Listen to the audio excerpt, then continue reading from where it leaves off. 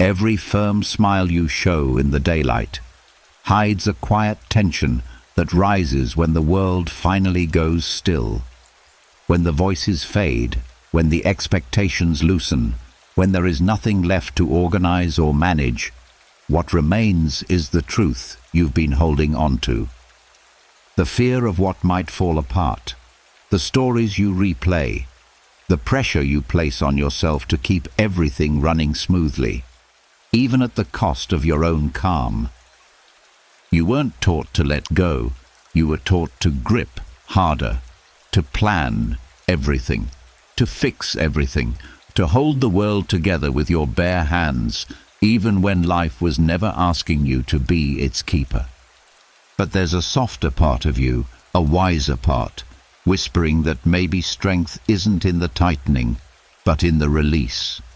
Not in managing every outcome, but in meeting life without fear of how it unfolds.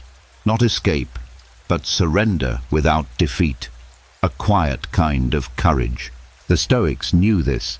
They believed peace begins not when life becomes easier, but when you stop demanding that it bends to your control. They taught that reality is not your enemy, resisting it is. That certainty is a myth, and control is a rope that burns your hands the tighter you pull, and that the moment you loosen your grip, even just a little, your breath deepens, your mind softens, your heart finally has room to rest. Tonight, that is what this teaching is for. A slow unwinding, a gentle release of the things you were never meant to carry alone, a return to the truth you forgot in all the noise. Peace begins the moment you stop needing control. And tonight, you'll feel the weight of that truth lift from your shoulders, one breath at a time.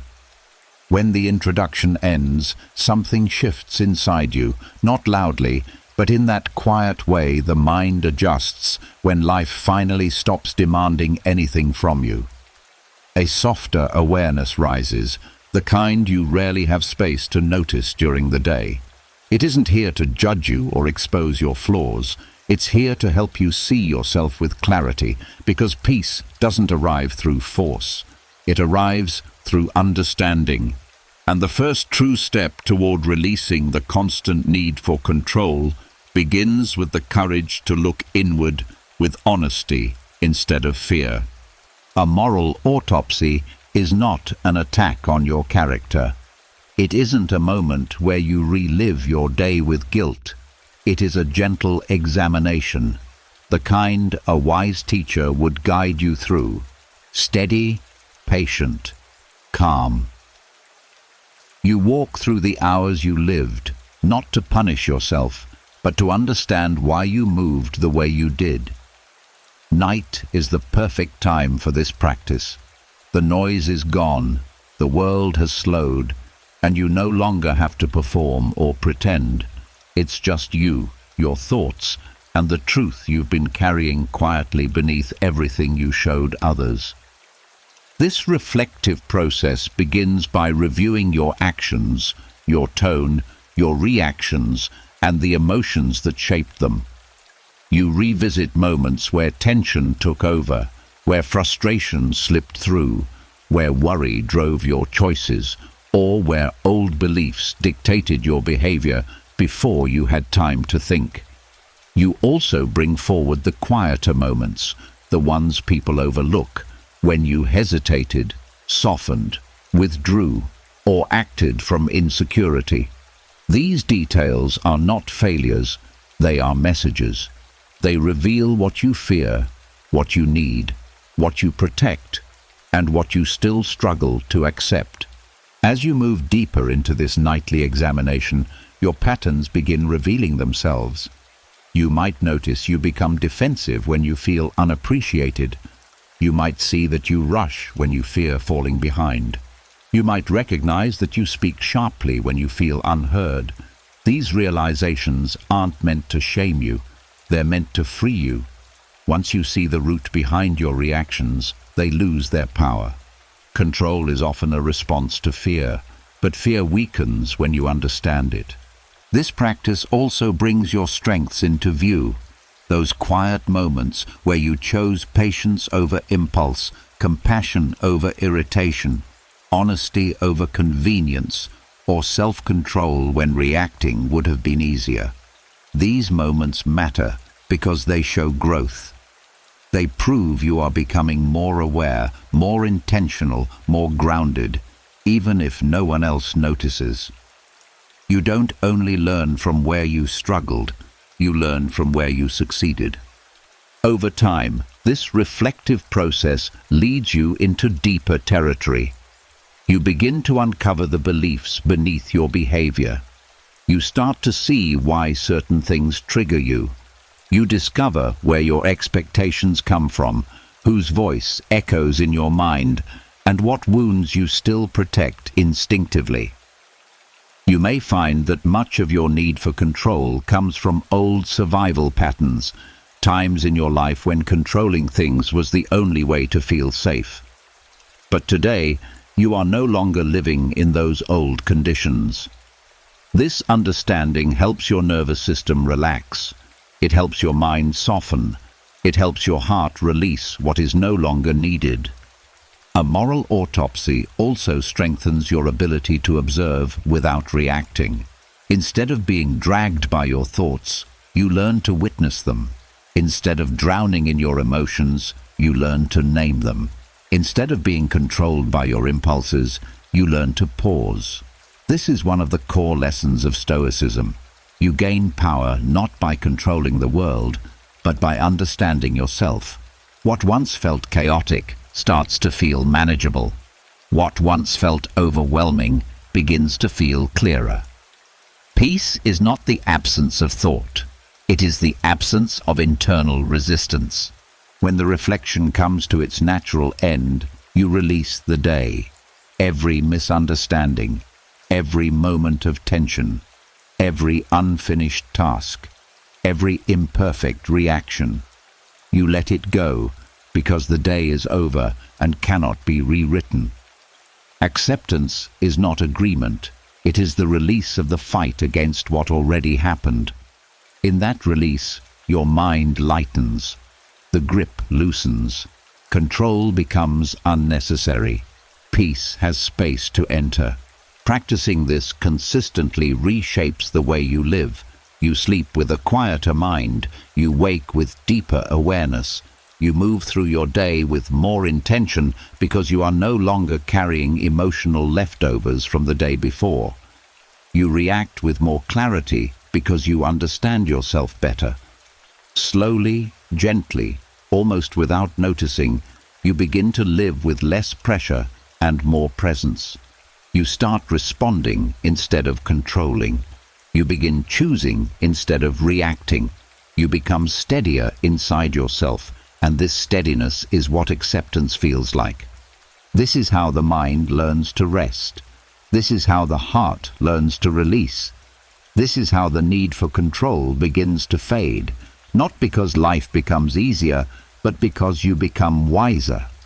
And when night comes again, this practice will be waiting for you, ready to help you meet yourself with honesty and compassion, guiding you step by step into a life where peace is not something distant or fragile, but something you create every time you let go of what you cannot change. The clarity gained from looking honestly at your day creates a quiet shift inside you, a soft opening that wasn't there before.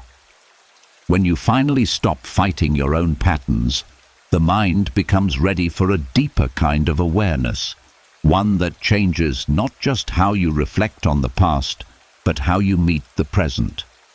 The next step isn't about correcting anything or rehearsing better reactions. It's about learning to value the moments you often rush through.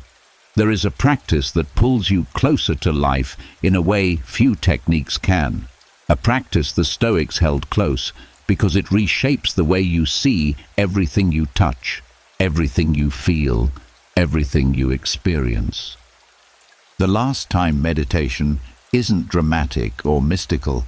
It's a simple reminder of the truth most people avoid. One day, Every familiar moment will happen for the final time, not to frighten you, but to wake you.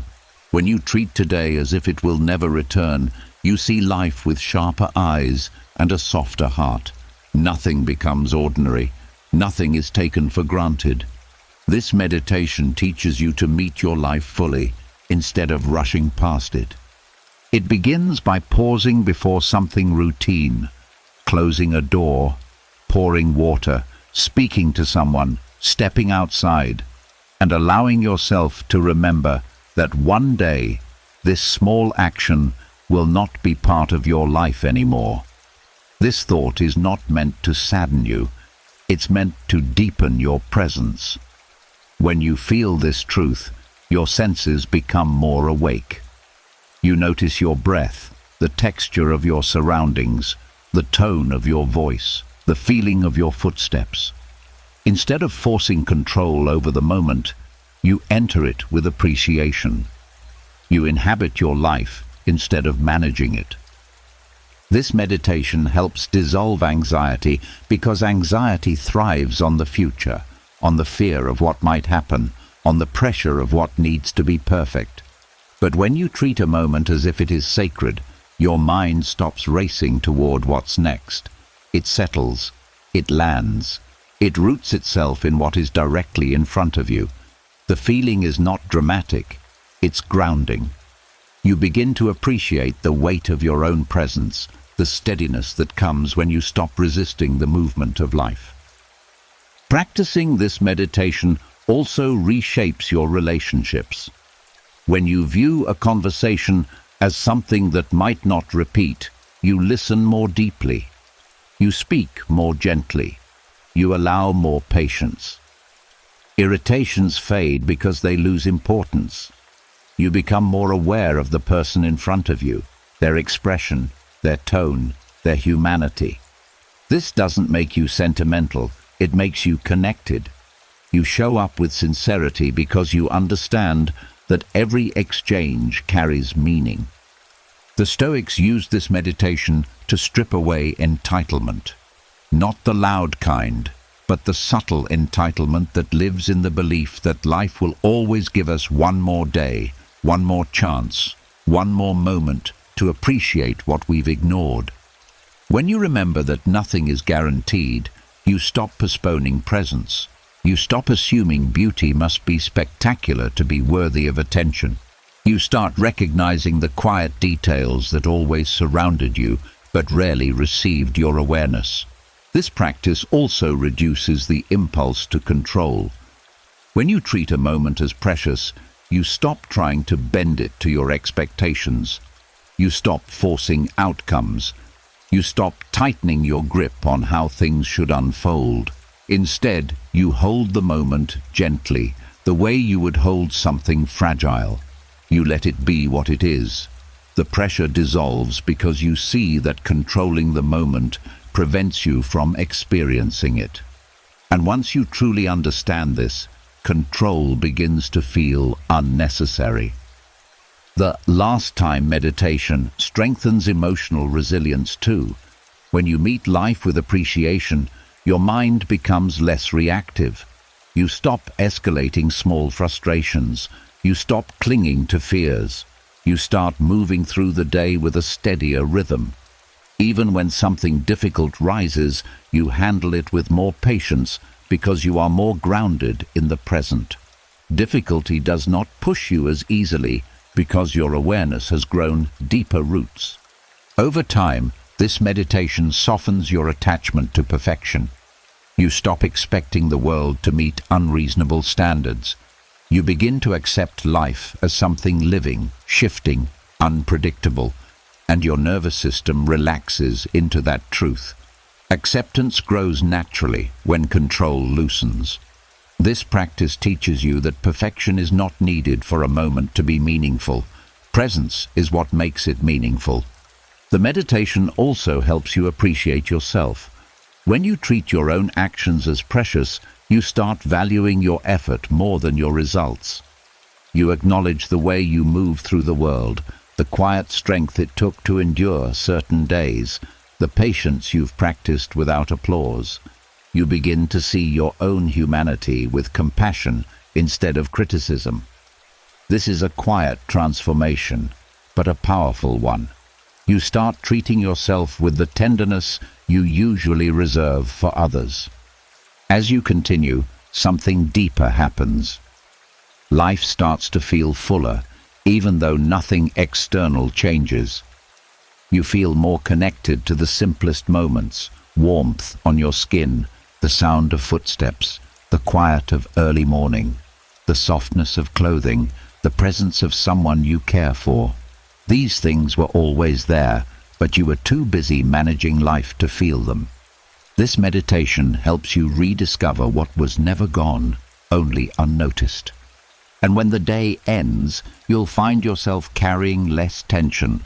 The need to control loses its grip because presence replaces pressure.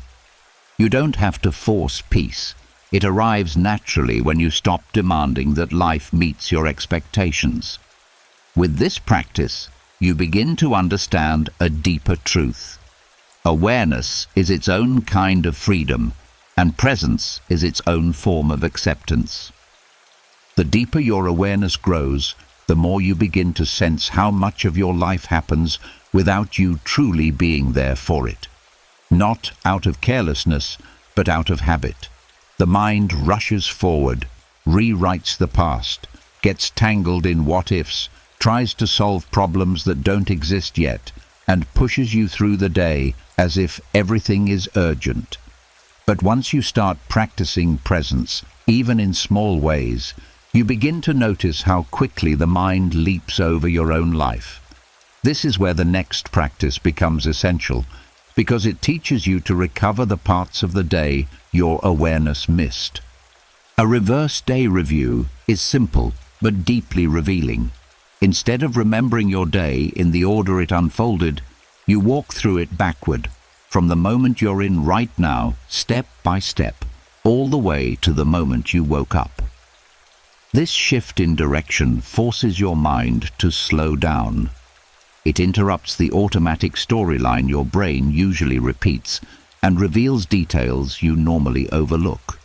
You experience the day as a series of clear moments instead of a blur of tasks and reactions. The practice begins with the final action of your day. You trace it back, the last words you spoke, the last expression you had, the last feeling in your chest before settling down. Then you take one step further into the moment before that, and another. Moving backward breaks the pattern of rushing. Your mind can't skim. It can't predict what's next because you're traveling in the opposite direction. This gives you a clarity you rarely experience in forward reflection. During this slow rewind, you begin to see subtle things, a tone in your voice you didn't notice at the time, a sensation in your body you ignored, a shift in your mood that felt small while it happened, but makes sense now. You may uncover a moment where you acted from stress, not intention, or where you held back kindness you actually wanted to offer. You might recognize a reaction you brushed aside earlier, or a small victory you didn't give yourself credit for. Reversing the day shows you the truth between the bigger moments. This practice also reveals how often your day was driven by momentum instead of presence. You might notice stretches where you moved unconsciously, repeating habits without thinking, not because you did anything wrong, but because the mind often runs on familiar scripts. A reverse day review brings those scripts into the light. It gives you a clearer look at the patterns guiding your actions, patterns you couldn't see while living them forward. Another effect of this practice is the way it highlights emotional transitions.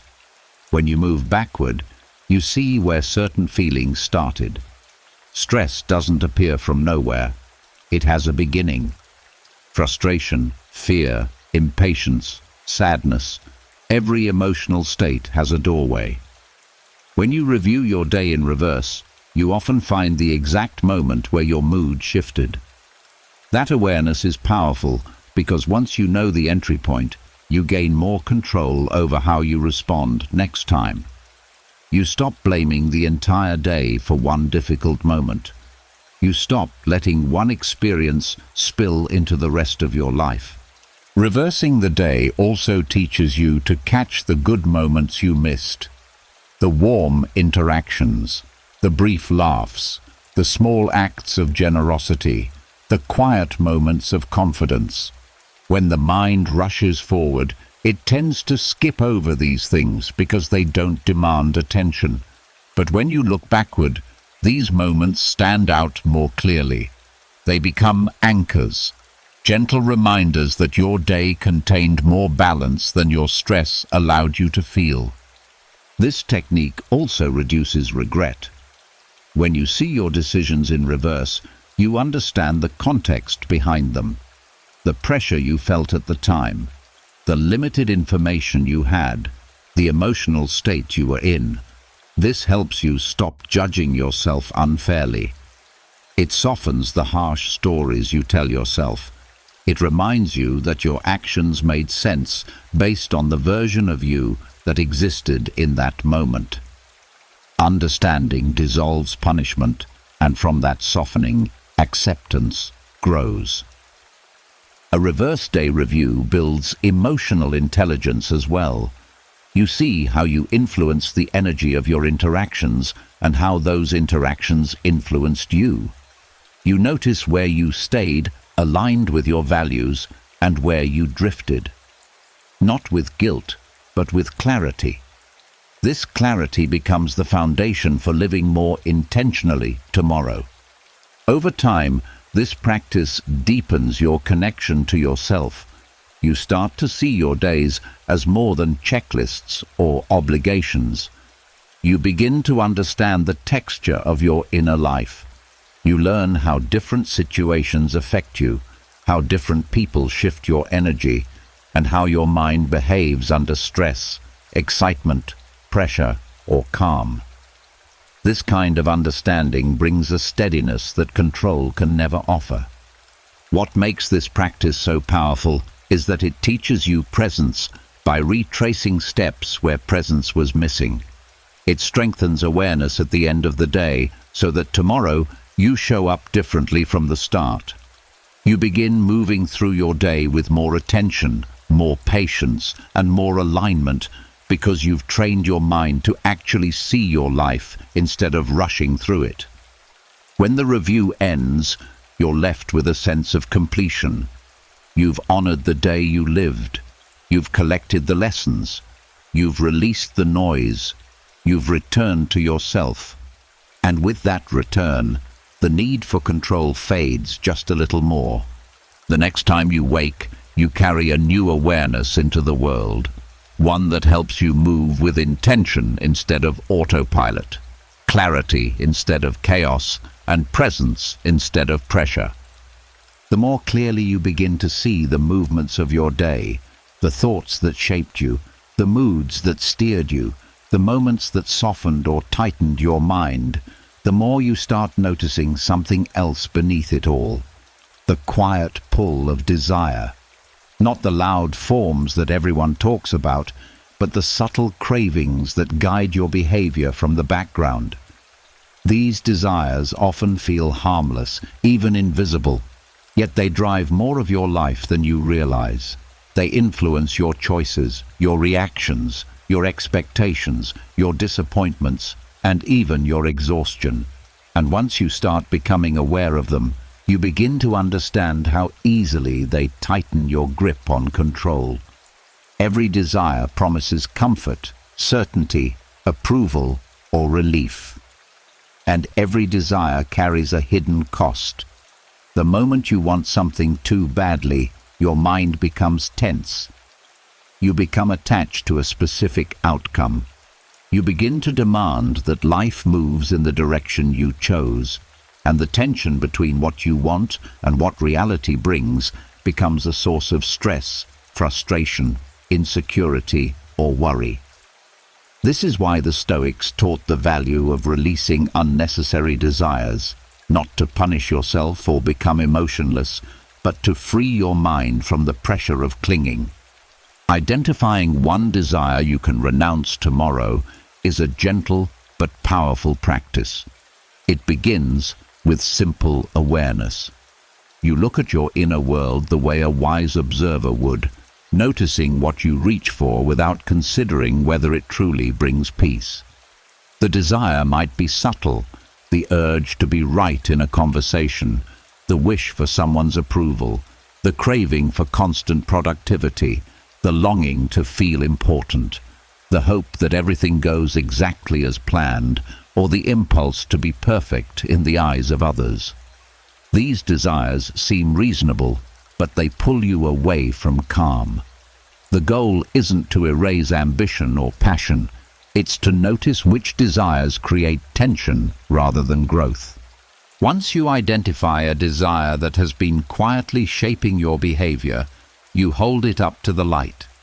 You ask yourself what you're actually trying to feel when you want it. Often the desire is not for the thing itself, but for the emotion behind it: security, validation, comfort, certainty, praise, or control. When you understand the emotional root, the desire loses its intensity.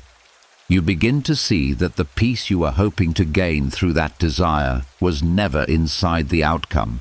It was always something you had to cultivate internally. Renouncing one desire doesn't mean rejecting your needs. It means releasing the emotional grip around something that has been weighing on you. If you normally want every conversation to end perfectly, you release the need to steer it.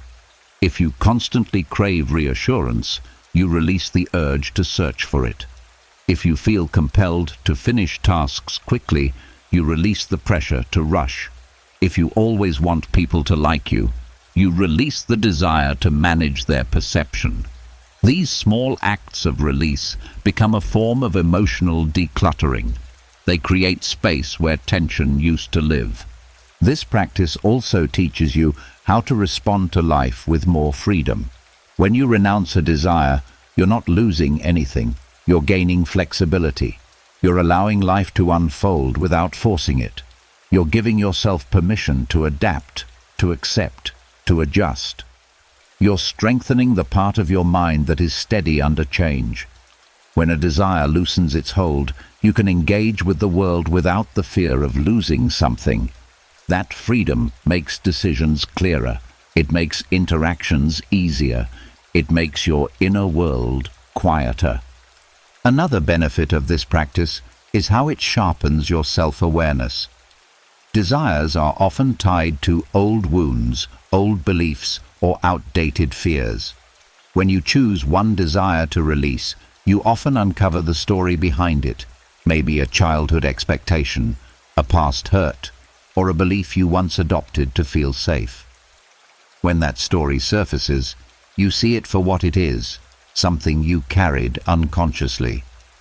Renouncing the desire becomes an act of healing. You are choosing to no longer let that unconscious narrative shape your life.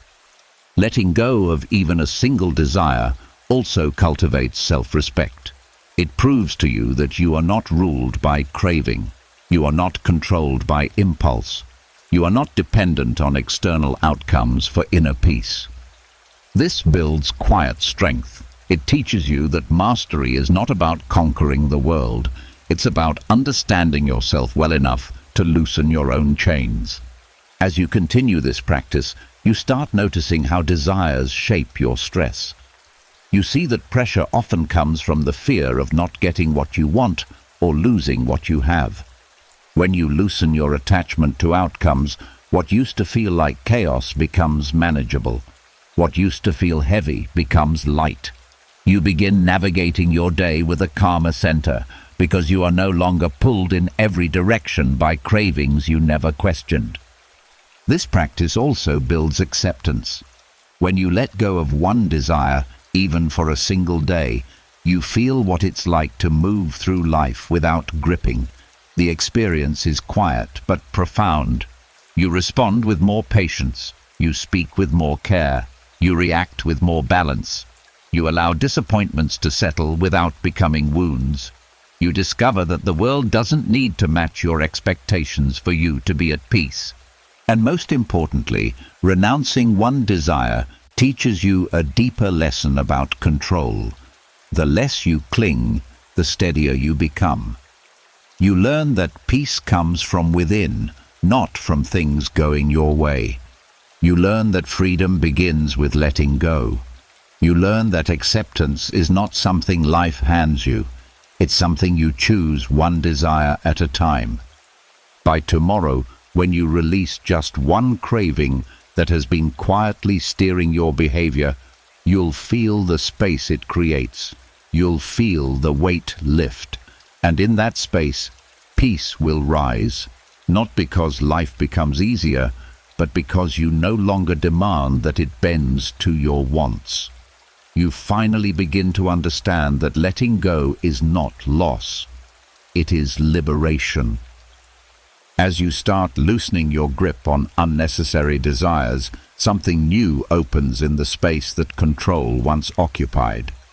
A quieter strength, a steadier presence, a deeper trust in yourself. You begin to see that most of your unrest didn't come from life being chaotic. It came from the pressure you put on yourself to hold everything together. And now that you're slowly releasing that pressure, the mind becomes more willing to listen, more open to guidance, more ready for a gentle kind of discipline that doesn't feel like force, but like care. This is where the next practice becomes powerful, because it teaches you to speak to yourself in a way that builds the future you want to step into. A pre-sleep oath is a promise made from the person you are today to the person you will be tomorrow. It is not a dramatic vow or a rigid commitment. It is a quiet pact with your future self, one that strengthens your sense of direction, reinforces your values, and shapes your behavior long before the morning arrives. It turns your inner world from a place of pressure into a place of intention. And when your intentions align with your actions, you feel grounded, stable, and in control of the only thing you actually own, your character. This oath is spoken before sleep because night softens the ego. You're done performing for others. You're done meeting expectations. You're done running. The mind is more honest in these hours, more receptive to guidance, more willing to admit what truly matters to you. Speaking an oath in this quiet hour imprints it deeper into your awareness. You go to sleep carrying clarity instead of chaos, direction instead of confusion, and purpose instead of the mental clutter you usually bring into the night. The oath itself doesn't need to be long, it needs to be sincere. You speak to yourself as if you are guiding someone you deeply care about. You offer yourself a promise that supports your emotional well-being, your discipline, your values, or your inner peace. It might sound like, tomorrow I will move with patience, or tomorrow I will not let small things break my peace, or tomorrow I will act with honesty even when it's uncomfortable. Or simply, tomorrow I will meet the world with an open heart. These promises may seem small, but they carry weight because they are spoken at a time when your mind is ready to absorb them. Reciting this oath strengthens your relationship with yourself. You stop seeing your future self as a stranger you need to fix and start seeing them as someone you are preparing. You begin to treat yourself the way you treat someone you hope to protect, gently, firmly, consistently. This nurtures self-respect because you start living in alignment with your own words. The more often you keep your promises, the more you trust your own discipline. The more trust you build, the less you need control. Trust replaces fear. Intention replaces anxiety. And your inner world becomes steadier with each small promise kept. Another benefit of this practice is how it clarifies your priorities. When you choose one promise each night, You choose what matters most for the next day. Instead of waking up scattered or overwhelmed, you wake with direction. You start your day with a guiding intention that shapes your decisions. You waste less time, react less impulsively, and respond with more clarity because you're not scrambling to figure out what kind of person you want to be. You already chose the night before.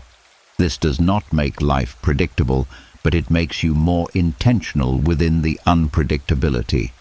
This nightly oath also reduces the pressure to be perfect.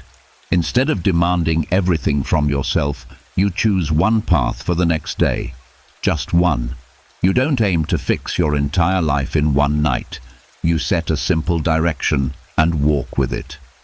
Over time, these small nightly promises accumulate into larger transformations. A single intention repeated consistently becomes a habit. A habit becomes part of your character, and character shapes the way you move through the world. There is another quiet power in this practice. It gives you closure. Night often brings unfinished thoughts, lingering stress, and unresolved emotions. But when you end the day with an oath, you signal to your mind that you have a plan. You're no longer lost in the residue of the day. You're no longer carrying confusion into your sleep. You're ending with clarity. This helps the body relax, the mind quiet, and sleep come more easily because you're ending the day with direction instead of disorder. Speaking an oath also reconnects you to your values. Each night, you remind yourself of the kind of person you want to be. You reaffirm your priorities without pressure. You return to your inner compass. When life pulls you in many directions, this nightly oath brings you back to yourself. It reinforces qualities like patience, integrity, courage, honesty, compassion, or discipline. Qualities that matter more to your peace than any external achievement. Over time, this simple practice becomes a form of quiet accountability. You start noticing when your actions drift away from your promises, not with guilt, but with awareness. This awareness gently pushes you back toward alignment. And alignment is where peace grows, not from controlling life, but from moving through it being true to who you said you'd be. The pre-sleep oath teaches you something vital. You do not need to control tomorrow to meet it well. You only need to shape the version of yourself that enters it. When you commit to a direction, even a small one, your mind and heart move together instead of competing. You step into the morning with purpose instead of pressure. And slowly, day by day, you become a person who does not chase control, but who carries enough inner steadiness that control stops feeling necessary.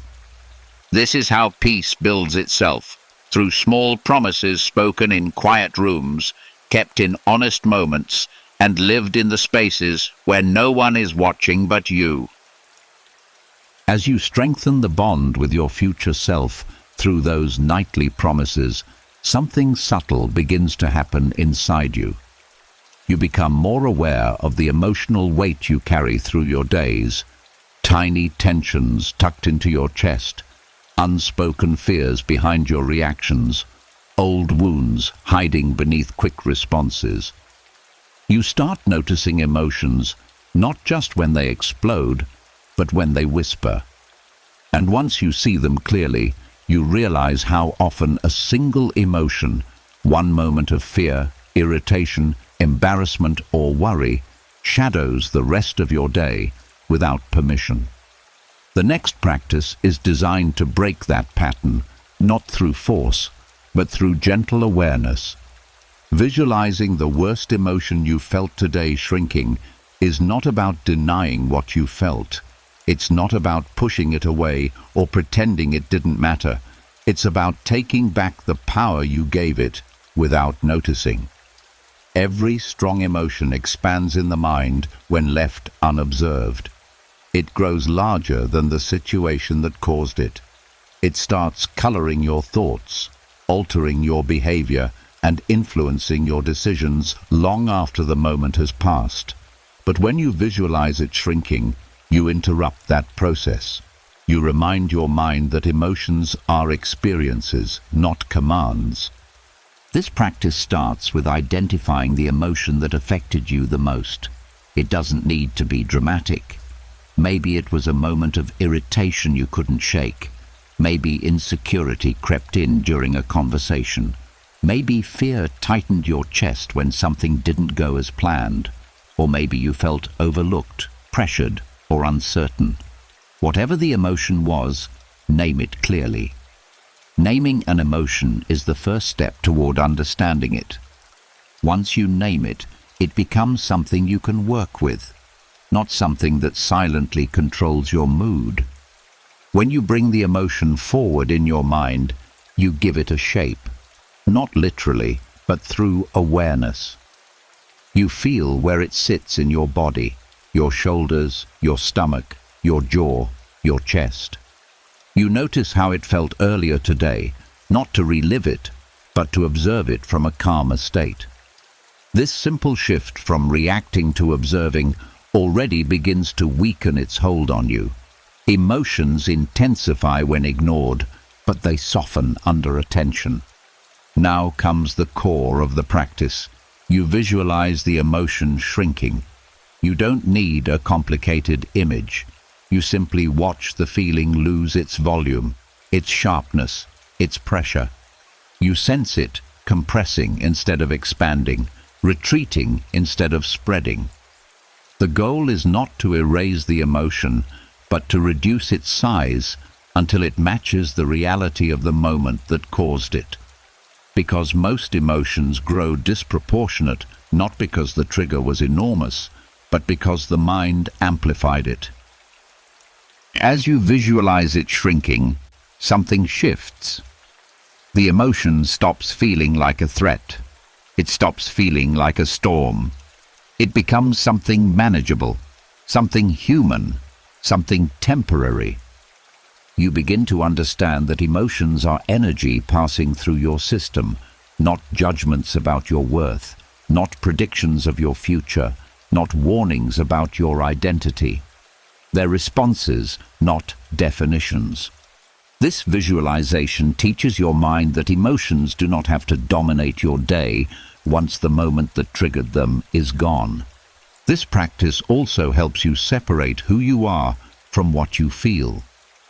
When emotion shrinks in your mind's eye, it becomes clear that you are the space containing the emotion, not the emotion itself. This is the awareness the Stoics valued deeply, the ability to stand above your internal storms instead of drowning in them. When you see an emotion shrink, you begin to feel larger than it. Your identity expands to include calm, clarity, and choice. Visualizing the emotion shrinking also breaks emotional momentum. Many emotional reactions continue long after the situation ends because you unconsciously keep feeding them. You replay the moment. You repeat the story. You add new layers of meaning the original event never carried. By shrinking the emotion, you break this cycle. You stop adding fuel. You detach the emotion from the narrative. This gives your mind permission to release the tension it was holding on to without you noticing. Another benefit of this practice is the relief it brings to the body. Emotions often manifest physically: tight shoulders, shallow breath, clenched jaw, restless movements.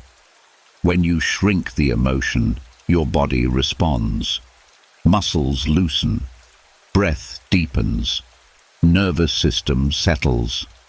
You feel yourself return to your natural baseline instead of the heightened state the emotion trapped you in earlier.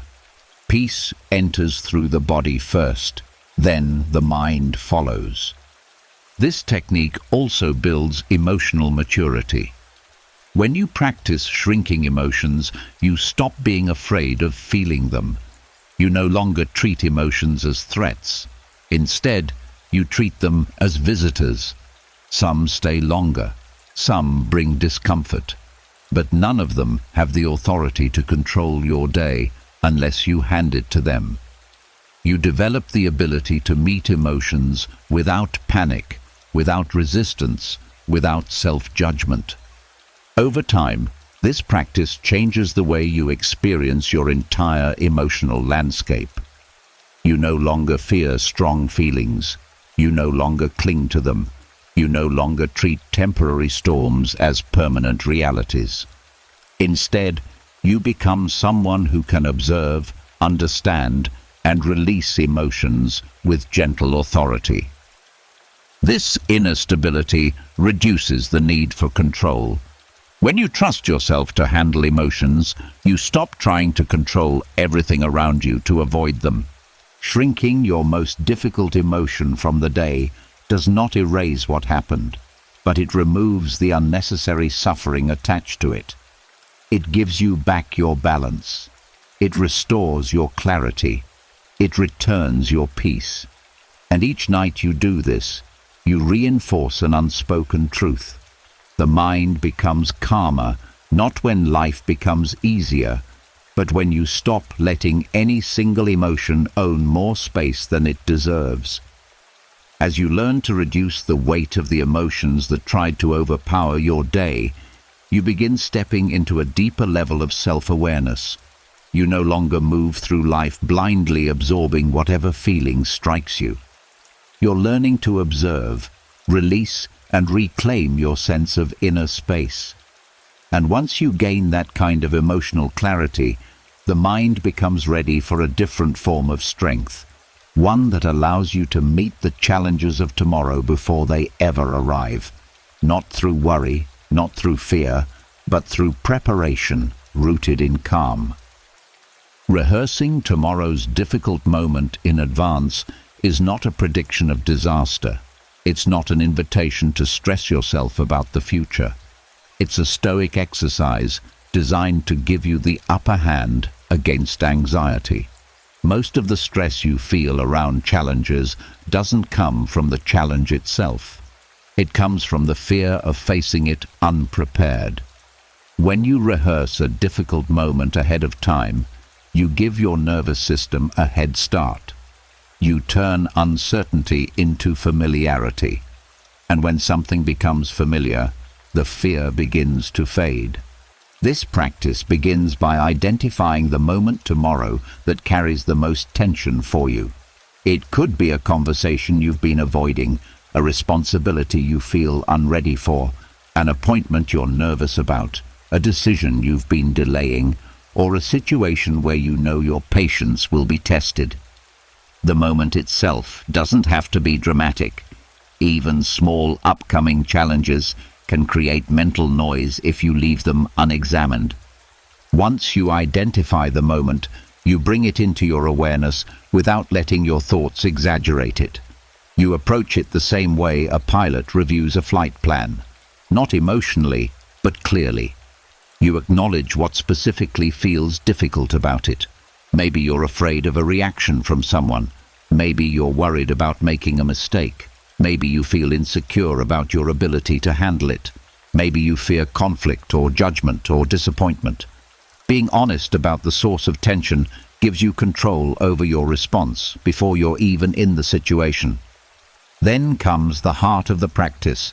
You rehearse handling the moment with calm. You mentally walk through the situation, not imagining the worst-case scenario, but practicing the version of yourself you want to bring into that moment. You rehearse meeting the difficulty with patience. You rehearse speaking clearly instead of reacting impulsively. You rehearse staying grounded instead of letting fear or frustration dictate your behavior. You rehearse seeing the situation from above rather than being pulled into its emotional intensity. This type of rehearsal works because the mind is highly responsive to mental training. Neuroscience has shown that imagining an action activates many of the same pathways as actually doing it. That means you can shape your internal response before the real moment ever arrives. You give your mind and body the experience of handling the situation well. So when it happens tomorrow, Your system recognizes it, and the fear loses its grip. The goal is not to control the outcome. You cannot script other people's behaviors.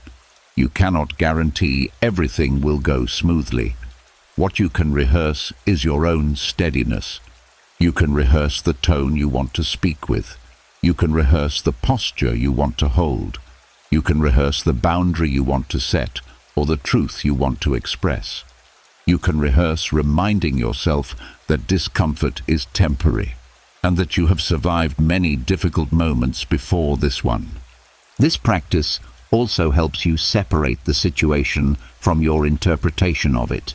When you rehearse calmly, you see that the challenge is just a moment, not a threat to your identity. You stop inflating the event into something larger than it is. You see it as something you will handle, not something that will overwhelm you. This shift alone reduces half of tomorrow's anxiety. Another effect of this exercise is how it strengthens your ability to respond instead of react. When the moment arrives, your mind already knows the pathway to calm. You've practiced it. You've walked through it. You've created a blueprint. This prevents you from falling into old habitual reactions, snapping, shutting down, avoiding, over-explaining, rushing, or second-guessing yourself. You respond with intention because you rehearsed intention. Rehearsing difficult moments also teaches you discipline. It trains you to meet discomfort rather than run from it. Instead of avoiding the situations that trigger you, you step toward them with awareness. This builds resilience. You start trusting yourself more. You stop fearing hard conversations or challenging tasks. You become someone who faces life with preparation, not panic. This preparation has another benefit. It reduces the emotional burden of anticipation. When you don't rehearse difficult moments, your mind fills the unknown with fear. But when you walk through the situation the night before, the unknown becomes less frightening. The mind stops spiraling. You sleep more peacefully because you're not lying awake bracing for impact. You've already met the moment once, with calm, and now your mind knows it can do the same tomorrow. Over time, this practice changes the way you face challenges. Instead of dreading them, you approach them with readiness. Instead of feeling powerless, you feel capable. Instead of tightening into control, you relax into preparation. This doesn't eliminate difficulty from your life, but it transforms your relationship with it. You become the kind of person who meets challenges with clarity instead of tension, presence instead of panic, understanding instead of fear. And when tomorrow arrives, you don't step into your day blindly. You enter it with quiet confidence. You enter it having already shaped your response. You enter it with a mind trained to stay steady. That steadiness is what makes acceptance easier. That steadiness is what makes control feel unnecessary. That steadiness is what the Stoics meant when they spoke of preparing the mind, not the world. This practice shows you something profound. The future is not frightening when you trust yourself to meet it. When you rehearse the difficult moment ahead of time, you are reminding your future self. You will not face it alone or unprepared. As you strengthen your ability to meet tomorrow with calm preparation, you begin noticing something deeper about yourself. You're far more capable, far more steady, and far more self-aware than you once believed. But even with all this growth, there are moments when the mind slips. Moments where impulses rise quickly, where ego gets loud, where old habits resurface and pull you off balance. This is where the next practice offers something powerful, a way to bring out the best version of yourself in real time, not through pressure, but through guidance. The exercise of imagining a mentor watching your decisions is not about judgment. It's not about fear of disappointment. It's about invoking a standard, a quiet internal compass that keeps you aligned with your wiser self. When you picture a mentor observing your choices, you don't become someone else. You become more of who you truly want to be. You step into a higher level of awareness, one that naturally shrinks impulsive reactions and amplifies thoughtful responses. This mentor is someone you deeply respect. They can be a historical figure, a spiritual guide, a Stoic philosopher, a teacher you admired, or even a version of yourself far wiser than the person you are today. What matters is the feeling this figure brings out in you, the sense of clarity, the sense of strength, the sense that your decisions carry weight and meaning. When you bring this presence into your daily life, even just in your mind, your choices begin to reflect the standards you aspire to. The practice begins simply. When you feel yourself approaching a moment where your emotions might take control, maybe frustration rising, impatience building, defensiveness creeping in, you picture your mentor standing nearby. Not to scold you, not to correct you, but to see you. Just the awareness of being observed by someone you deeply respect activates a different part of your mind. You slow down, you think, you choose more carefully.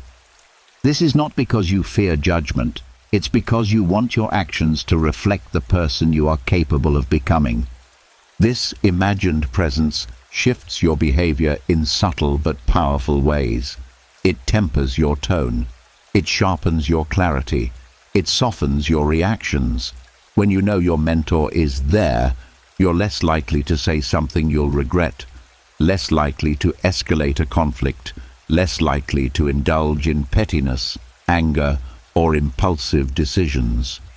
You're more likely to pause, to breathe, to choose deliberately. This pause is where wisdom begins. One of the reasons this practice is so effective is that it activates something called internalized moral authority. Humans naturally behave differently when they feel accountable to someone they admire. This isn't manipulation, it's evolution. Throughout history, people grew through guidance, apprenticeship, and example.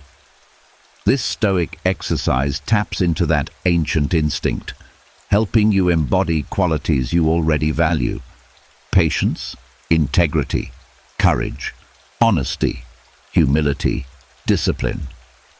Another benefit is how it strengthens self-respect. When you act in ways that would make your mentor proud, you make yourself proud. You begin seeing yourself as someone who deserves respect, not because you fear mistakes, but because you choose alignment over impulse. You make decisions that your wiser self would stand behind. Over time, this builds a stable sense of identity, one not easily shaken by emotions, opinions, or external pressure. This practice also helps you navigate difficult interactions. When conversations get tense, you often look at situations through the lens of defensiveness or ego. But when you picture your mentor present, your perspective widens. You see not just your own point of view, but the bigger picture. You see the energy you're bringing into the exchange. You see the kind of person you're becoming through each reaction. And this awareness helps you respond with more maturity, more empathy, and more clarity. Imagining a mentor watching you also reduces the need for control. When you feel guided from within, you stop trying to control everything outside of you. You stop feeling threatened by uncertainty. You stop reacting out of fear. The mentor becomes a grounding presence, a reminder that your strength comes from your character, not your ability to manipulate situations. This softens your grip on outcomes and deepens your trust in your own ability to navigate whatever comes. Over time, something profound happens. The mentor you picture becomes less of an external figure and more of an inner presence. Their voice blends with your own. Their guidance becomes your instinct. their wisdom becomes your default response. You begin living from your highest self, not because someone is watching, but because you have learned to see yourself clearly. This practice also teaches you discernment. You start noticing the difference between the self that acts from fear and the self that acts from wisdom. The mentor helps you choose the latter, not through force, but through example. You begin to realize that every moment, every conversation, every decision, every reaction is shaping the person you become. And instead of letting old habits dictate who you are, you begin actively shaping yourself. As each day passes, this internal presence strengthens your ability to navigate life with acceptance. You stop demanding that the world match your expectations. You stop gripping situations with tension. You stop letting emotions drag you off your path. Instead, you move through the world with quiet integrity, guided by a standard that brings out your best self. And eventually, you realize something the Stoics knew deeply. You do not need to control the world around you when you can guide the world within you. This imagined mentor is not there to limit you. They are there to remind you of your strength, your wisdom, and your potential. They show you the person you are capable of being. They remind you that peace is not found by controlling life, but by aligning your character with your values, even when no one is watching but you. As you continue strengthening the voice of your wiser self through the presence of your imagined mentor, something begins to stand out more clearly. Your reactions, impulses, and emotions are not random. They come from different parts of you, parts that often collide, overlap, or compete without your awareness. These inner clashes create tension that feels like chaos. But the chaos isn't actually the problem. The problem is that most of the time, you don't see the conflict clearly enough to address it. This is where the next practice steps in with remarkable power.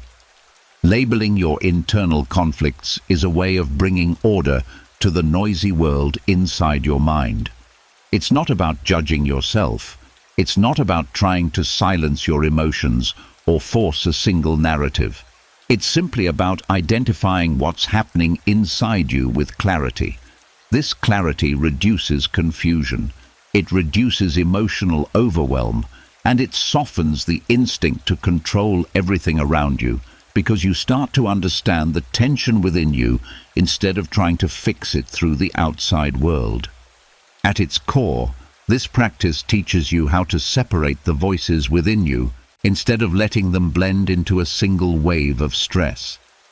You might have the voice that wants progress and the voice that wants rest, the voice that seeks approval and the voice that desires authenticity, the voice that fears discomfort and the voice that craves growth.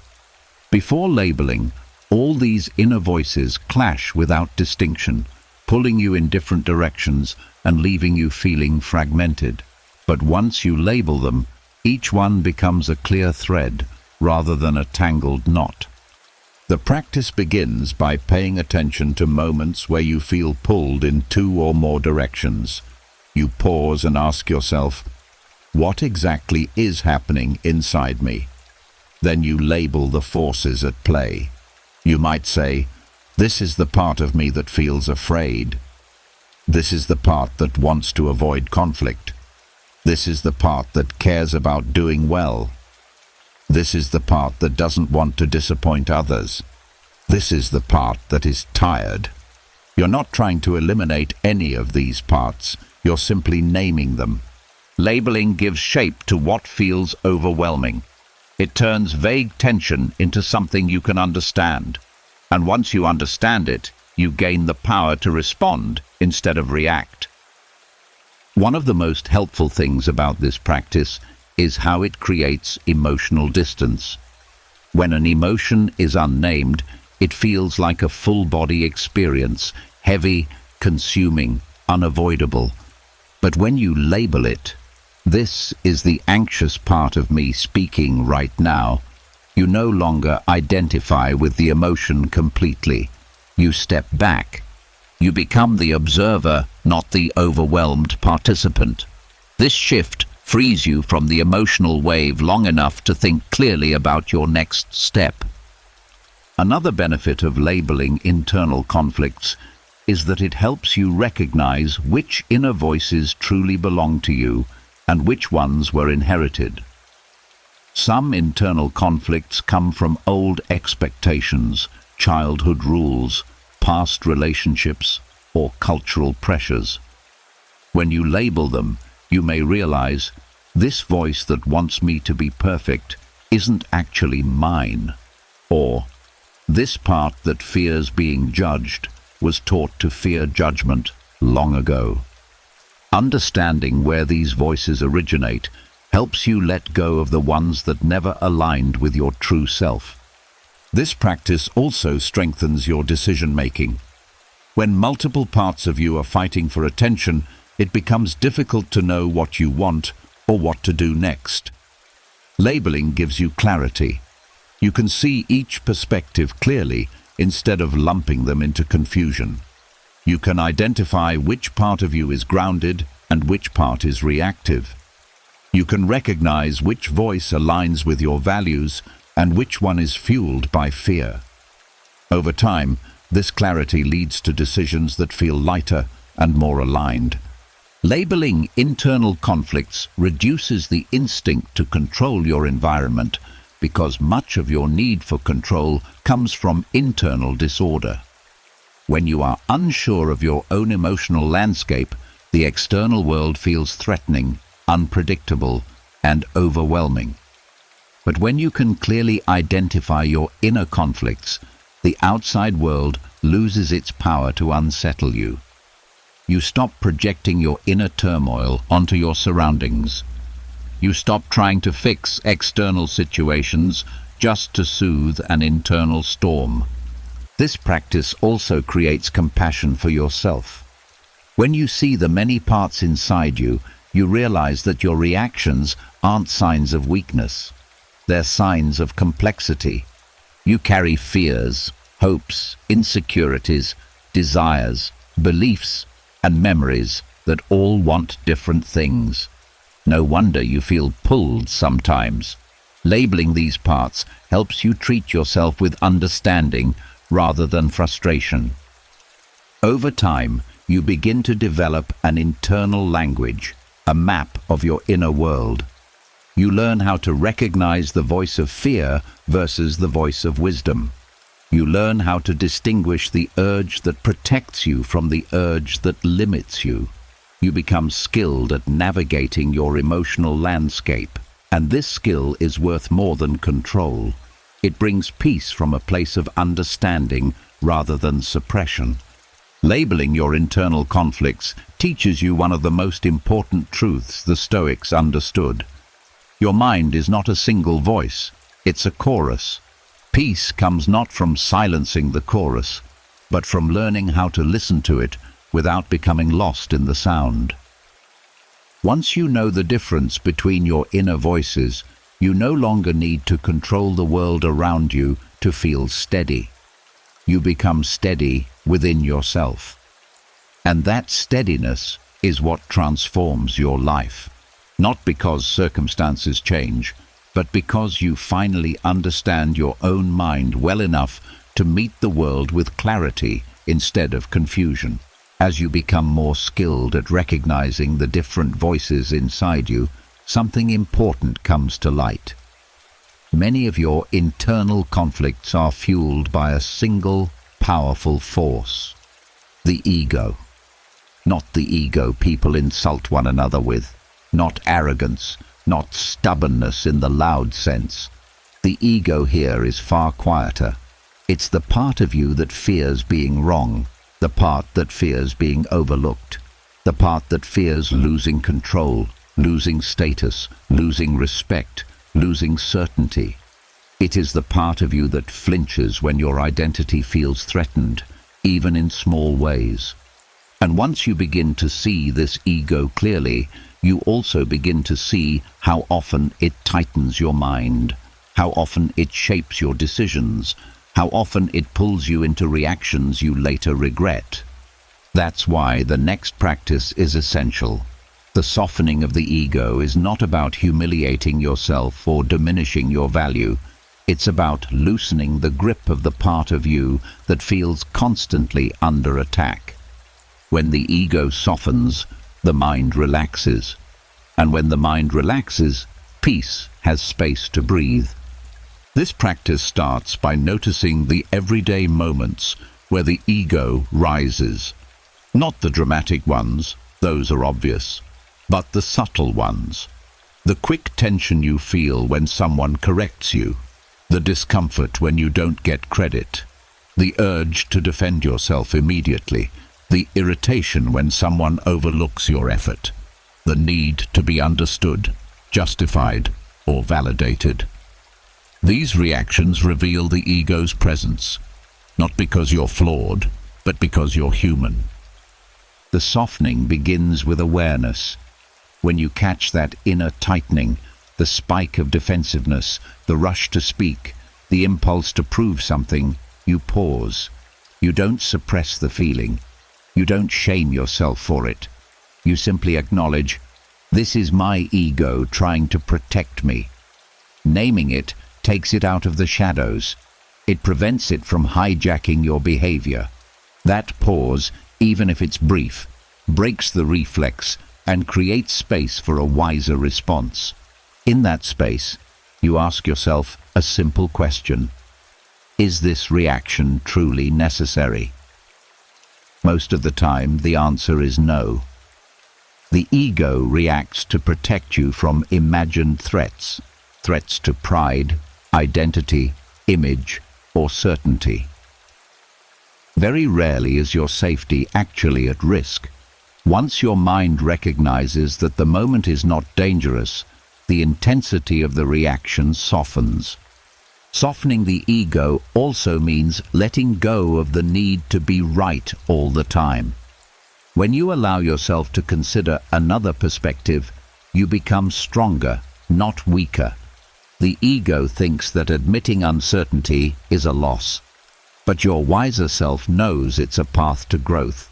When you soften, you aren't surrendering your intelligence, you're expanding your understanding. You're choosing truth over pride, clarity over argument, growth over stubbornness. This practice helps you in relationships as well. So many conflicts escalate because of ego. Someone interprets a tone as disrespect. Someone feels misunderstood. Someone wants the last word. Someone takes a neutral comment personally. But when you soften the ego, you begin to see interactions differently. You hear beyond the surface. You react with less heat. You give others more grace. You stop making everything about you. Conversations become lighter. Misunderstandings dissolve faster. You become easier to talk to, easier to trust, easier to be around. Softening the ego also deepens your self-worth.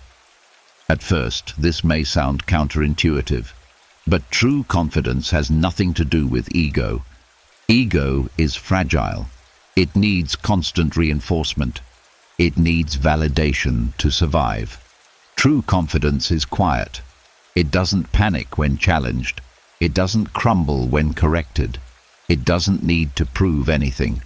When you soften the ego, you strengthen the self beneath it, the self that knows its value without needing others to confirm it. This practice also reduces your need for control. Most attempts at control come from the ego's fear of vulnerability. The ego believes that if everything unfolds exactly the way it wants, you won't feel exposed. But the world doesn't work that way, and the more you cling, the more overwhelmed you become. When the ego softens, you stop demanding perfection from the world. You stop taking things personally. You stop turning every inconvenience into an attack. Life feels lighter because you're no longer interpreting everything through the lens of threat. The softening of the ego is not a single moment. It's an ongoing habit. Each time you pause instead of reacting, it strengthens. Each time you release the need to be right, it strengthens. Each time you listen more than you speak, it strengthens. Over time, your inner landscape begins to shift. Situations that used to trigger you no longer hold the same power. You find yourself responding with calm, with clarity, with emotional spaciousness. This is what peace feels like. Not emptiness, but steadiness. Eventually, you discover something profound. The ego is not the enemy. It only wants to protect you. But its methods are outdated, reactive, and often harmful. When you soften the ego, you aren't silencing it. You're taking over the steering wheel. You're guiding your life with wisdom rather than fear. And with each softened reaction, you release another layer of tension. You free yourself from battles that never needed to be fought. You trust yourself more deeply. You meet life more openly. You stop gripping reality so tightly. This is where real acceptance grows, not from force or suppression, but from understanding yourself so well that you no longer feel threatened by the world. This is how the need for control fades. This is how inner peace expands. This is how you step into a life that is guided not by ego's fear, but by the strength of your truest self. As your ego begins to soften and loosen its grip on your reactions, a new kind of clarity emerges, one that reveals not just how you respond to life, but what you quietly step away from. The choices you make are shaped by your values, yes, but the choices you avoid are shaped by your fears. And much of the tension you carry doesn't come from what you face today. It comes from what you avoided. Avoidance is subtle. It hides behind busyness, distraction, irritation, procrastination, or sudden fatigue. But beneath every avoidance is something worth understanding. This brings us into the next practice, asking yourself, what did I avoid today? This question is not meant to criticize you. It's not an interrogation or a guilt trap. It's an honest exploration of the unfinished emotional business that quietly drains your energy.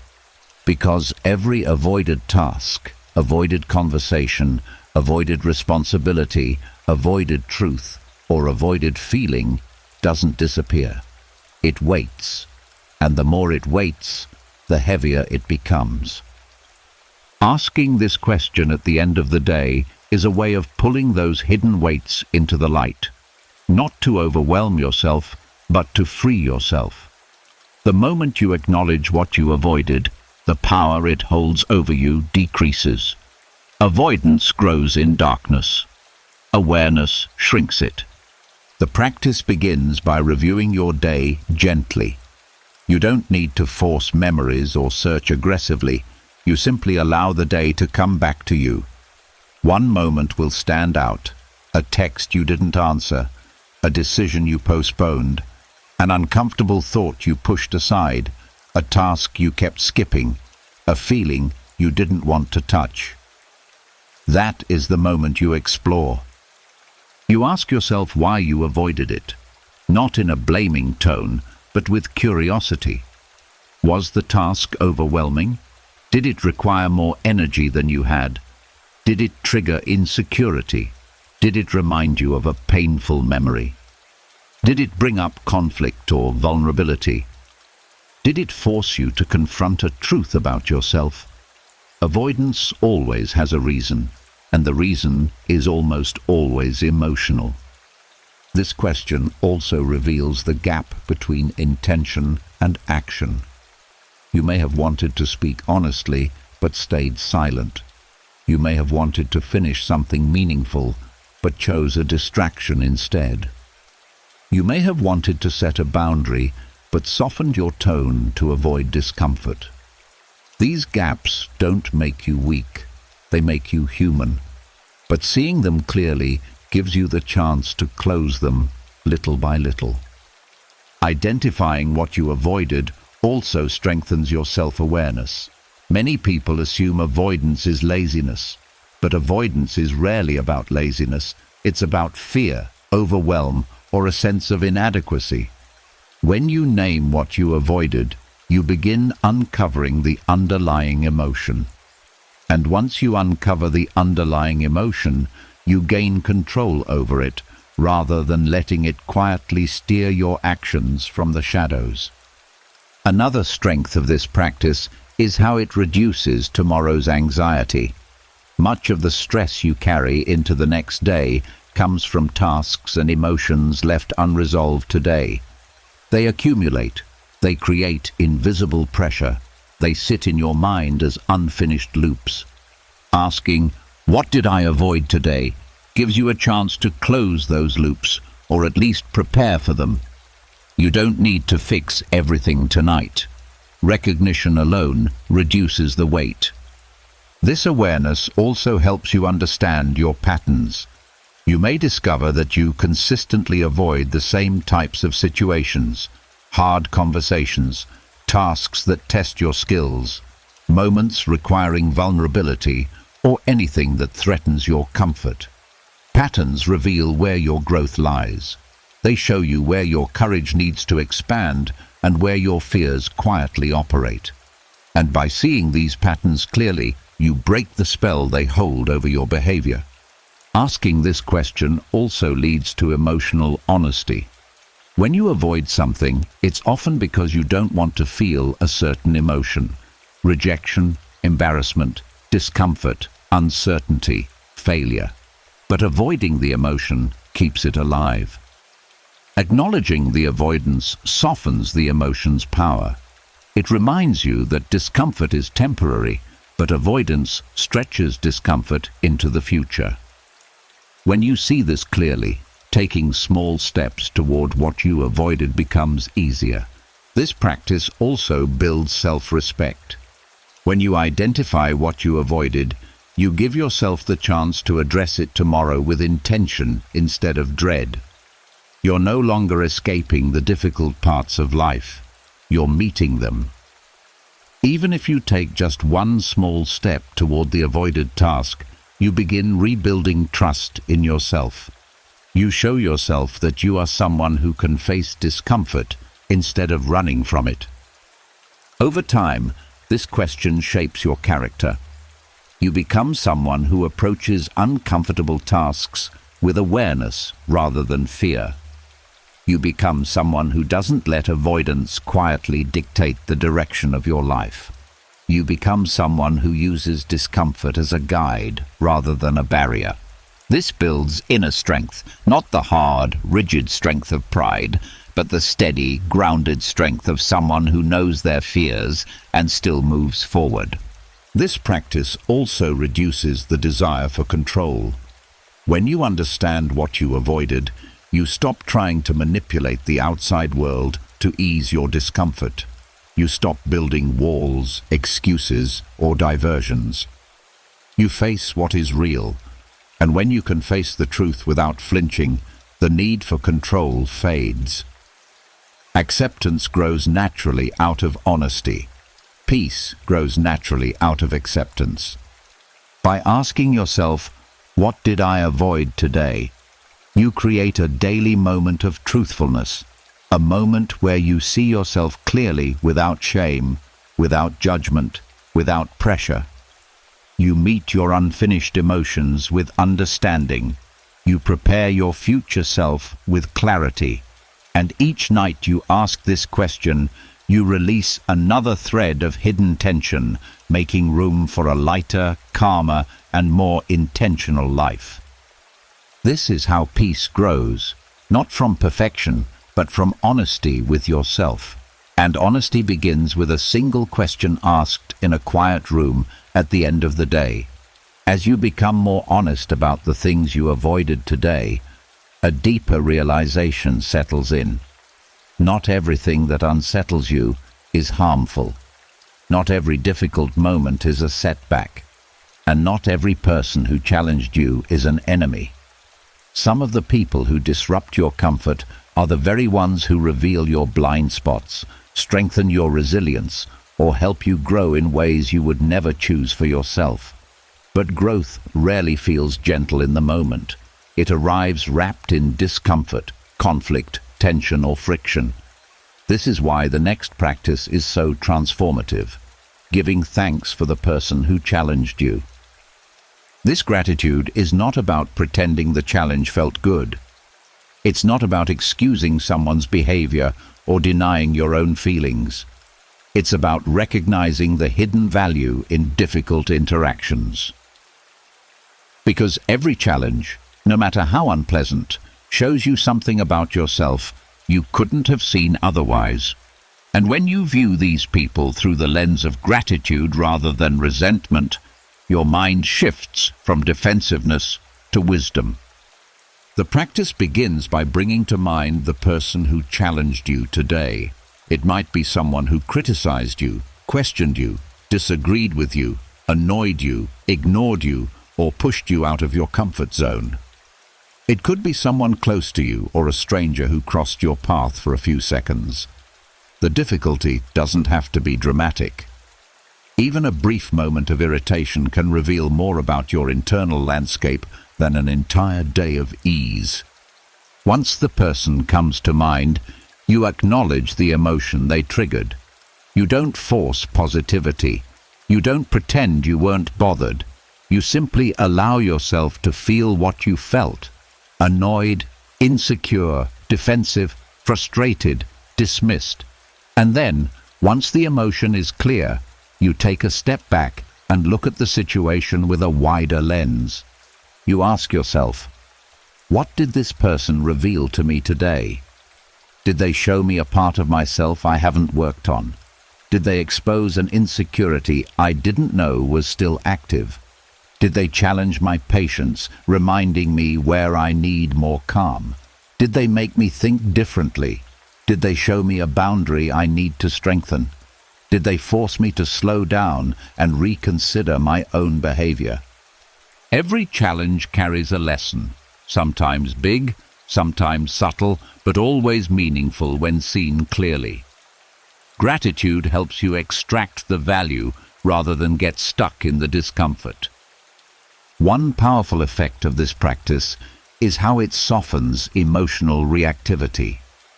When you give thanks, even silently, your mind detaches from the story that the person harmed you personally.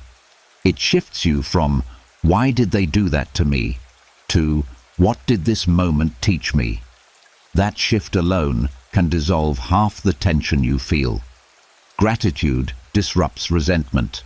It interrupts the cycle of replaying the interaction. It calms the nervous system because your mind reinterprets the experience as growth rather than threat. Gratitude toward those who challenge you also builds emotional resilience. You start noticing that discomfort is not a sign of failure or weakness. It's a sign of being stretched. You realize you can handle difficult interactions without losing yourself. You become less reactive around criticism or conflict because you've trained your mind to look for meaning instead of threats. This makes you stronger, not because you suppress your feelings, but because you understand them more deeply. This gratitude also reveals surprising truths about identity. Often the person who challenges you touches a part of your self-image that needs updating. Perhaps someone's comment triggered your fear of not being good enough. Perhaps their disagreement exposed your attachment to being right. Perhaps their impatience revealed how quickly you mirror tension. When you give thanks for this clarity, you step into adulthood, not just in years, but in emotional maturity. Another benefit of this practice is how it improves relationships. When you can see value even in conflict, you stop personalizing every difficult interaction. You stop assuming others are attacking your worth. You respond with more patience, more curiosity, and more steadiness. This doesn't just help you, it improves the energy you bring into conversations. making you more open, approachable, and grounded. Gratitude for challenges also reduces the need for control. When you fear difficult people, you try to control things, conversations, outcomes, impressions, environments. But when you appreciate their lessons, you stop trying to avoid or manipulate uncomfortable situations. You become more flexible. You become more confident in your ability to navigate tension without crumbling. You let life unfold without tightening around every unpredictable moment. This doesn't mean you allow mistreatment. Gratitude is not permission for harm.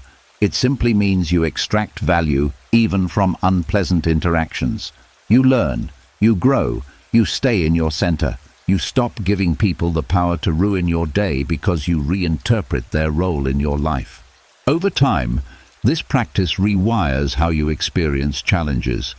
Instead of seeing difficult people as obstacles, you begin seeing them as unexpected teachers.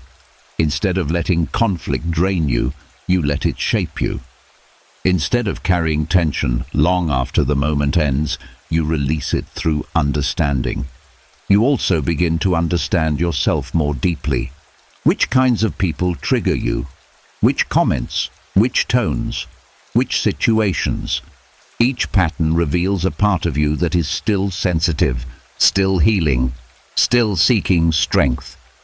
Gratitude illuminates the path toward that strength. By offering thanks for the person who challenged you, even silently, even briefly, you choose growth over resentment, clarity over chaos, acceptance over control.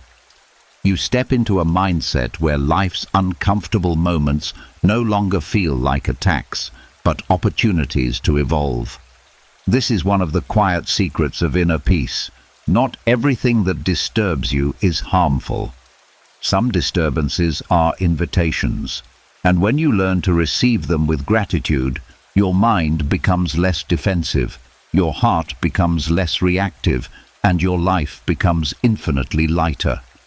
As you learn to offer gratitude even to the people who challenged you, your relationship with discomfort begins to change.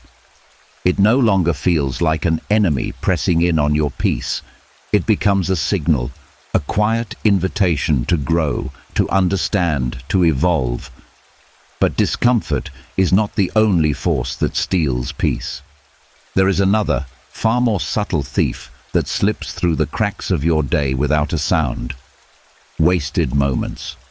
Not the harmless kind of rest your body needs, but the moments you lose to distraction, avoidance, mindless scrolling, unnecessary worry, or habits that pull you away from the life you actually want to live. These moments drain your energy without giving anything meaningful back, leaving you with a faint sense of regret that lingers longer than you admit.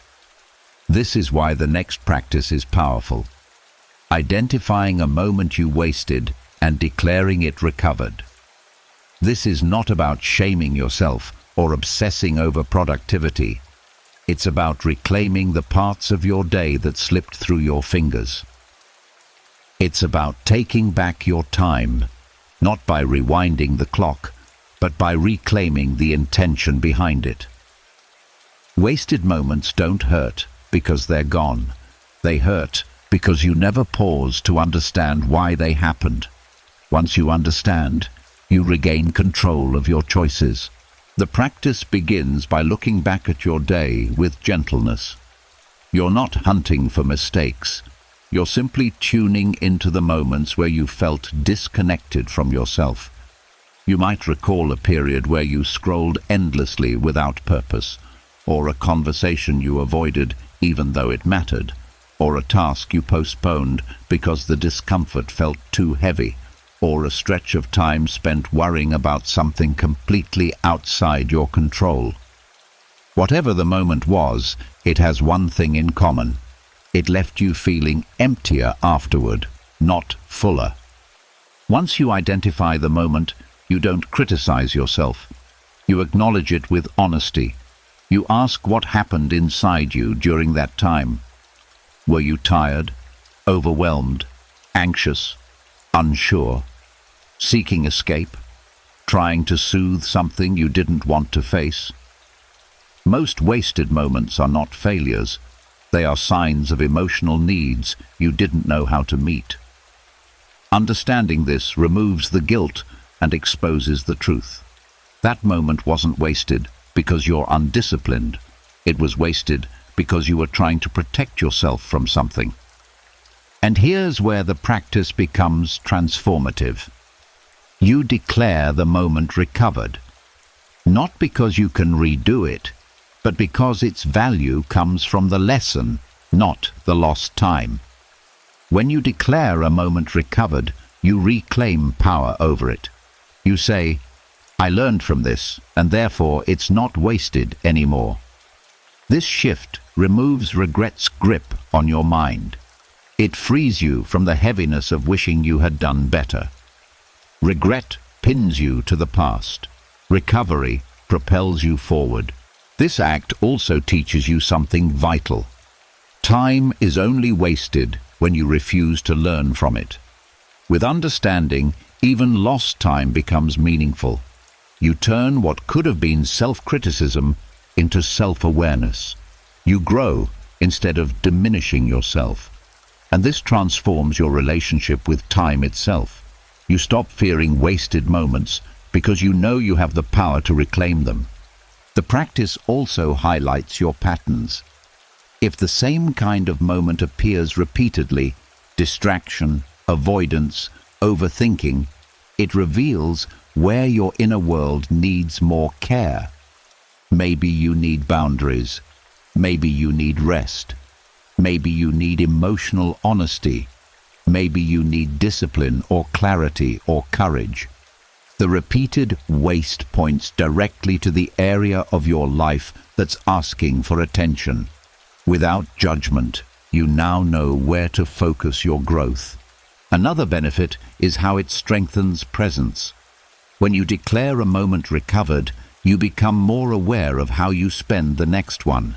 You become intentional instead of drifting. You engage instead of numbing. You choose instead of reacting. And because you're no longer burdened by regret, your mind is lighter, clearer, and more available to the present. This practice also reduces your need for control. Many wasted moments come from rushing, forcing, or overthinking. Behaviors rooted in the belief that you must manage every outcome perfectly. When you recover a wasted moment through understanding, you release that pressure. You stop gripping the day so tightly. You accept that imperfection is natural. You learn that moments don't need to be flawless to hold value. This softens the inner critic and helps you move through life with more compassion toward yourself. Declaring the moment recovered is also a promise to your future self. It says, "I see where my attention drifted, and I choose differently now." That choice is powerful. It builds discipline without force. It builds character without punishment. It builds trust without pressure. You begin shaping your future not through regret, but through awareness. Over time, this practice rewires the way you view your day. Instead of seeing it as a series of successes and failures, you begin to see it as a continuous learning process. You stop judging yourself for the moments where you fell short. You start appreciating the moments where you got back up. You understand that recovery, not perfection, is what shapes resilience.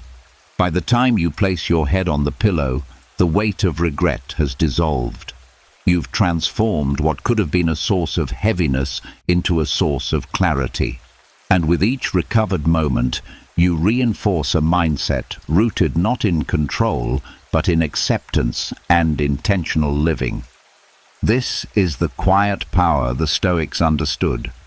Time becomes meaningful not by controlling every minute, but by learning from the moments you would once have thrown away.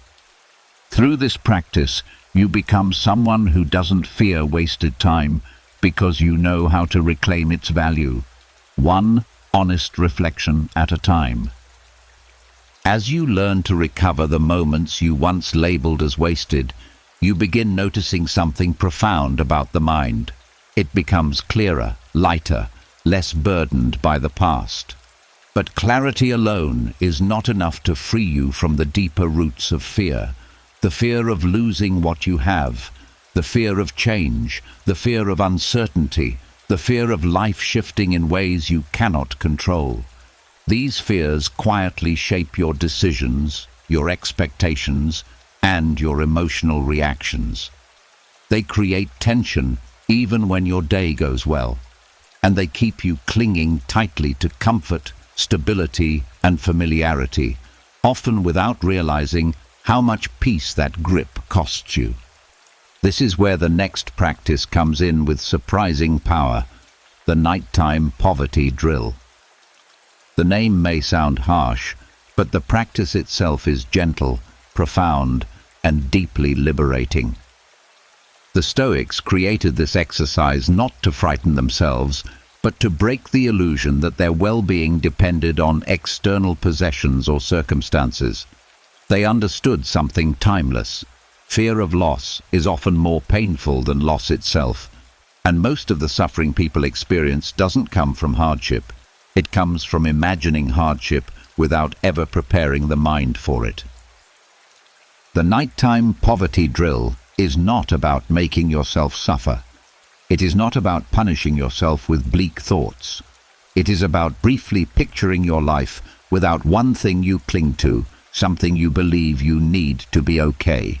The purpose is simple: to free your peace from dependency, to unhook your sense of safety from things outside your control, to train your mind to see that you are stronger, more adaptable, and more resilient than your fears suggest. The practice begins by choosing one thing in your life that you rely on emotionally: your routine, your comfort items, your job, your social approval, your status, your possessions, your image, or even a convenience you take for granted. You don't pick the most extreme possibility. You choose something that quietly shapes your sense of security. Then you walk through a short mental scenario where that thing is no longer available to you. You don't imagine catastrophe. You don't imagine hopelessness. You imagine yourself adapting. You picture yourself still breathing, still thinking, still capable, still present. You picture yourself discovering strength you didn't know you had. The drill's power lies not in what you lose, but in what you discover. You can endure more than your comfort allows you to believe. This practice begins to loosen the fears that quietly steer your behavior. If you fear losing comfort, you cling to routine. If you fear losing approval, you twist yourself into shapes that please others. If you fear losing stability, you overwork, overplan, and overthink. But when you walk through the possibility mentally, calmly, without emotional panic, your mind begins to shift. It sees that fear is often a story, not a reality. One of the deepest benefits of this practice is that it reveals how many of your worries are tied to imagined loss. Worry is often nothing more than the mind rehearsing suffering in advance. The nighttime poverty drill takes that imagined suffering and replaces it with imagined resilience. It shows you that if something were taken from you tomorrow, you would adjust. You would find new strengths. You would discover new paths. You would not collapse. This realization is not dramatic. It's grounding. This practice also strengthens gratitude in a way that feels real, not forced. When you picture life without something, even briefly, you return to the present moment with a deeper appreciation for what you have, not because you fear losing it, but because you understand its true value. Gratitude rooted in awareness is far more powerful than gratitude rooted in obligation. It opens your heart instead of weighing it down. Another benefit is how it builds emotional independence. Most people feel safe only when life stays the same. But stability is fragile. And when your peace depends entirely on things remaining constant, you become vulnerable to every disruption. This drill teaches you to separate your inner stability from outer circumstances. You learn that your foundation is internal, not external. You learn that peace is something you carry, not something you borrow from comfort. The nighttime poverty drill also reduces the need for control. When you see that you can endure changes, you stop trying to micromanage life to prevent them. You stop bracing for every possible loss. You stop tightening your grip on situations that were never in your control anyway. You begin meeting life with curiosity instead of fear, with openness instead of rigidity. This practice also helps you discover hidden strengths. When you picture yourself living without something you rely on, you often uncover abilities, creativity, patience, or resilience you forgot you had. You see that you have overcome many things before. You remember that your strength has always grown the most in moments you didn't choose. But perhaps the most powerful part of this practice is how it reshapes your identity.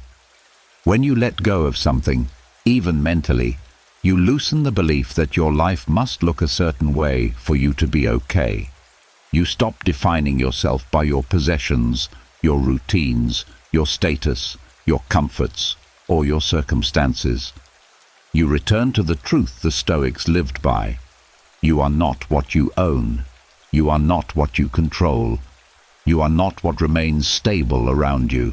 You are who you choose to be when everything else shifts. This identity is unshakable. It does not crumble with change. It does not panic at uncertainty.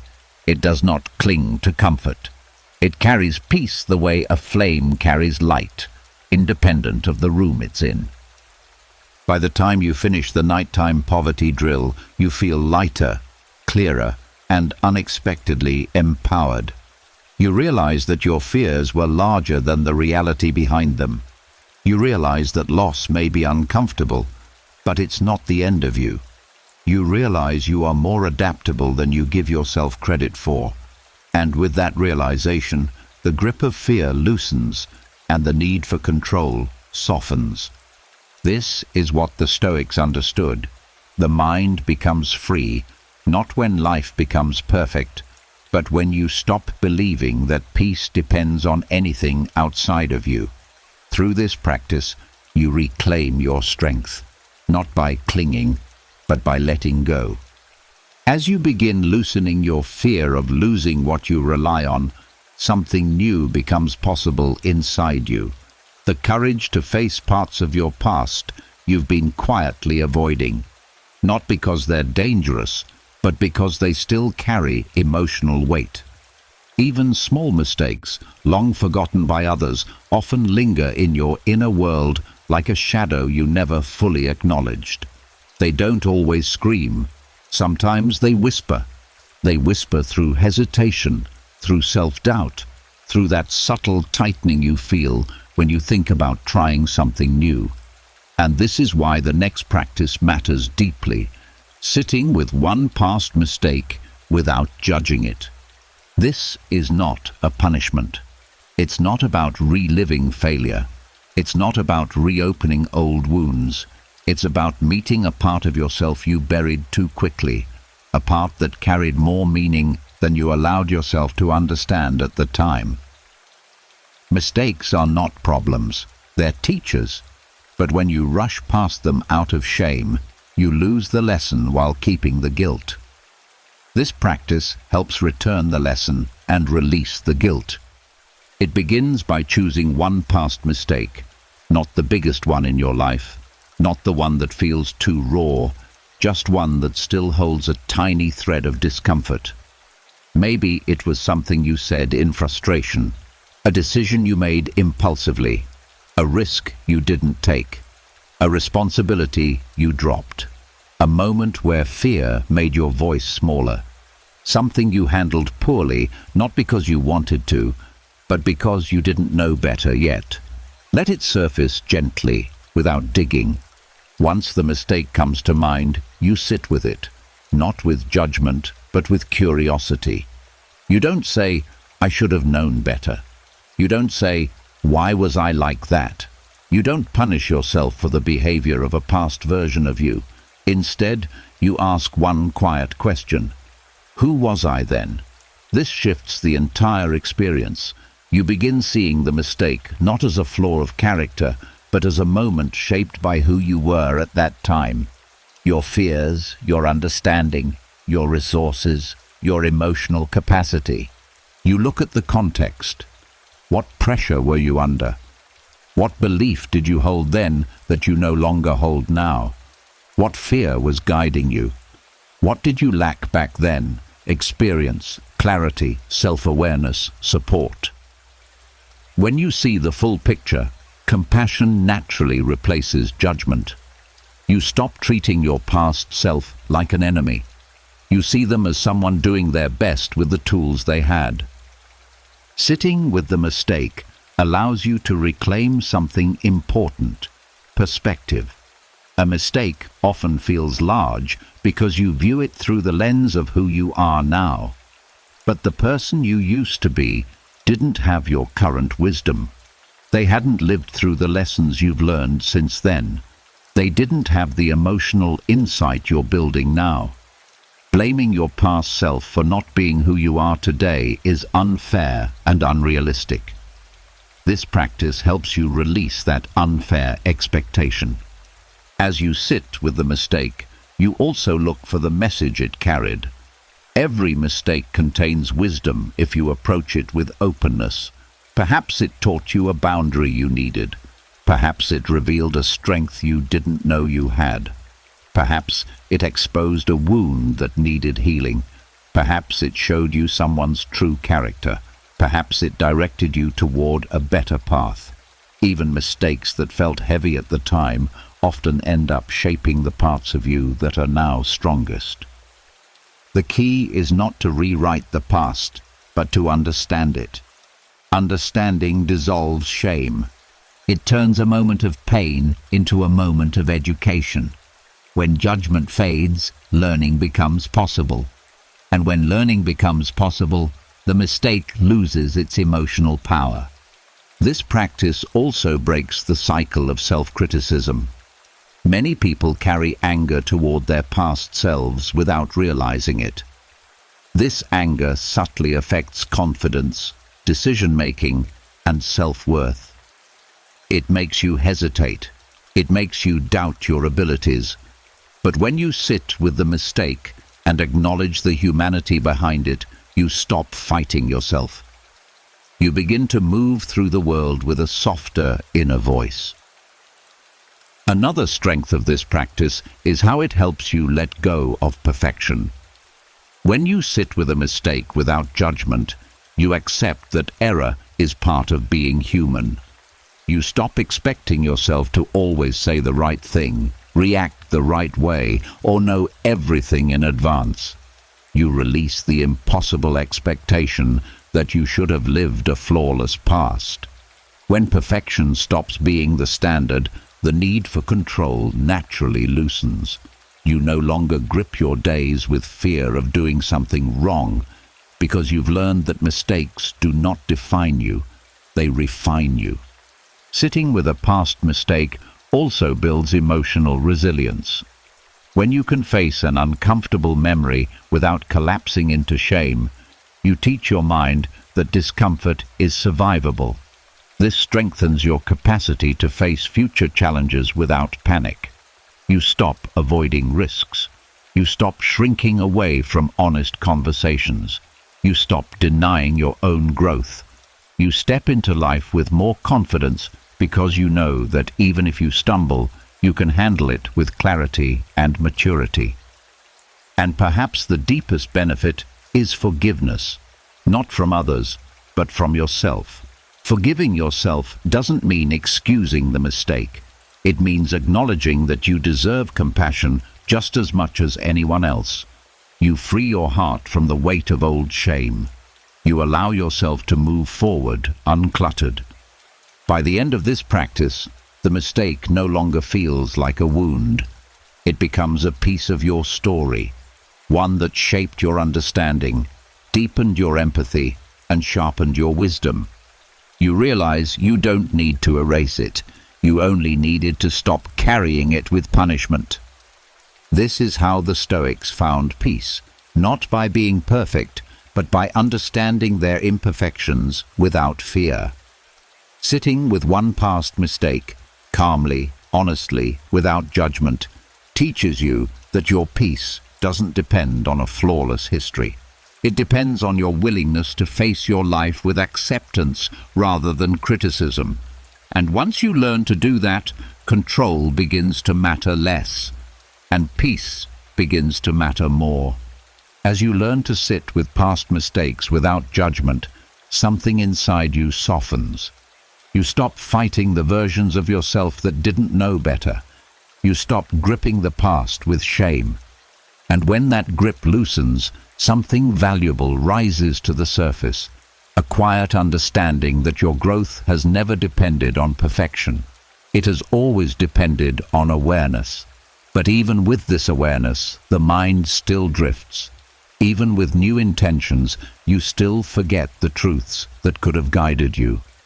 Throughout your day, there were moments when a single sentence, a reminder, a truth, a grounding thought could have changed your reaction, your tone, your choice, or your inner state. Not because you were wrong, but because you were human. And this leads into the next practice, writing one sentence you wish you had remembered today. This sentence is not a reprimand. It's not meant to scold you or highlight what you did poorly. It is a compass, a gentle reminder that helps you reconnect with the person you want to be.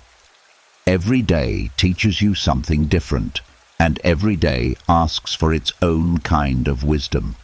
Sometimes the wisdom you needed was kindness, sometimes patience, sometimes courage, sometimes restraint, sometimes self-trust, sometimes letting go. And often the mind forgets these truths in the rush of living.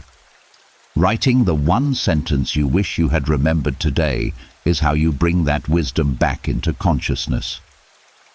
The practice begins by reflecting on the moment that felt the hardest for you, the moment where your emotions rose, or your patience thinned, or your clarity wavered, or your insecurity whispered louder than your confidence. It was the moment that pulled you away from your center, the moment you wished you could have met with more balance. You don't judge yourself for it. You simply return to it with honest eyes. And from that moment, you extract the sentence that would have helped you breathe easier. It might be something simple like, "This moment is not as big as it feels," or "My worth is not determined by this outcome," or "I don't have to respond right away," or "Peace is more important than being right," or "Their reaction is not about me," or "I can choose calm," or "I've handled worse than this," or "This feeling will pass." The sentence is often small, but its power lies in its truth.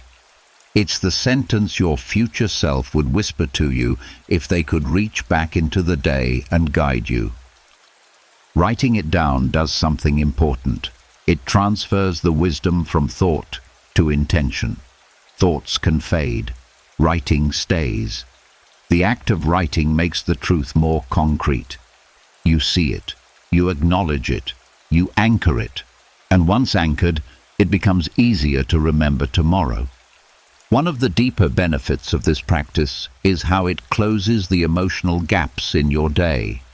When you forget a grounding truth in a difficult moment, you often feel off balance afterward, tight, unsettled, frustrated with yourself. Writing the sentence restores emotional order. It gives closure to the moment. It transforms the experience from something you endured into something you learned from. You stop carrying the weight of, "I should have handled that better," and replace it with, "Now I know what I needed." This practice also strengthens emotional intelligence. Over time, as you write a new sentence each night, you begin to notice patterns. Maybe your sentences often revolve around patience, or boundaries, or self-worth, or slowing down, or trusting yourself. These patterns reveal where your mind tends to forget wisdom the most. And once you see that pattern, you begin anticipating it. You can prepare for it. You can catch yourself earlier. This turns your daily life into a continuous loop of learning rather than repetition. Writing one sentence you wish you had remembered also reduces the need for control. When you know that every day will bring moments you forget and moments you learn, you stop trying to manage every situation perfectly. You allow yourself to be human. You accept that forgetting is part of growth.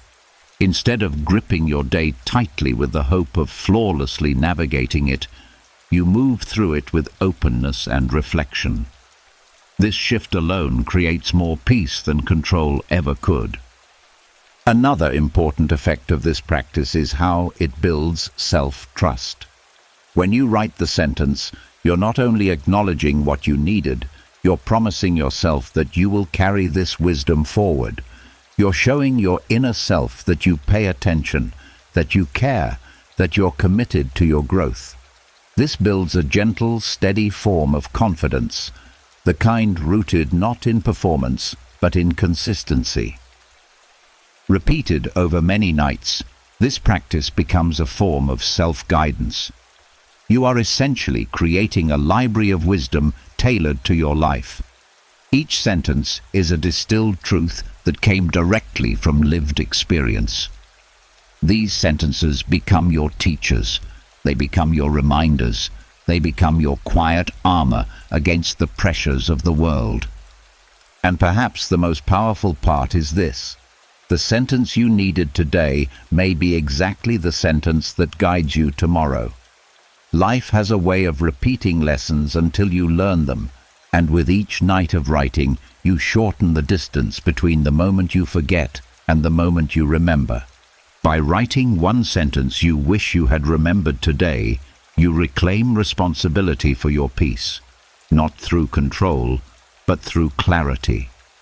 You acknowledge the wisdom you missed, and you choose to carry it forward. You reshape your inner dialogue.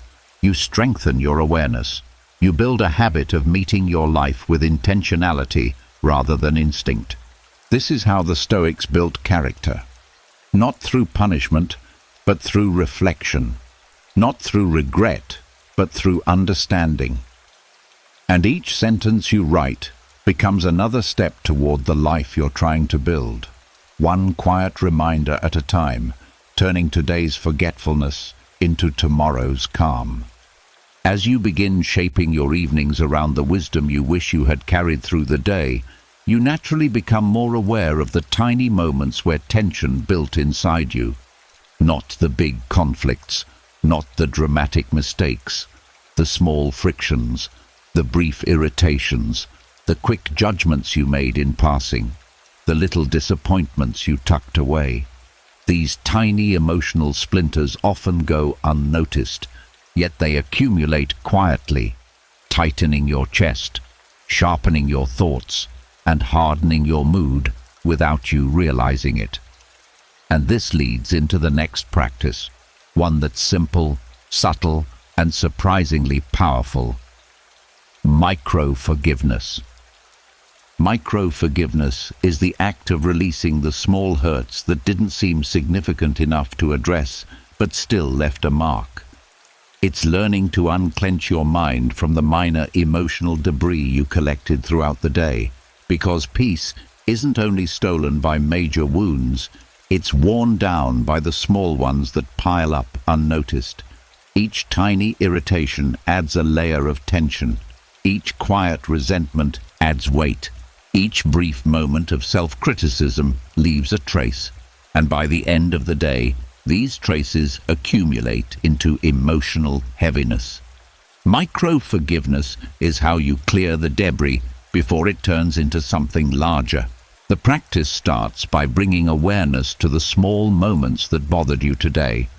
The slight rudeness from someone, the tone that caught you off guard, the mistake you made and immediately regretted, the thing you said that didn't come out right, the text someone didn't answer, the task you didn't finish, the look you interpreted negatively, the moment you wished you had been more patient.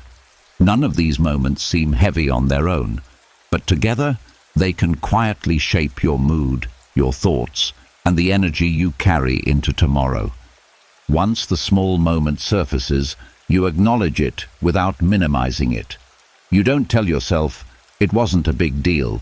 You don't say, "I shouldn't feel this way." You allow the feeling to be real, no matter how small it seems. This honesty prevents the moment from sinking deeper into your emotional system. Then comes the heart of the practice. You forgive the moment, not because it was justified, not because it didn't bother you, but because you choose not to carry it. You forgive the person who interrupted you. You forgive the co-worker who frustrated you. You forgive the stranger who was careless.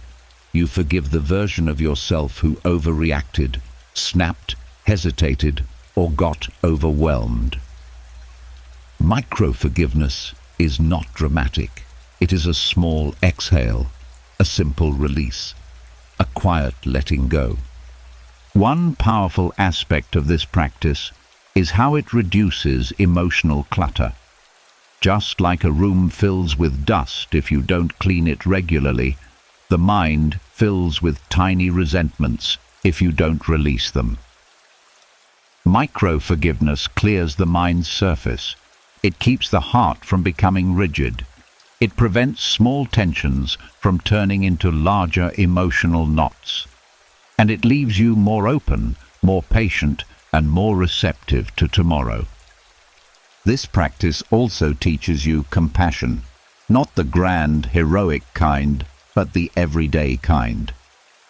Compassion for others who may have acted from tiredness, stress, or confusion. Compassion for yourself when you didn't live up to your own expectations. Compassion for the human messiness that everyone carries. When you practice micro-forgiveness, you stop expecting perfection from the world. You stop expecting perfection from others. And you stop expecting perfection from yourself. Another benefit is how it rewires your emotional reflexes. When you forgive small things quickly, your mind stops storing them as threats. Your nervous system relaxes. Your reactions soften. You stop bracing yourself. You begin meeting life with more openness. You start assuming less harm and more humanity. This shift doesn't make you naive. It makes you free. Micro-forgiveness also strengthens boundaries in an unexpected way. When you forgive small things, you gain clarity on what truly matters. You stop wasting emotional energy on minor irritations. This gives you more strength to enforce boundaries when they do matter. Forgiveness clears the emotional noise so you can see real issues with more precision. One of the most profound effects of micro-forgiveness is how it reduces the need for control. Many of the small things you carry each day are rooted in the belief that others should behave a certain way or that you should perform flawlessly. But micro-forgiveness releases that pressure. It teaches you that peace is found not in managing everything, but in letting go of the small disruptions that don't deserve your energy. Slowly, you stop gripping the world so tightly. Over time, micro-forgiveness becomes a habit. You start letting go of irritations in real time rather than storing them for later. You forgive the person in front of you before the frustration settles. You forgive yourself for small missteps before they turn into self-criticism. Your emotional baseline becomes lighter. Your interactions become smoother. Your days feel less draining because you're not carrying yesterday's residue into today. And perhaps the deepest benefit is this. Micro-forgiveness teaches you that peace doesn't come from eliminating difficulty. It comes from refusing to hold on to the unnecessary. It comes from choosing softness over tension. It comes from creating space inside yourself, even when the world gives you reasons to tighten. By the time you finish this nightly practice, your mind feels clearer, like someone gently brushed away the dust. You're not weighed down by dozens of tiny irritations. You're not silently punishing yourself for minor mistakes. You're not carrying the emotional leftovers of the day. You're simply here, present, light, and ready to rest. This is how the Stoics built emotional stability, not by avoiding pain, but by dissolving the small burdens before they became heavy. One tiny forgiveness at a time, one quiet release, one softening breath. And with every micro-forgiveness, you step closer to the peace that grows when nothing inside you is holding on too tightly. As you begin clearing away the tiny emotional debris through micro-forgiveness, you start noticing something subtle. Peace isn't built only by what you release. It's also built by the mindset you bring into each transition of your day. And there is no transition more important, more overlooked, or more emotionally charged than the moment you go to sleep. For most people, sleep is treated like a shutdown switch, something you collapse into when you're exhausted, something you fight against when your mind is restless, something you treat as an afterthought rather than an essential part of your inner life. But the Stoics saw it differently. They believed that preparing the mind for sleep was an act of character, a moment of alignment, a quiet practice of virtue. Which brings us into the next lesson: rehearsing going to sleep as a virtuous act. This practice isn't about making sleep dramatic or turning bedtime into a performance. It's about recognizing that the way you end your day shapes the way you meet the next one. Sleep is not simply a physical reset. It's a mental cleansing, a spiritual pause, a reset for your emotional patterns. When you treat sleep as an intentional act rather than an escape, everything inside you begins to shift. The practice begins by changing the story you tell yourself about rest. Instead of seeing sleep as what you do once you've run out of energy, you begin viewing it as the final task of the day, one that deserves the same attention and presence you give to your most important responsibilities. You acknowledge that rest is not weakness, nor laziness, nor indulgence, but wisdom. A mind that knows how to rest knows how to think. A heart that knows how to rest knows how to feel. A person who knows how to rest knows how to live with clarity rather than chaos. Before bed, you mentally rehearse the act of going to sleep, not to force yourself into calm, but to guide yourself toward it. You walk through the steps slowly in your mind. You picture yourself preparing your space. You sense your body settling, your breath deepening, your mind loosening its grip on the day. You rehearse releasing responsibilities. You rehearse letting thoughts drift instead of holding them tightly.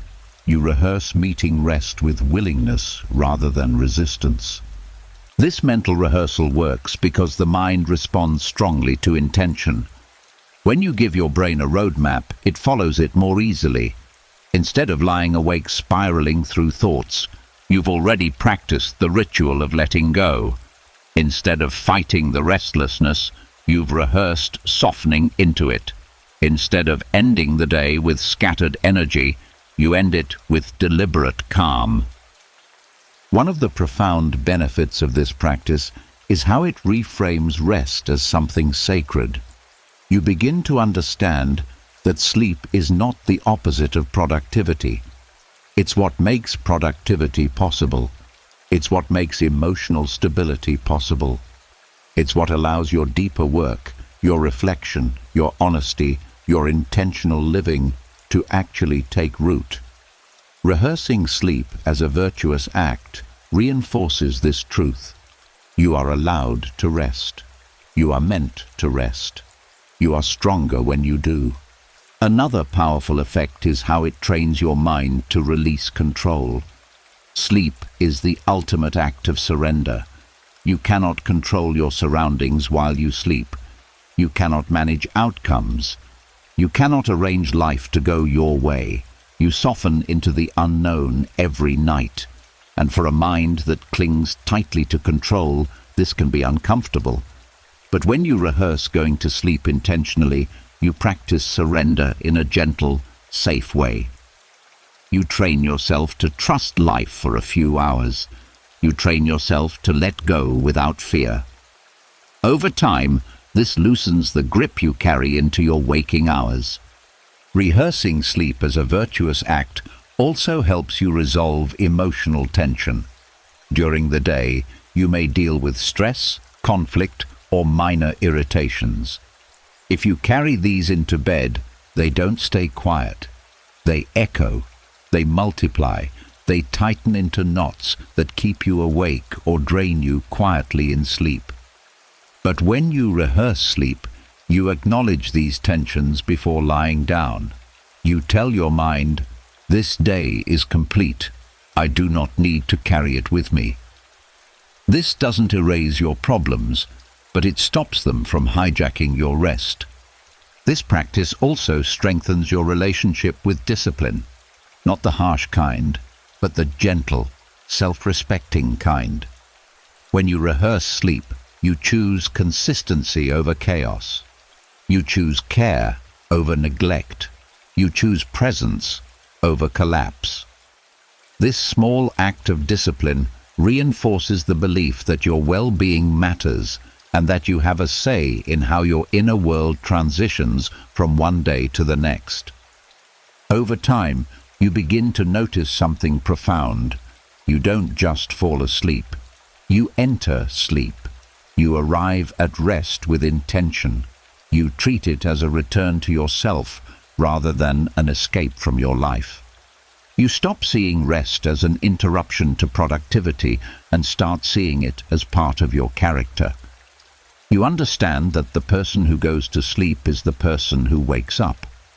And when you rehearse sleep with virtue, you wake with more clarity, more patience, and more emotional steadiness. This nightly rehearsal becomes a form of inner ceremony, a gentle closing, a final act of self-respect.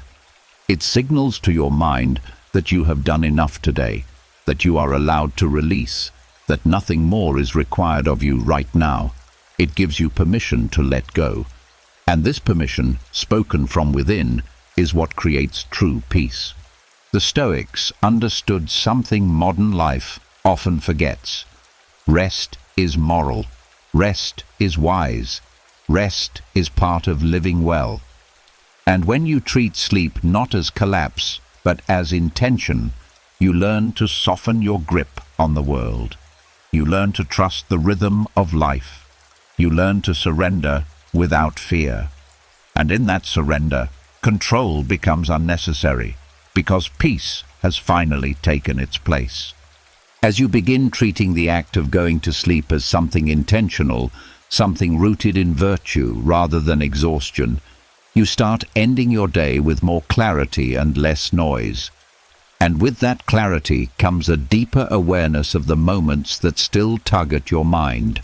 Often, it isn't the tasks you completed or the decisions you made that keep you awake.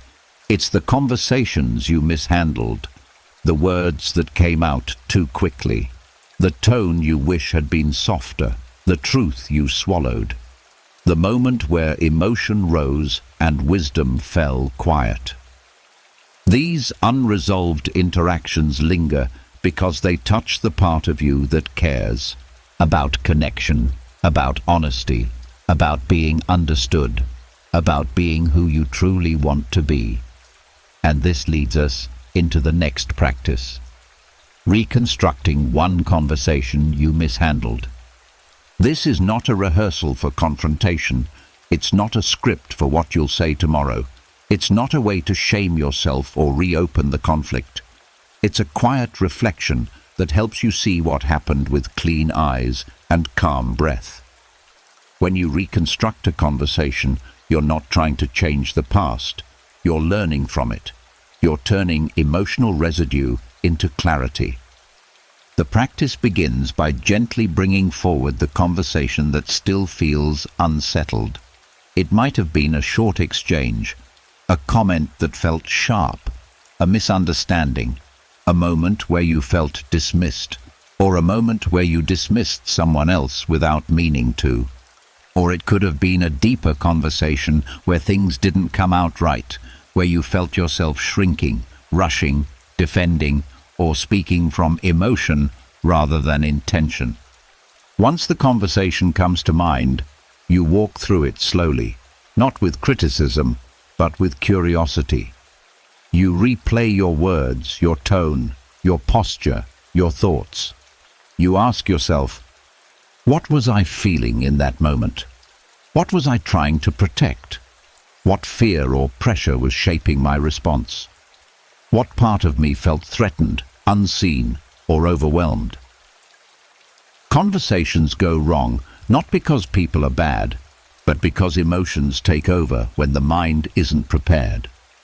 As you reconstruct the conversation, you also look at the other person, not through the lens of blame, but through the lens of understanding. What might they have been feeling? What might they have misunderstood? What fear or insecurity might they have carried into the moment? What need were they trying to express, even if imperfectly? This shift in perspective doesn't excuse harmful behavior. It simply reveals the humanity behind it. And then comes the heart of the practice. You reconstruct the conversation as the person you wish you had been in that moment, not to punish your past self, but to guide your future self. You mentally replay how you would have responded if calm had guided you instead of emotion. You rehearse the tone you want to use. You rehearse the clarity you want to offer. You rehearse the restraint, the patience, the honesty, the softness, or the boundary you wish you had held. This reconstruction works because it teaches the mind a new script. Most emotional reactions are habits, patterns shaped by past experiences. When you reconstruct a conversation calmly, you show your mind a different way to respond next time. You create a neural blueprint that will be available to you when a similar moment arises.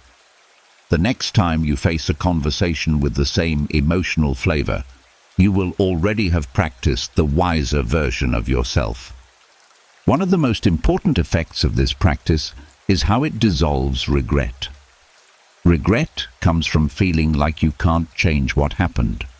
But reconstruction shows you that while you cannot change the past, you can change the meaning of the past. You can transform it from a source of shame into a source of skill. You can turn a moment you mishandled into a moment that shaped your maturity. This reframes the entire experience. Reconstructing a conversation also softens the ego. You stop needing to defend your behavior. You stop clinging to the idea that you were right. You stop replaying the moment in anger or embarrassment. Instead, you open yourself to growth. You learn, you adjust, you evolve. And that humility, the willingness to look inward without harshness, is what gives you emotional strength.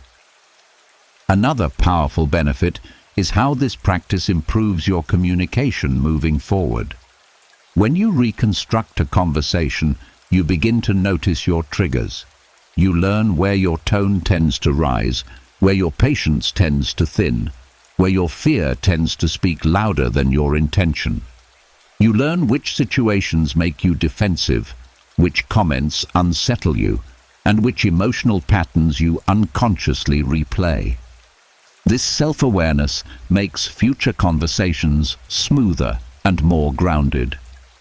Reconstructing a mishandled conversation also frees you from emotional entanglement.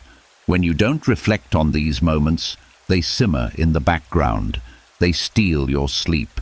They influence tomorrow's mood. They show up as tension in your body.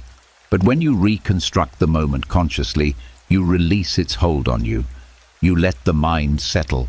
You let the heart breathe. You lay the day down fully. And perhaps the most transformative part of this practice is this: you begin to trust yourself more. Not because you handled everything perfectly, but because you are willing to learn from what you didn't handle well. Shame blocks growth. Curiosity unlocks it. Reflection integrates it. And reconstruction strengthens it. By the time you finish walking through the conversation, you are lighter. Not because the conversation changed, but because you did. You transformed the moment into wisdom. You reclaimed emotional space. You prepared yourself for tomorrow with compassion instead of criticism. This is how the Stoics cultivated calm, by reviewing their day honestly, learning without judgment, and improving their character through intention rather than punishment. One conversation at a time, one reconstruction, one quiet moment of truth. And with each reflection, peace grows, not by controlling the world, but by understanding yourself. As you reconstruct the conversations you mishandled, you begin to feel something shift inside you. Instead of ending your day focused on what went wrong, you begin turning those moments into teachers. You stop letting small regrets follow you into the night. And in that softening, a new kind of awareness appears, one that often gets ignored in the pursuit of self-improvement, the recognition of what you did right. Because while your mind naturally highlights your mistakes, it rarely pauses to acknowledge your wins, even the small ones, even the ones no one else noticed. And this brings us into the next practice: thanking yourself for one good choice. This is not about inflating your ego or pretending everything you did was perfect. It's about creating balance. Your mind has spent years learning how to analyze your flaws. Now it needs to learn how to honor your progress. A good choice doesn't need to be dramatic or impressive. It simply needs to be true. Something you did today that aligned with your values, your intention, or your emotional work. Something that would have been easier not to do, but you did it anyway. The practice begins by gently reviewing your day and noticing one moment where you acted from your better self. It might be something quiet, like taking a breath before responding, or not snapping when you felt irritated.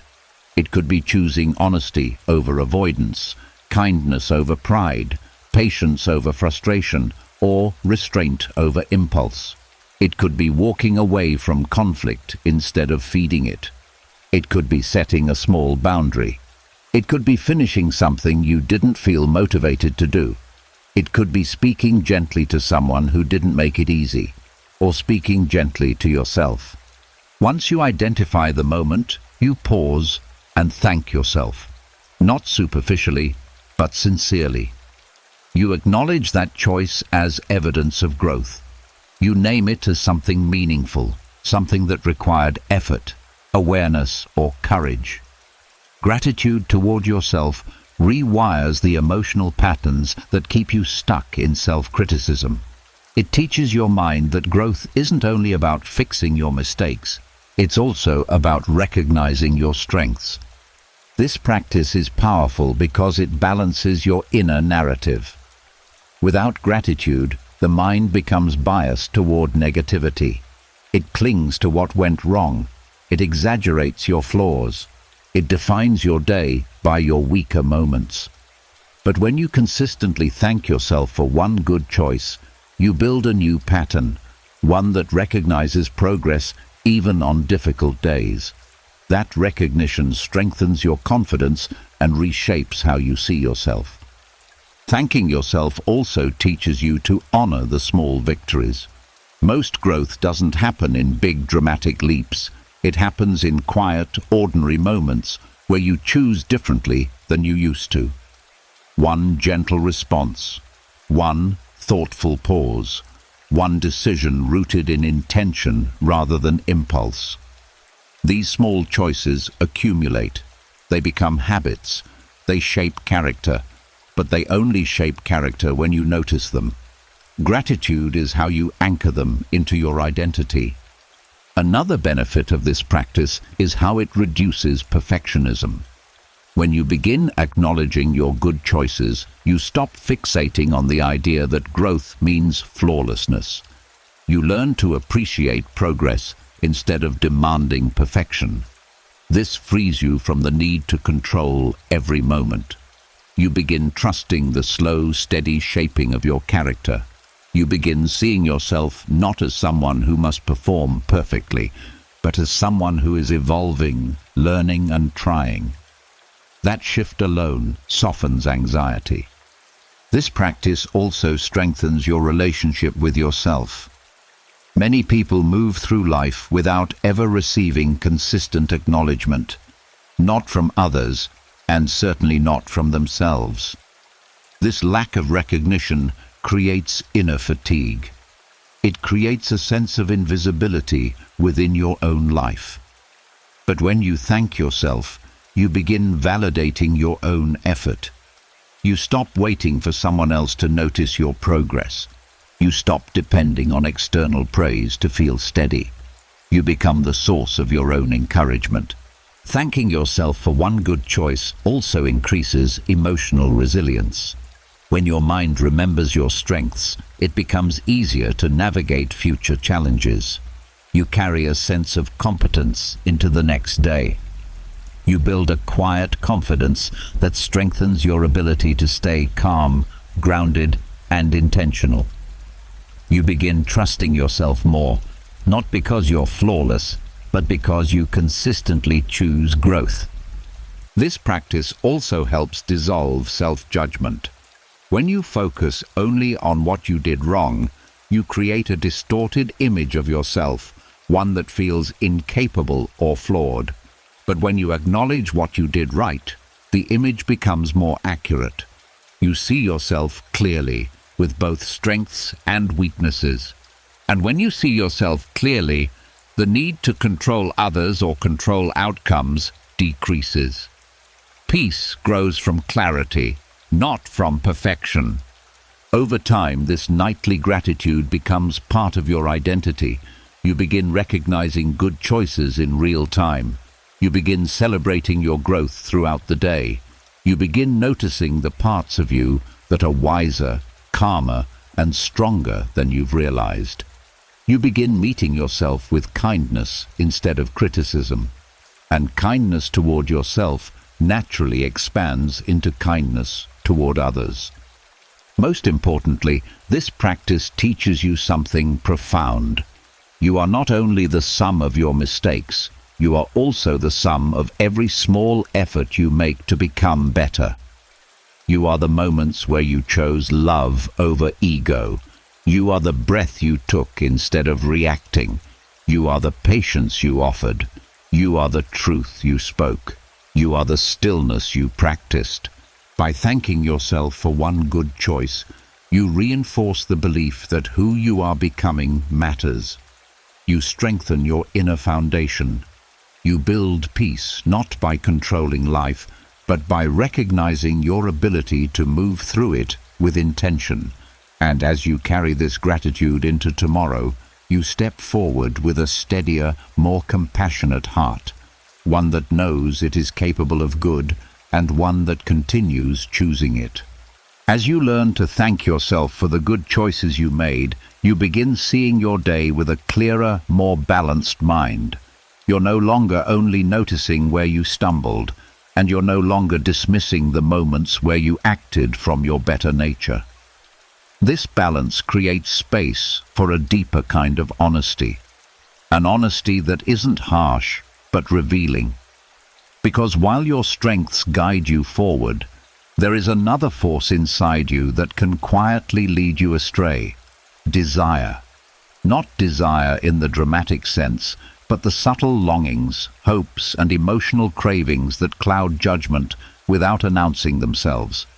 And this brings us to the next practice: identifying a desire that made you blind today. This practice is not about condemning your desires.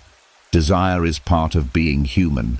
You want connection, approval, ease, progress, comfort, understanding, control, affection, certainty, fairness, recognition. None of these desires are wrong. The problem arises when one of these desires becomes strong enough to distort your perception, to make you overlook something important, react too quickly, ignore a truth, or cling to something that isn't serving you. When desire becomes a filter, you stop seeing clearly, and clarity is the foundation of peace. The practice begins by reflecting on your day and noticing where you felt pulled, emotionally, mentally, or even physically. Was there a moment where you wanted something so strongly that it influenced your behavior? A moment where you were driven more by longing than awareness? It might have been something simple: wanting someone's praise, wanting a conversation to go your way, wanting a task to be finished immediately, wanting reassurance, wanting comfort, wanting to avoid discomfort, wanting someone to understand you, or wanting to be right. When you identify the moment, you look underneath it. What exactly did you want? What feeling were you hoping the desire would give you?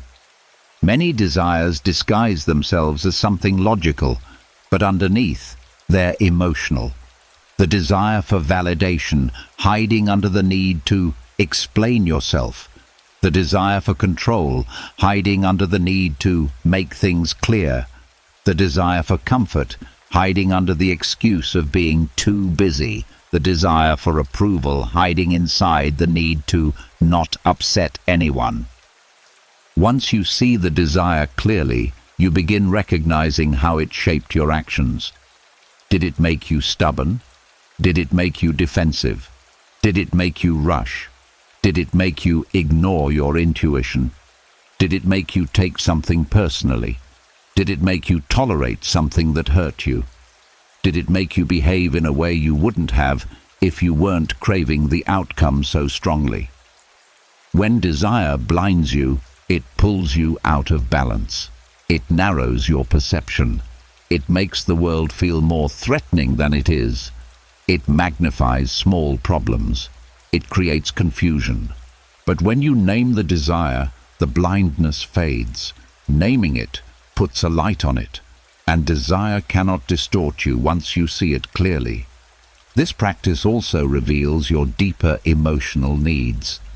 Some desires repeat: the desire to be liked, the desire to be respected, the desire to avoid conflict, the desire to feel in control. These patterns become clues to the parts of you still seeking healing. For example, if approval shaped your behavior today, it might mean you're carrying old fears of rejection.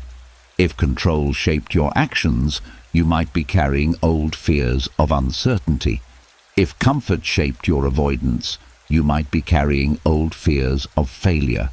Desire is not the enemy, it is the messenger. Identifying a desire that made you blind today helps you reclaim your awareness. When you see where a desire pulled you, you can gently loosen its grip. You don't shame yourself for wanting something. You simply acknowledge that the wanting became too strong. That's all. And in this soft acknowledgement, you recover your ability to choose rather than react. This practice also protects you from repeating the same emotional patterns. When you see that desire clouded your judgment, you naturally prepare for tomorrow. You walk into the next day with sharper eyes. You notice when the same desire begins rising again. You catch it before it turns into reaction. This is how emotional intelligence grows, not by suppressing desire, but by understanding it. Another profound effect is how it reduces your anxiety. Much of the pressure you felt today was tied to desire. The desire for things to go exactly as planned. The desire for someone to respond a certain way. The desire for the day to unfold neatly. When your peace depends on desire, your mind becomes tense. But when you identify the desire, you release the belief that your well-being depends on getting it. Anxiety fades because the illusion of necessity dissolves.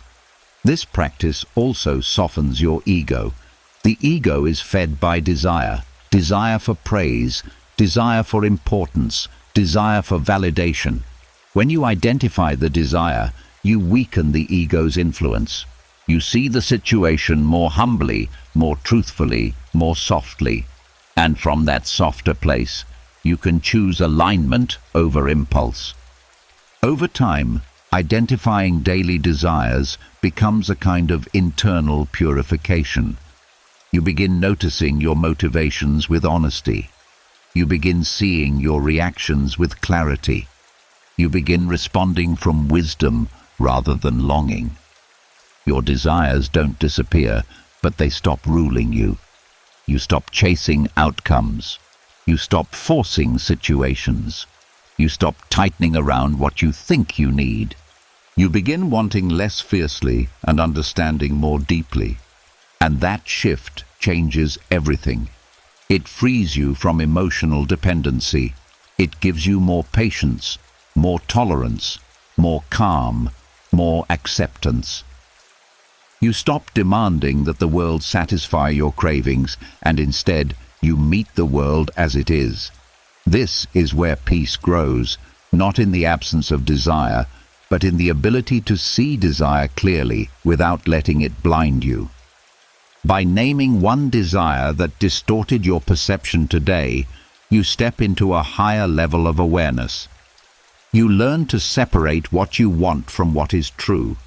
You learn to meet life with clarity, and clarity makes control unnecessary because you finally see that peace comes not from getting everything you want, but from understanding why you wanted it in the first place. As you grow more aware of the desires that quietly shaped your choices, you begin to see your day through a new kind of honesty, one that doesn't shame you, but reveals you. And once you can see your own motivations clearly, another door opens. The ability to view your day not just through your own eyes, but through the eyes of someone wiser than you. Someone calmer. Someone whose inner world is not pulled by fear, ego, impatience, or desire. This leads to the next practice, one that is simple in wording but transformative in depth. Asking yourself, if a sage had lived my day, what would they have done differently? This question is not meant to make you feel small. It's not a comparison meant to make you feel inadequate. It's an expansion of perspective, a way to loosen the grip of your habits and give your mind a higher vantage point. Most of your decisions today were shaped by emotion, impulse, conditioning, and old patterns. The sage perspective invites you to step outside those patterns and see your day with clearer eyes. The practice begins by softly reviewing your day without rushing. You don't need to examine every moment, just the ones that felt charged, heavy, confusing, or reactive. The moments where you felt yourself tightening. The moments where clarity slipped. The moments where emotion steered your response. Those are the moments where the question becomes powerful. You then imagine, not as fantasy, but as a lens, a wise figure living the same day you lived. A calm, grounded, compassionate person walking through the same circumstances, the same conversations, the same surprises, the same pressures. They experience the same weather, the same traffic, the same schedules, the same obstacles. Nothing changes externally. Only the inner approach changes. You ask yourself quietly, how would they have responded? How would they have spoken? How would they have carried themselves? What would they have prioritized? What would they have released? What would they have refused to personalize? What would they have accepted without resistance? This isn't about guessing what a perfect person would do. It's about recognizing the gap between your reactive self and your wiser self, the self you are growing into. A sage would not have rushed the conversation that made you anxious. They would have paused, breathed, listened. A sage would not have taken that comment personally. They would have understood it came from the other person's inner world, not theirs. A sage would not have fed irritation when something went wrong. They would have adjusted calmly. A sage would not have tightened under pressure. They would have stayed steady and chose clarity over urgency. You don't compare yourself to them with judgment. You compare yourself to them with curiosity. This question creates a map, not of perfection, but of possibility. It shows you where your reactions are habitual rather than intentional. It illuminates the areas where your ego rises, your patience thins, your desires control your choices, or your fears speak louder than your wisdom. Seeing this clearly is not discouraging, it's liberating. Because once you see the difference, you can close it. One of the most important effects of this practice is how it softens emotional defensiveness. You stop justifying your reactions. You stop clinging to excuses. You stop hiding behind the stories your mind creates to protect you.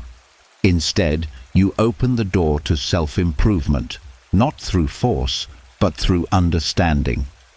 You see a higher version of yourself, and you realize it's not unreachable.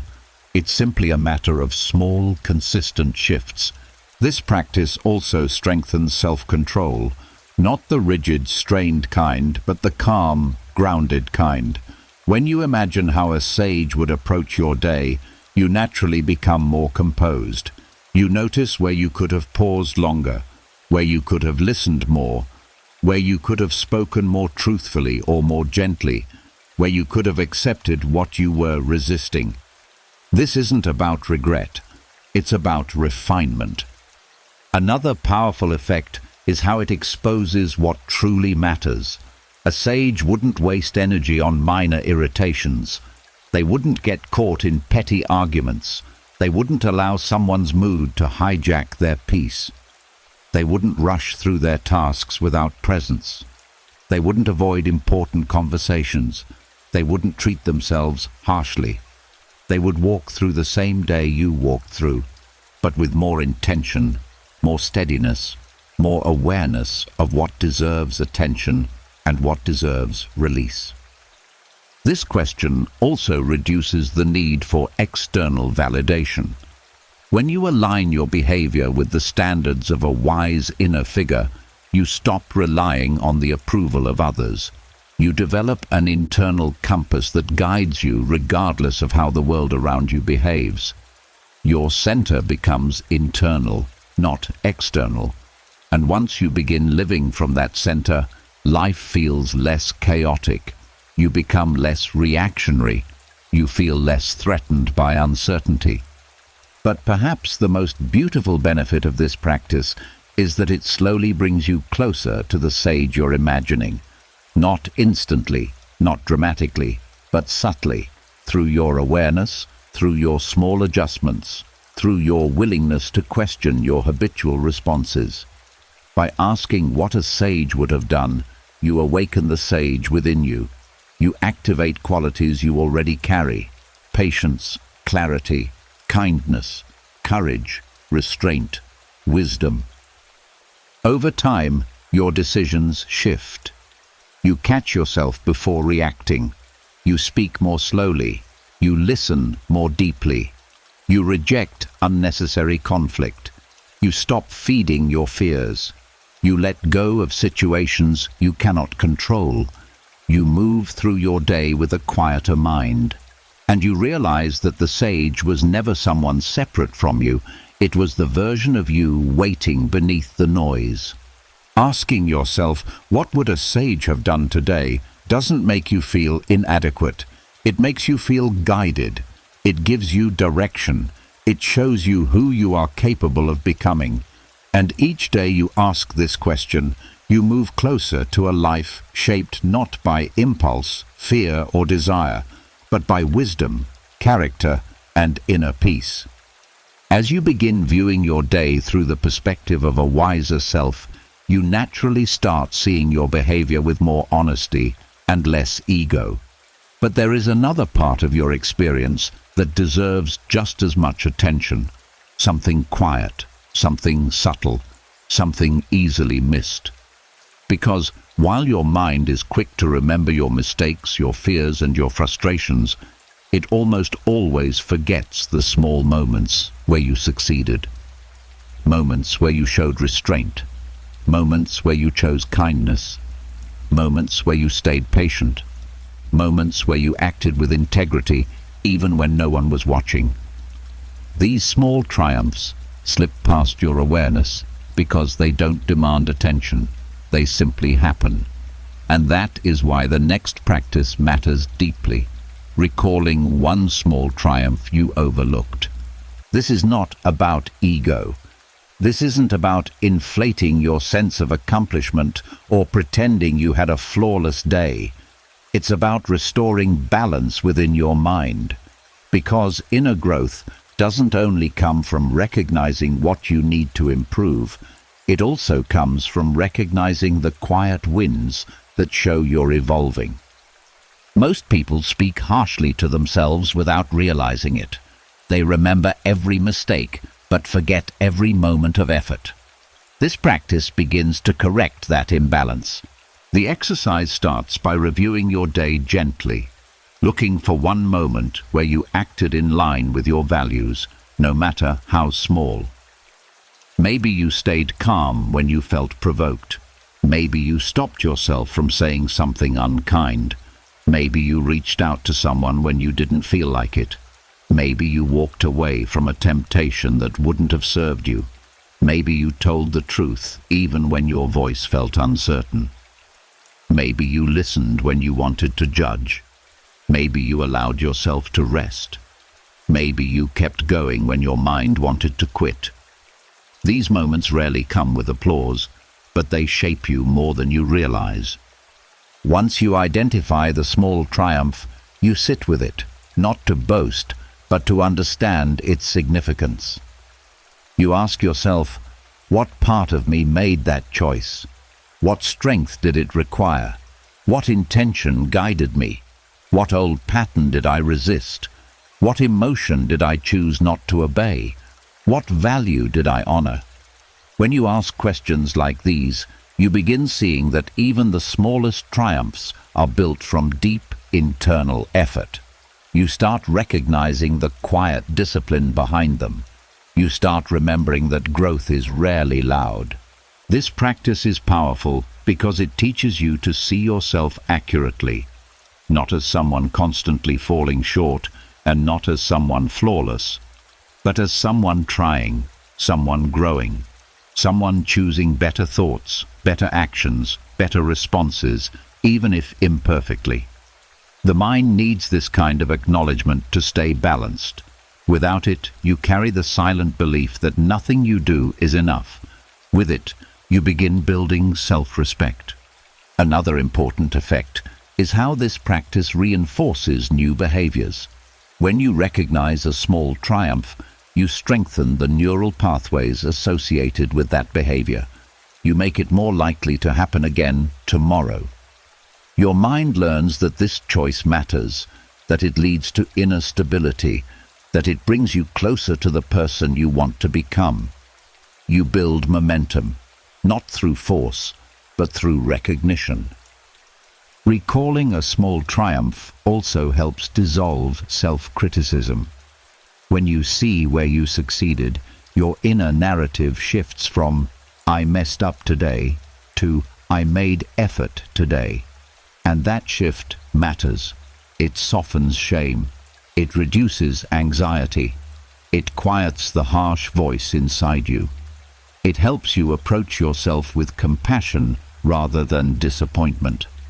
When you treat yourself more gently, you show up in the world more gently too.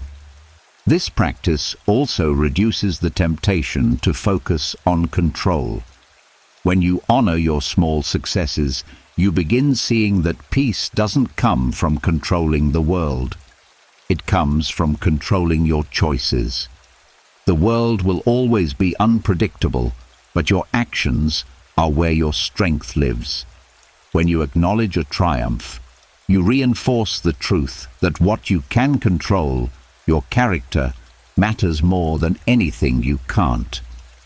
Another beautiful effect is how this practice strengthens gratitude, not for things outside you, but for the qualities within you. Gratitude for your patience, gratitude for your courage, gratitude for your wisdom, gratitude for your restraint, gratitude for your honesty, gratitude for your effort, gratitude for the quieter parts of you that show up even when you feel tired, overwhelmed, or unsure. When you begin appreciating these qualities, you stop treating them as accidental. You begin seeing them as part of who you are becoming. Small triumphs also reveal your direction. They show you the shape of your values. They show you what matters to you. They show you what you are fighting for within yourself. Each triumph is a thread, and when you follow the thread, you see the person you're slowly growing into. And perhaps the most transformative part of this practice is this. When you recall one small triumph, you remind yourself that progress is happening, even on days that felt messy or ordinary. You prove to yourself that growth doesn't always feel dramatic or inspiring. Sometimes it feels like one better choice, one softer response, one moment of awareness, one act of patience. By recognizing the triumph you overlooked, you reclaim the narrative of your day. You remind yourself that you are not failing. You are trying, learning, and becoming.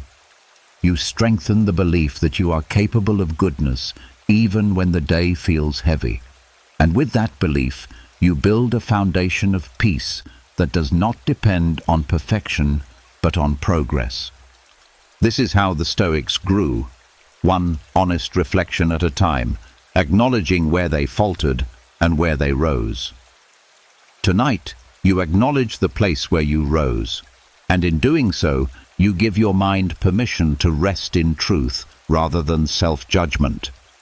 Peace grows here, in the quiet recognition of a small but meaningful triumph. As you begin noticing the small triumphs you overlooked, something subtle strengthens within you, a quiet confidence, a sense that you're growing even when the world isn't clapping. But there is still one force that can shake your inner peace more than anything else: the illusion that life will always stay exactly as it is. When you believe things are permanent, your routines, your relationships, your comforts, your health, your identity, you cling tighter. You resist change. You fear loss. You try to control what was never meant to be held. And this tension becomes one of the deepest sources of suffering.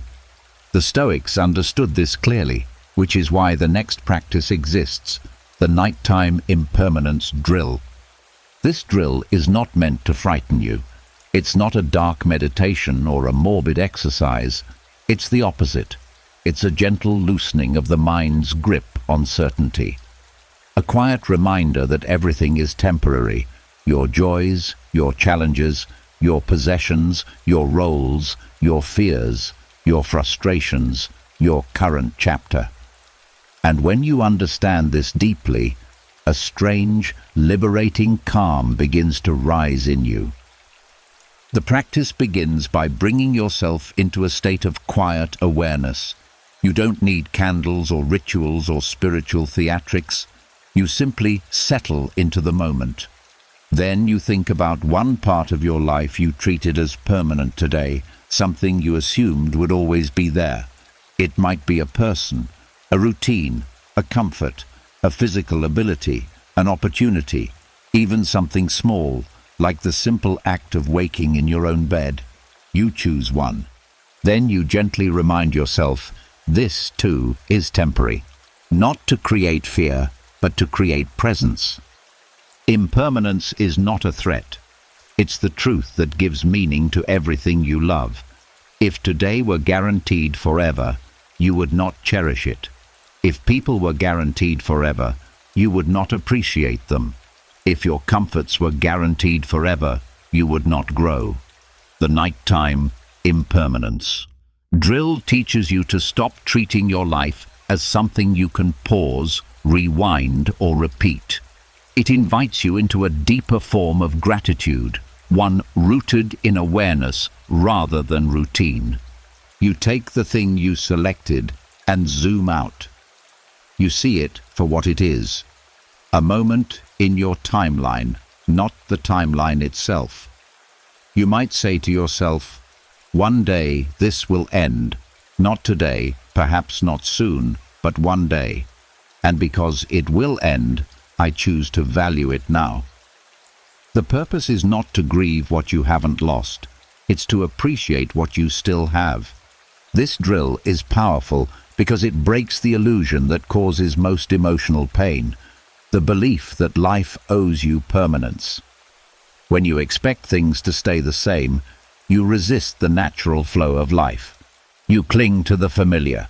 You panic when things change. You try to control outcomes. Impermanence softens this grip. It reminds you that change is not the enemy. It is the nature of existence. Another profound effect of this exercise is how it reduces fear. People fear loss because they deny impermanence. But when you acknowledge impermanence consciously, fear dissolves. You begin to see that you've survived countless endings already. Jobs, friendships, seasons, versions of yourself.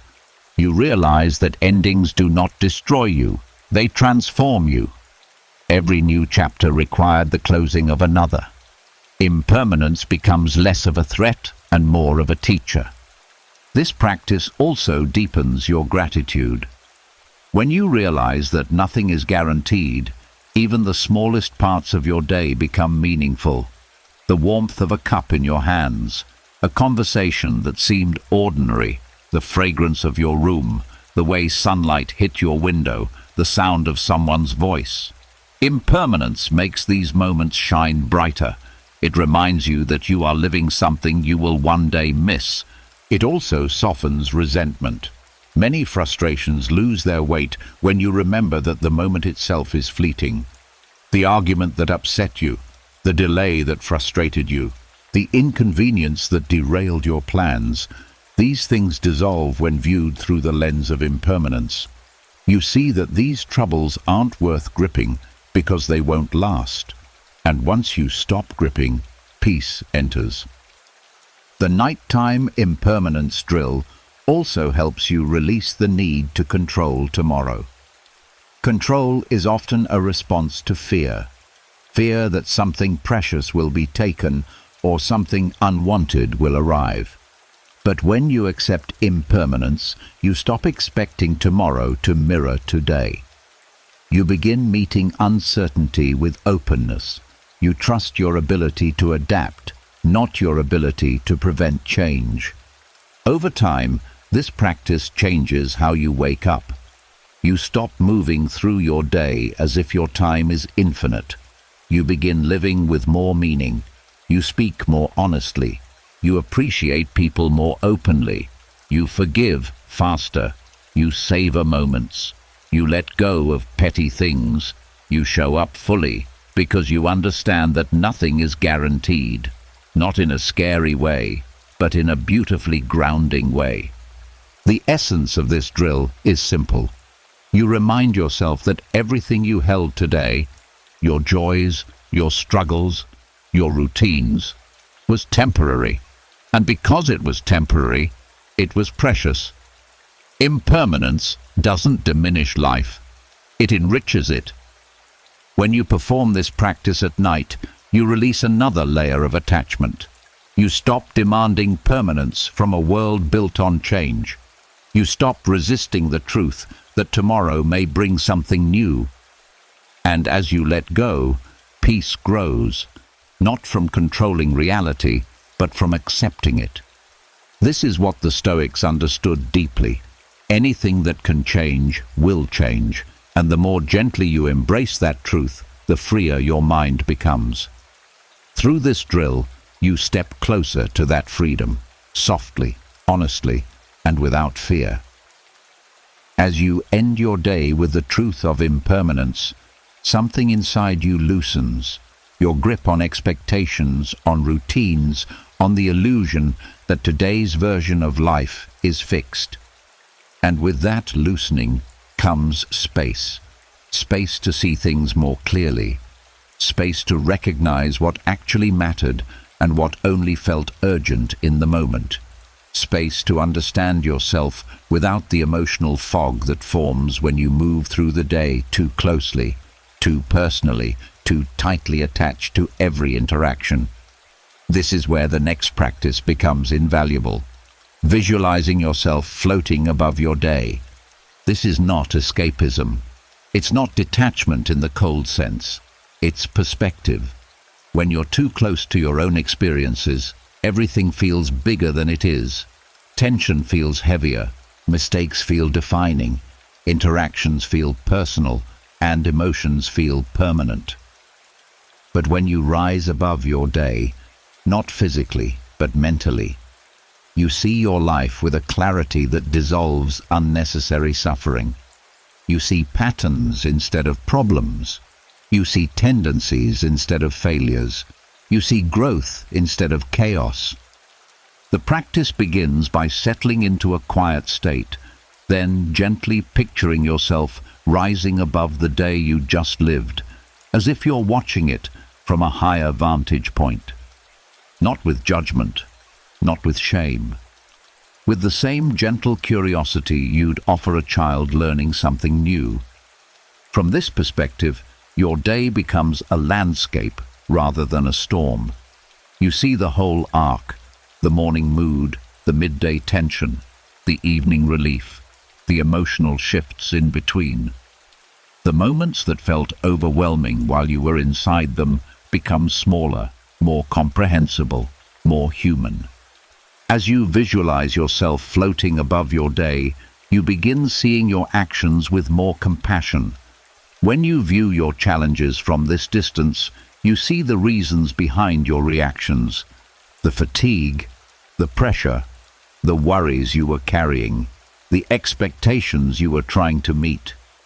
You understand why you felt what you felt. You see your emotions as responses, not flaws. You realize that you weren't failing, you were navigating. You were doing the best you could with the state you were in. This alone dissolves layers of self-criticism. You also begin noticing the things that didn't deserve as much energy as they received. The comment that bothered you, the task you rushed, the moment you felt misunderstood, the little fear that followed you for hours. From above, these things appear smaller, softer, more manageable. Not because they were insignificant, but because you finally see them without the magnification of stress. This perspective also helps you recognize where your day went well, something you often overlook when you're caught in the details. You notice the patience you offered, the kindness you expressed, the restraint you practiced, the progress you made, the ways you held yourself together when things were difficult. Growth becomes visible when you view your day as a whole, rather than as isolated emotional spikes. Another powerful effect of this practice is how it reveals your patterns. When you float above the day, you can see the emotional threads that ran through it. You might notice where stress tends to rise, where your energy dips, where insecurities whisper, where impatience surfaces. You see the places where you acted out of habit rather than intention, and with that clarity, change becomes possible. You cannot shift what you cannot see, and perspective is the first step toward mastery. This visualization also helps you release the emotional residue that builds up throughout the day. When you're stuck inside your experiences, emotions feel fused to your identity. But when you rise above the day, those emotions become separate from you. You see them as passing weather, clouds, not definitions, temporary states, not permanent truths. This softens the grip of fear, regret, frustration, and worry. When you can see your day from above, you stop carrying its weight into your sleep. Floating above your day also reduces the need for control. When you're inside each moment, it feels like everything depends on your responses. But when you see your entire day from a distance, you realize that life moved on with or without your perfect management. Conversations ended, problems shifted, mood changed, time passed. You see how many things resolved on their own. You realize you didn't need to control as much as you thought. This brings enormous relief. This practice also builds emotional maturity.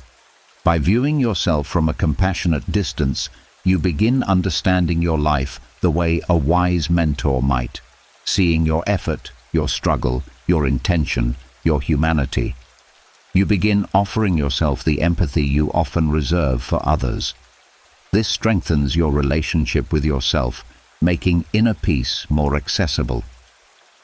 Another surprising benefit is how this perspective helps you see the people in your day differently. When you float above your day, you observe others not as adversaries or obstacles, but as human beings navigating their own challenges, their own stresses, their own emotional storms. You may realize someone wasn't rude, they were tired. Someone wasn't cold, they were overwhelmed. Someone wasn't dismissive, they were distracted. This shift softens resentment and deepens understanding.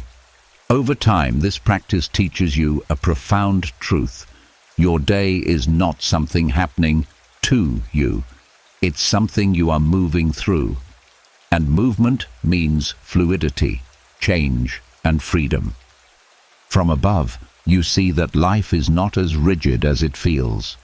You are not trapped inside your reactions. You are not defined by one moment. You are not limited by one mistake. You are larger than your day. You are the one witnessing it, not the one trapped within it. Visualizing yourself floating above your day is a way of reclaiming your power. Not the power of control, but the power of perspective. The wisdom to see clearly, the ability to understand deeply, the freedom to release gently. Through this nightly practice, you train your mind to rise above noise, tension, and emotional entanglement. And in that rise, you discover the calm that was always available, once you stopped standing so close to the things that unsettled you. This is the peace the Stoics sought, a mind steady enough to observe life without being consumed by it. And each time you float above your day, you step closer to that steady, spacious inner freedom. As you practice rising above your day and viewing it from a gentle distance, something important becomes clear. Your day wasn't defined by the events themselves. It was shaped by the emotional state that accompanied you through those events. Most people think their day was bad or good because of what happened, but the truth is simpler and far more revealing. One emotion, just one, often colors everything you touch. It shapes your tone, your decisions, your reactions, your posture, your energy, your perception. And most of the time, you don't even realize which emotion took the wheel. This leads us to the next practice, tracking one emotion that dominated you. This practice is not about suppressing feelings or judging them. It's about understanding how deeply one emotion can influence your entire experience. When you become aware of the emotional theme of your day, you transform the way you relate to your inner world. You stop feeling controlled by your emotions and start understanding them as signals. The practice begins by revisiting your day and noticing which emotion showed up the most. Not the one that flared for a moment, but the one that lingered, the one that echoed beneath your actions.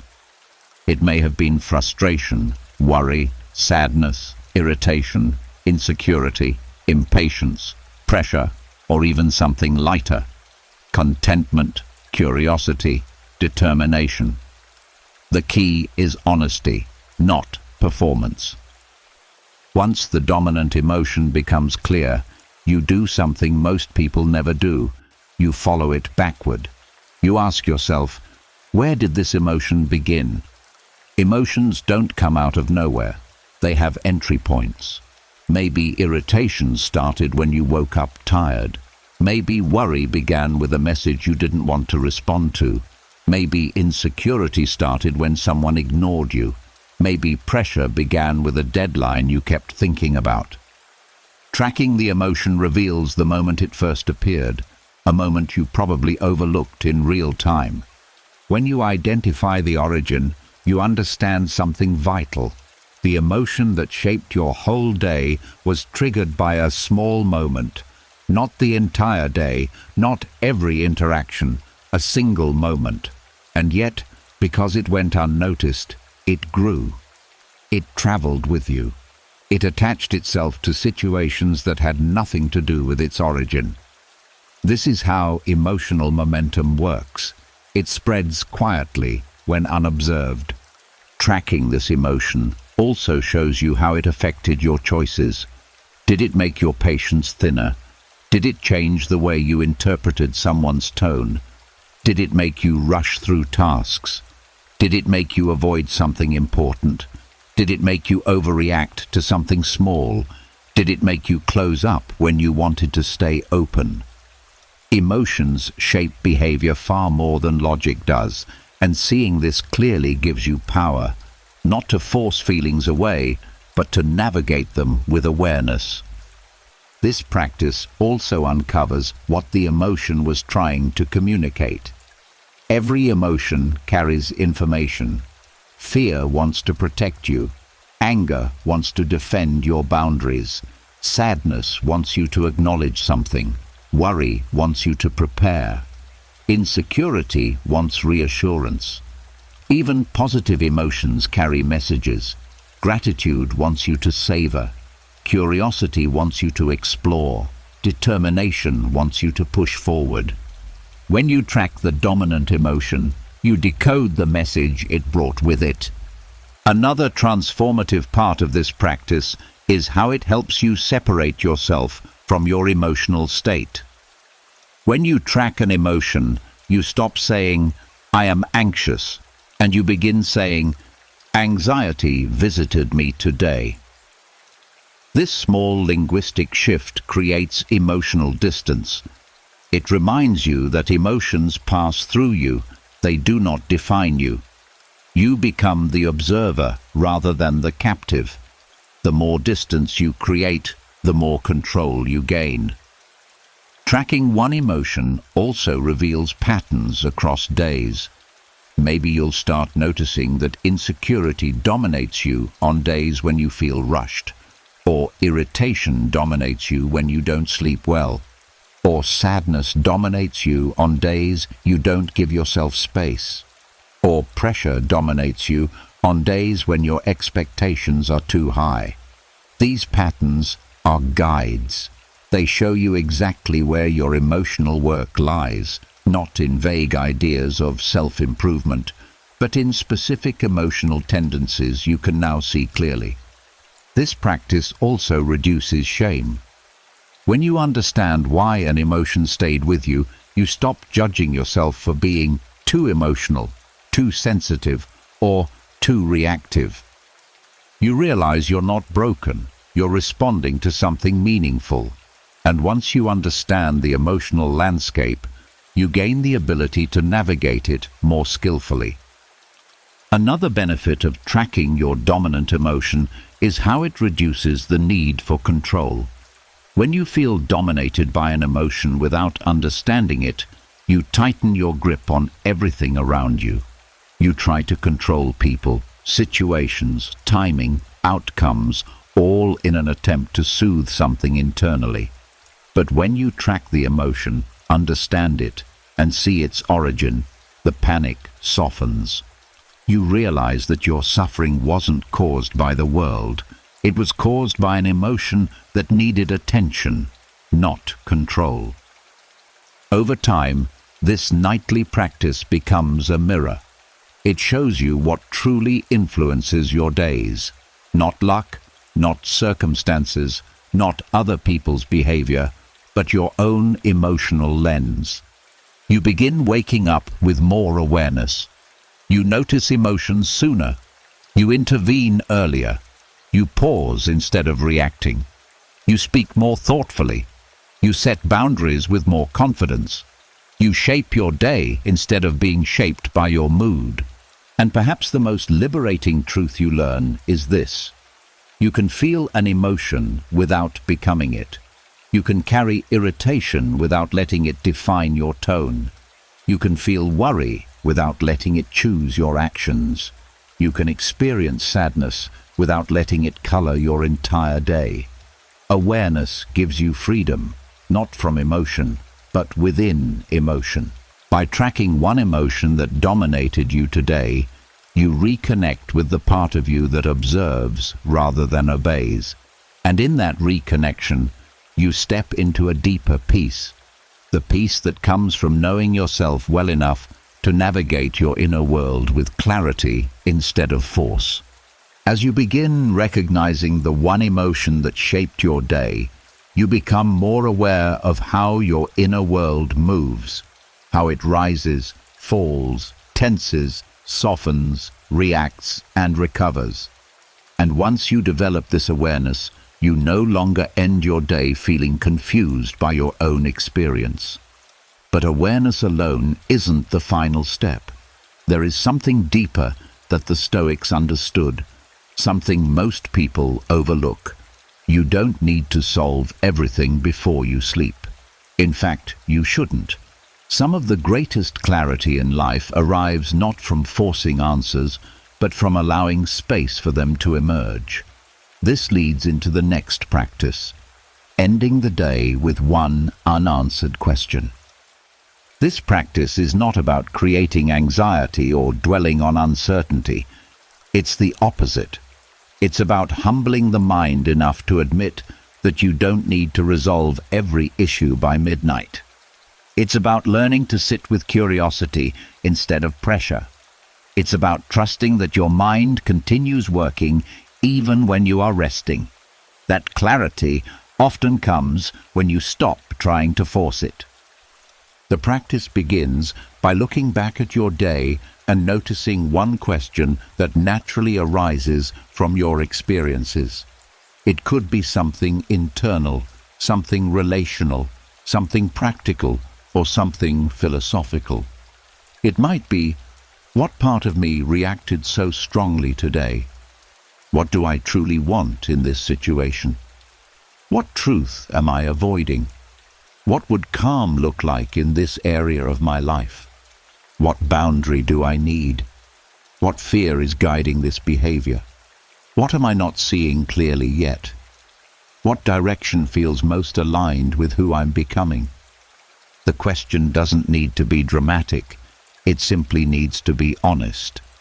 Once the question reveals itself, you resist the urge to answer it. This is the part that feels unfamiliar. We are trained to chase closure, grasp for clarity, resolve everything now. But the mind becomes more rigid the more you force it. When you sit with an unanswered question, you invite the mind to soften. You open space for reflection, for intuition, for deeper insight. This practice works because the mind is often too clogged, too tired, or too emotionally charged at the end of the day to see clearly. Asking a question and letting it simmer overnight allows your subconscious to explore it without the noise of daytime thought. You stop wrestling with the question and instead Allow wisdom to rise naturally.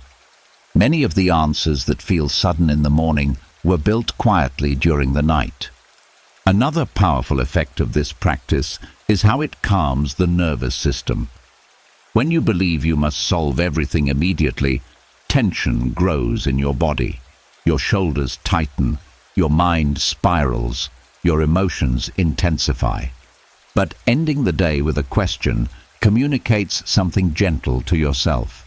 It's okay to not know right now. That permission alone dissolves layers of pressure. This practice also builds humility, a trait the Stoics valued deeply. When you end the day with an unanswered question, you acknowledge that you are still learning, still evolving, still uncovering truth. You stop pretending you have it all figured out. You stop demanding certainty from yourself. You let yourself be a work in progress. This humility becomes a source of strength, not weakness. Another benefit is how it heightens your awareness the next day. When you sleep with a question in mind, your attention becomes sharper when you wake. You notice things differently. You listen more carefully. You interpret situations with more nuance. You become more receptive to insight, to intuition, to new perspectives. Instead of moving through your day on autopilot, you move with curiosity. Ending the day with an unanswered question also strengthens emotional resilience. Uncertainty is one of the hardest states for the human mind to accept. We crave answers, closure, resolution. But life rarely hands us certainty on demand. When you practice sitting with a question, you train your mind to tolerate uncertainty.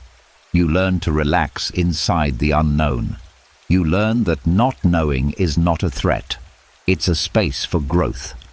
This reduces anxiety in profound ways. Another transformative element of this practice is how it deepens your relationship with your inner wisdom.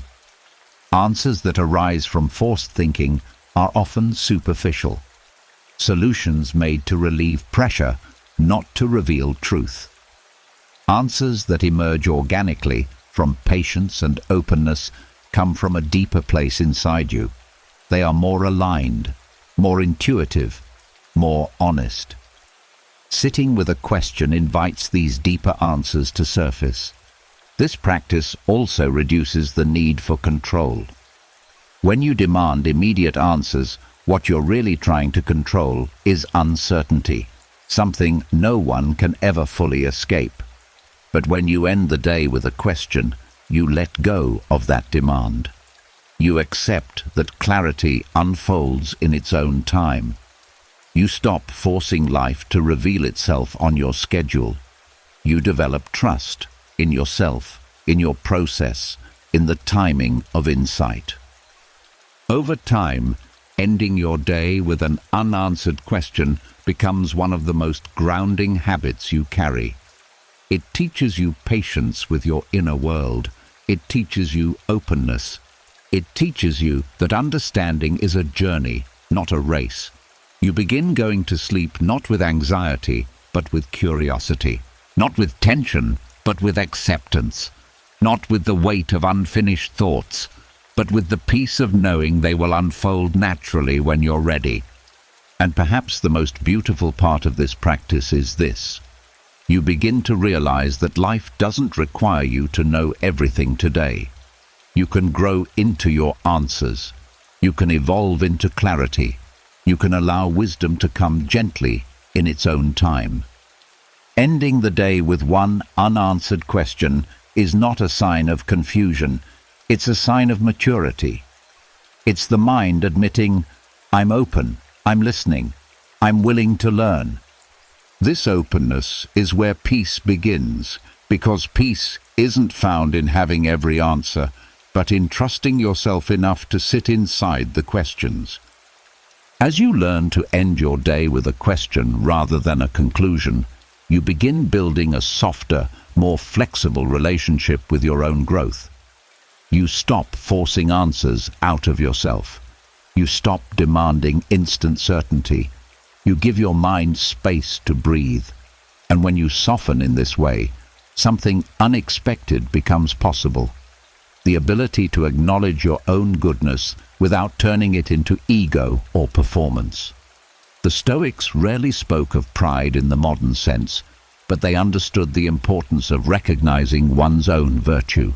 Not to boast, not to inflate the self, but to reinforce character. This is where the next practice enters gently. Quiet pride. Quiet pride is not loud. It is not showy. It does not seek validation. It does not announce itself to the world. It is a private acknowledgement that today, in some small but meaningful way, you lived in alignment with the values you're trying to build. It is pride without arrogance, confidence without boasting, self-worth without noise. Most people never practice this. They spend their days criticizing themselves for every misstep, while overlooking the moments where they acted with integrity, patience, restraint, honesty, or courage. Quiet pride brings balance back to the inner world. The practice begins by reflecting on the day and finding a moment, not a grand one, not a dramatic one, but a sincere one, where you lived according to your highest values. It might have been a moment where you told the truth, even though it was uncomfortable, or a moment where you stayed calm instead of reacting impulsively, or a moment where you showed kindness when it wasn't convenient, or a moment where you carried yourself with dignity even when no one was watching, or a moment where you upheld a boundary, kept a promise, or resisted a temptation that used to pull you easily. Quiet pride invites you to acknowledge that moment, not with ego, but with gratitude toward yourself. You say silently, "I'm proud I chose that path today. I'm proud of the way I handled that situation. I'm proud of the person I was in that moment." This kind of self-recognition does not inflate you. It grounds you. It reminds you that growth is happening quietly beneath the surface, even on days that felt chaotic or ordinary. When you allow yourself to feel quiet pride, you strengthen the part of you that strives for virtue, not because someone is watching, not because you want applause, but because these moments matter to you. One of the most powerful effects of this practice is how it strengthens self-respect. Without self-respect, you feel disconnected from your own actions. You start believing that your efforts don't matter. You begin shrinking in your own eyes. Quiet pride restores that sense of inner dignity. It tells your mind, "I am someone who tries. I am someone who grows. I am someone who acts with intention." This subtle affirmation becomes the foundation of confidence, not the loud kind that wavers in front of criticism, but the steady kind that comes from knowing who you are. Quiet pride also reduces the need for external validation. When you acknowledge your own virtue, you stop craving applause from others. You stop measuring your worth through other people's reactions. You stop bending yourself to please or impress. Instead, you become guided by an inner compass rather than outer approval. This makes you emotionally stronger because your sense of self no longer depends on circumstances outside your control. Another benefit of this practice is how it reinforces your commitment to growth. When you honor the moments where you lived well, your mind begins to seek those moments more consciously. You naturally repeat the behaviors that you recognize and appreciate. Quiet pride becomes a way of training your character through positive reinforcement. Instead of pushing yourself through criticism, you guide yourself through acknowledgement. Quiet pride also softens your relationship with your past. When you appreciate the person you were today, you stop dragging yesterday's failures into your identity. You begin seeing yourself as evolving rather than flawed. You start recognizing that you're not the same person you used to be, and that is worth honoring.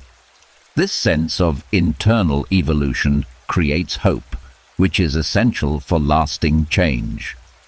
Another profound effect of this practice is how it supports resilience. When life becomes difficult, the mind often turns inward with blame. But quiet pride builds a record of your strength, small, often invisible, but real. You begin remembering your wins when things go wrong. You recall your patience, your courage, your restraint. You remember that you've handled challenges before. This memory of past integrity becomes a shield during future hardship. Quiet pride also reduces the need for control. When you appreciate the parts of your day that reflect your values, you stop obsessing over the parts that didn't go perfectly. You stop trying to force everything into the shape you imagined. You begin trusting that if you can hold your character steady, life will unfold in a more peaceful way, even when it doesn't go your way. You don't need to control everything when you trust in who you are becoming. This practice also teaches you humility, not the kind that makes you small, but the kind that makes you sincere. Quiet pride is humble because it acknowledges growth without claiming superiority. It recognizes goodness without turning it into comparison. It celebrates virtue without needing an audience. It is the kind of pride that deepens character rather than inflating ego. Over time, this nightly practice becomes a form of inner nourishment. You start ending your days not with self-criticism, not with disappointment, not with a list of failures, but with a small flame of warmth. A simple acknowledgement that you lived today with intention in at least one moment, that you chose growth somewhere, that you did something aligned with the person you want to become. And in that acknowledgement, you build a quiet, steady peace, one rooted not in control over life, but in respect for yourself. This is what the Stoics valued: character over chaos, intention over impulse, virtue over validation. Quiet pride honors your character while keeping your ego soft. It reminds you that you are growing, even in the smallest ways.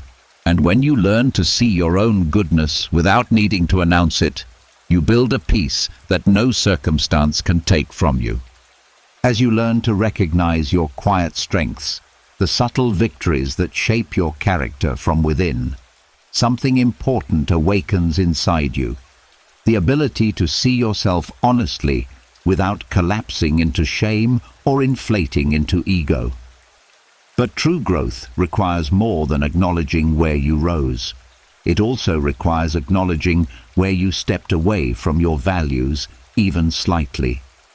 Not with harshness, not with punishment, but with clarity. The Stoics believed this honesty was essential because integrity isn't just something you display when life is easy. It's something you measure by the tiny choices you make when no one is watching.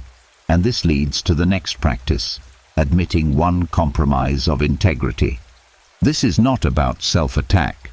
It is not a moral beating or a way to replay your mistakes with fresh guilt.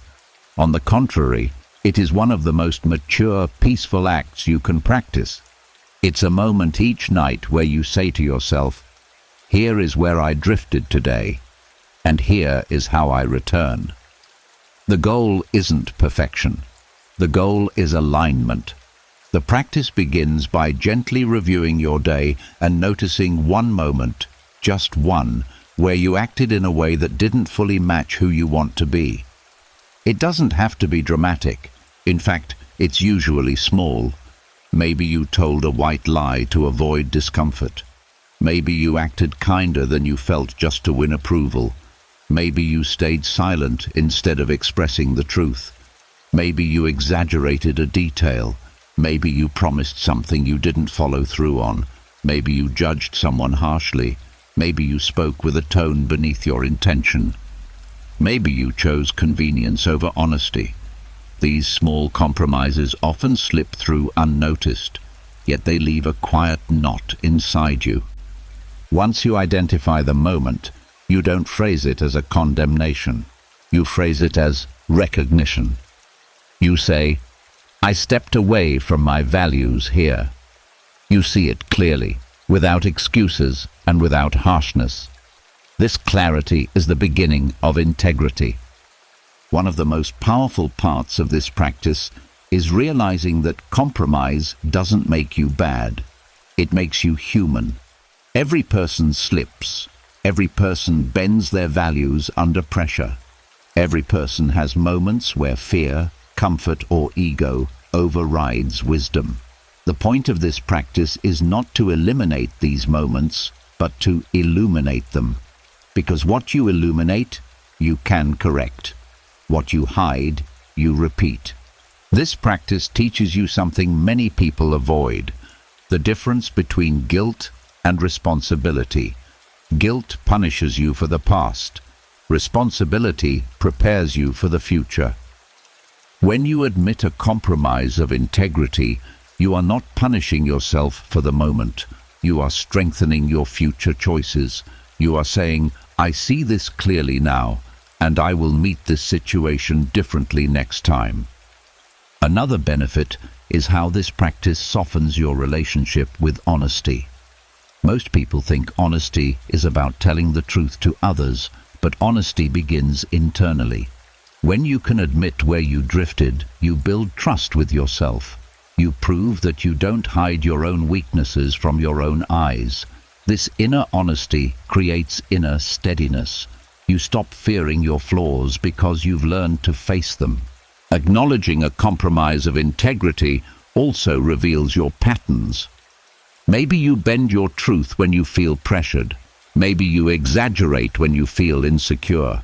Maybe you stay silent when you fear conflict. Maybe you people-please when you feel unworthy. Maybe you become aggressive when you feel threatened. These patterns are not failures. They are invitations. They show you exactly where your emotional work lies. This practice also reduces shame. When you face your missteps with maturity rather than denial, shame loses its power. Shame thrives on avoidance and secrecy. But when you bring the moment into the light with calm awareness, shame dissolves. The moment becomes something you understand, not something that defines you. Another profound effect is how this practice strengthens your integrity for tomorrow. When you identify one small moment of compromise, your mind automatically becomes more aware when a similar situation arises. Awareness interrupts habit. You might find yourself catching the impulse earlier. You pause, you adjust, you choose differently. This is how character evolves, not through perfection, but through consistent correction. This practice also reduces your need for control. Why? Because some of your attempts to control situations arise from trying to avoid uncomfortable truths, trying to manage impressions, prevent judgment, or hide vulnerability. But when you admit your compromises honestly, you stop needing to manipulate your environment to protect your self-image. You become more transparent, more grounded, more at ease. Control loses its appeal because peace takes its place. Another subtle yet powerful gift of this practice is humility. Not the kind that weakens you, but the kind that roots you. When you recognize your imperfection without crumbling, you become more compassionate toward others. You judge less. You understand more. You see that everyone is navigating their own quiet battles with integrity, just like you. This deepens your humanity. Perhaps the most important part of this practice is this: admitting a compromise of integrity allows you to close the emotional loop of the day. Instead of carrying hidden guilt or inner tension into your sleep, you acknowledge what happened, understand it, and choose again. There is no residue, no hidden knots, no unfinished inner business. You go to bed cleaner inside, lighter, clearer, more aligned. By admitting one compromise of integrity each night, you build a steady agreement with yourself. I will be honest with myself, even in the small things. I will learn from my missteps. I will grow without punishing myself. I will realign gently. This is how the Stoics defined virtue, not through flawless living, but through consistent awareness. Integrity is not about never bending. It's about noticing when you did and realigning without shame. And each time you do, peace grows, not because life becomes easier, but because you become clearer. As you learn to admit the small moments where you drifted from your integrity, something meaningful begins to settle inside you. The understanding that most of your suffering never came from life itself. It came from the expectations you carried into it. Expectations are invisible scripts your mind writes without your consent. Scripts about how people should behave, how conversations should go, how your day should unfold, how your emotions should feel, how your plans should succeed. And every time reality refuses to follow that script, you feel friction, disappointment, frustration, sadness, pressure, a sense that something went wrong, even when nothing is actually wrong. This is why the next practice is so important. Identifying one expectation that failed you. This practice isn't about eliminating all expectations. You're human. You will always have hopes, preferences, and desires about how your day should go. Instead, it's about recognizing which expectation quietly steered your emotions today without you noticing. An expectation you assumed was reasonable, but that actually set you up for unnecessary suffering. You begin by revisiting your day and noticing where you felt a shift, a moment where your mood dipped, your patience thinned, or your thoughts tightened. Ask yourself, what did I expect this moment to be? Usually, the expectation is simple and subtle, expecting someone to understand your intention without explanation, expecting a task to go smoothly, expecting your energy to stay high, expecting someone to respect your boundaries, expecting kindness, expecting progress, expecting relief, expecting clarity, expecting life to match your plan. Once you identify the moment, you look at the expectation behind it. Perhaps you expected someone to reply quickly, and when they didn't, your mind filled the silence with stories. Perhaps you expected a conversation to go well, and felt stung when it didn't. Perhaps you expected more productivity from yourself than your energy allowed. Perhaps you expected people to behave with the same sensitivity you carry. Perhaps you expected your day to unfold without interruption. Perhaps you expected something to finally feel easy. You don't blame yourself for these expectations. You simply see them. And in seeing them, you uncover a truth the Stoics lived by. Suffering intensifies when you demand that life obey your preferences. Peace grows when you accept what life actually is. Identifying one expectation that failed you helps you understand the emotional gap between what you hoped for and what really happened. That gap, small as it may be, is where disappointment grows. When you name the expectation, the disappointment softens. You begin to see that it wasn't the moment that hurt you. It was the belief that the moment should have been different. This practice also helps you understand your emotional triggers. Behind every expectation is a deeper need. If you expected someone to be warm, maybe you needed reassurance. If you expected something to be easy, maybe you were tired. If you expected yourself to perform perfectly, maybe you feared falling behind.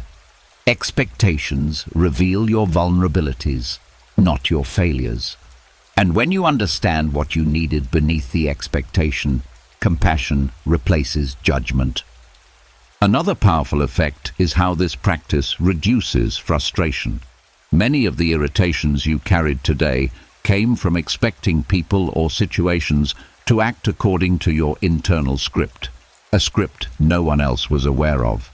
When you identify the expectation, you release the illusion that others should move to your rhythm. You begin meeting life as it is, not as you mentally arranged it. This softens your interactions and lightens your reactions. This practice also helps dissolve the need for control. Expectations are little anchors of control disguised as normal hopes.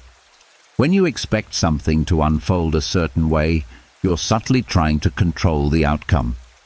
But when the expectation breaks, your grip tightens. By identifying just one failed expectation, you loosen that grip. You recognize that your peace cannot depend on circumstances cooperating. Peace grows when your expectations become flexible. Another benefit is emotional balance.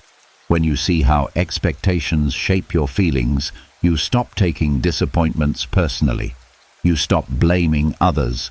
You stop blaming yourself. You begin to see the truth. The world behaved according to its nature, and you reacted according to the expectation you held. When you release the expectation, you reclaim your equilibrium. This practice also strengthens acceptance. Acceptance is not resignation, it's clarity. It's the understanding that reality is not obligated to follow your script. When you identify a failed expectation and let it go, you train your mind to adjust gracefully rather than resist stubbornly. This flexibility becomes one of your greatest sources of peace. Over time, identifying one failed expectation each night sharpens your awareness during the day. You start catching expectations earlier, before they have a chance to turn into disappointment. You notice yourself thinking, "I hope this person reacts kindly," and you gently release the attachment. You notice yourself thinking, "This should go smoothly," and you soften the assumption. This doesn't make you pessimistic. It makes you open. It makes you resilient. Eventually, you realize something profound. The fewer rigid expectations you carry into the world, the fewer disappointments you experience. Not because life becomes easier, but because you stop interpreting neutral events as personal failures or emotional threats. You free yourself from the invisible scripts that used to weigh on your mind. By identifying one expectation that failed you today, you practice the art of letting go in its simplest form. You loosen your grip on how life should be, and you reconnect with how life simply is. And from that place of clarity, peace grows, not from control, but from acceptance. As you begin recognizing how quietly your expectations shaped your emotional landscape today, something inside you becomes steadier. You stop assuming life owes you smoothness. You stop demanding perfection from others or yourself. You start seeing the world with clearer eyes. But there is another subtle force, just as powerful as expectation, that shapes your mind without your awareness. Praise, even small praises, even accidental ones. The compliments you received today, the approval someone offered, the nod of validation, the smile of acknowledgement, the subtle signs that someone thought well of you. Praise feels good, of course, but it also becomes dangerous if you cling to it, because praise, when absorbed unexamined, can quietly control you just as much as criticism can. And this leads us into the next practice. Imagine that all praise you received today was mistaken. This is not about rejecting kindness. It's not about belittling yourself or disregarding genuine appreciation. It is a Stoic exercise meant to free you from emotional dependence, because praise, when internalized too deeply, can shape your identity in ways that make you fragile. If someone praises your intelligence, you may feel pressure to always appear smart. If someone praises your kindness, you may feel obligated to never show frustration. If someone praises your strength, you may feel ashamed to appear vulnerable. Praise creates expectations, external ones that quietly dictate your behavior. And even a small emotional attachment to praise can make you fear losing it. This exercise begins by recalling a compliment, an acknowledgement, or a positive reaction someone gave you today. It might have been something small. Someone thanked you, admired your work, noticed your effort, or appreciated your presence. Maybe you received praise for your patience, your skill, your appearance, your decision-making, your humor, your discipline, your compassion, or even your resilience. Whatever the praise was, bring it to mind gently. Then you perform the exercise. You tell yourself, what if they were mistaken? Not because you want to dismiss your worth, but because you want to release the attachment. You imagine that their praise was based on incomplete information, or a moment they misinterpreted, or something they assumed.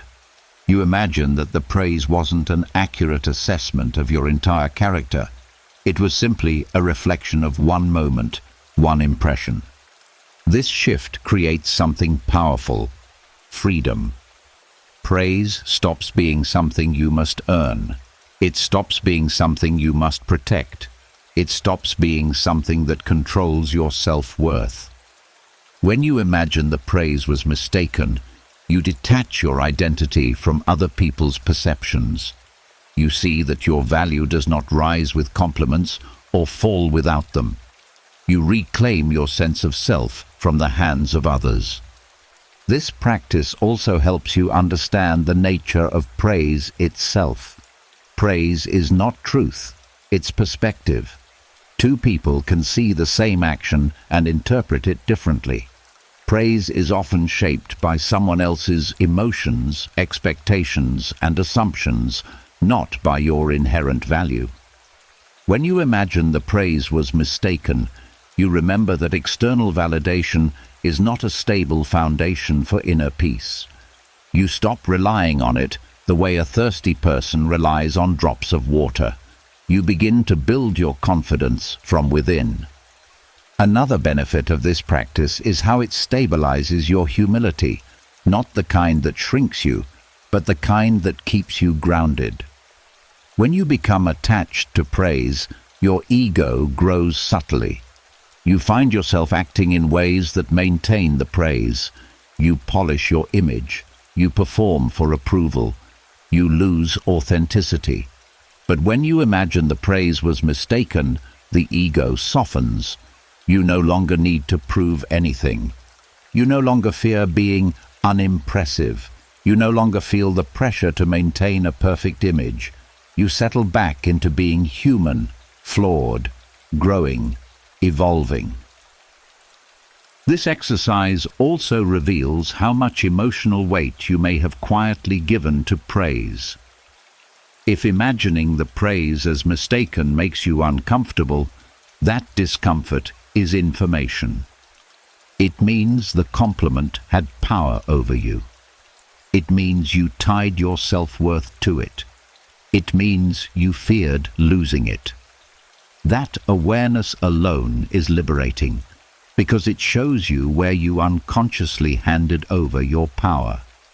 Another profound aspect of this exercise is how it strengthens authenticity. When you detach from praise, you stop shaping your behavior around what others think of you. You become more honest. You express your truth more freely. You set boundaries without fear of disappointing people. You stop chasing approval. You start acting from your values rather than from your desire to be perceived positively. This makes your character stronger, not louder, but deeper. Imagine all praise was mistaken, and you will see something unexpected. You are still whole. You are still valuable. Your sense of self doesn't crumble. And if it does feel like it's crumbling, that only shows how much validation you were relying on unknowingly. And now you have the chance to rebuild your identity from the inside rather than depending on external reinforcement. This practice also reduces anxiety about performance. Praise often comes with the shadow of expectation.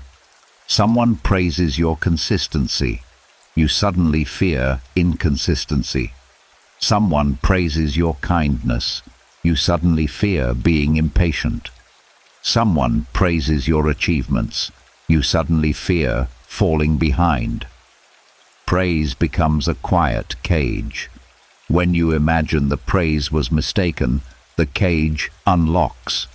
You free yourself from the pressure to perform for others. You reclaim your right to be imperfect without feeling like you're losing your worth. Over time, this practice reshapes your relationship with praise itself. You begin receiving compliments with warmth, but not attachment. You appreciate them, but you don't depend on them. You see them as reflections, not definitions. And this changes everything. You stop craving praise because you no longer need it to feel like you matter. You stop fearing disapproval because your identity no longer hangs in the balance. You stop chasing validation because your value is something you feel, not something you wait to be told. The Stoics didn't reject praise. They simply refused to be ruled by it. And through this practice, you learn to do the same. By imagining that all praise you received today was mistaken, you strengthen the part of you that stands firm without applause. You build a self-worth that is steady, quiet, and unshakable.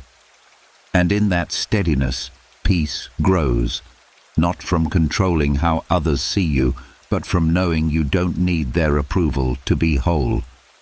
As you loosen your attachment to praise, you begin discovering a quieter, deeper strength inside yourself, the kind that doesn't rise or fall based on someone's approval.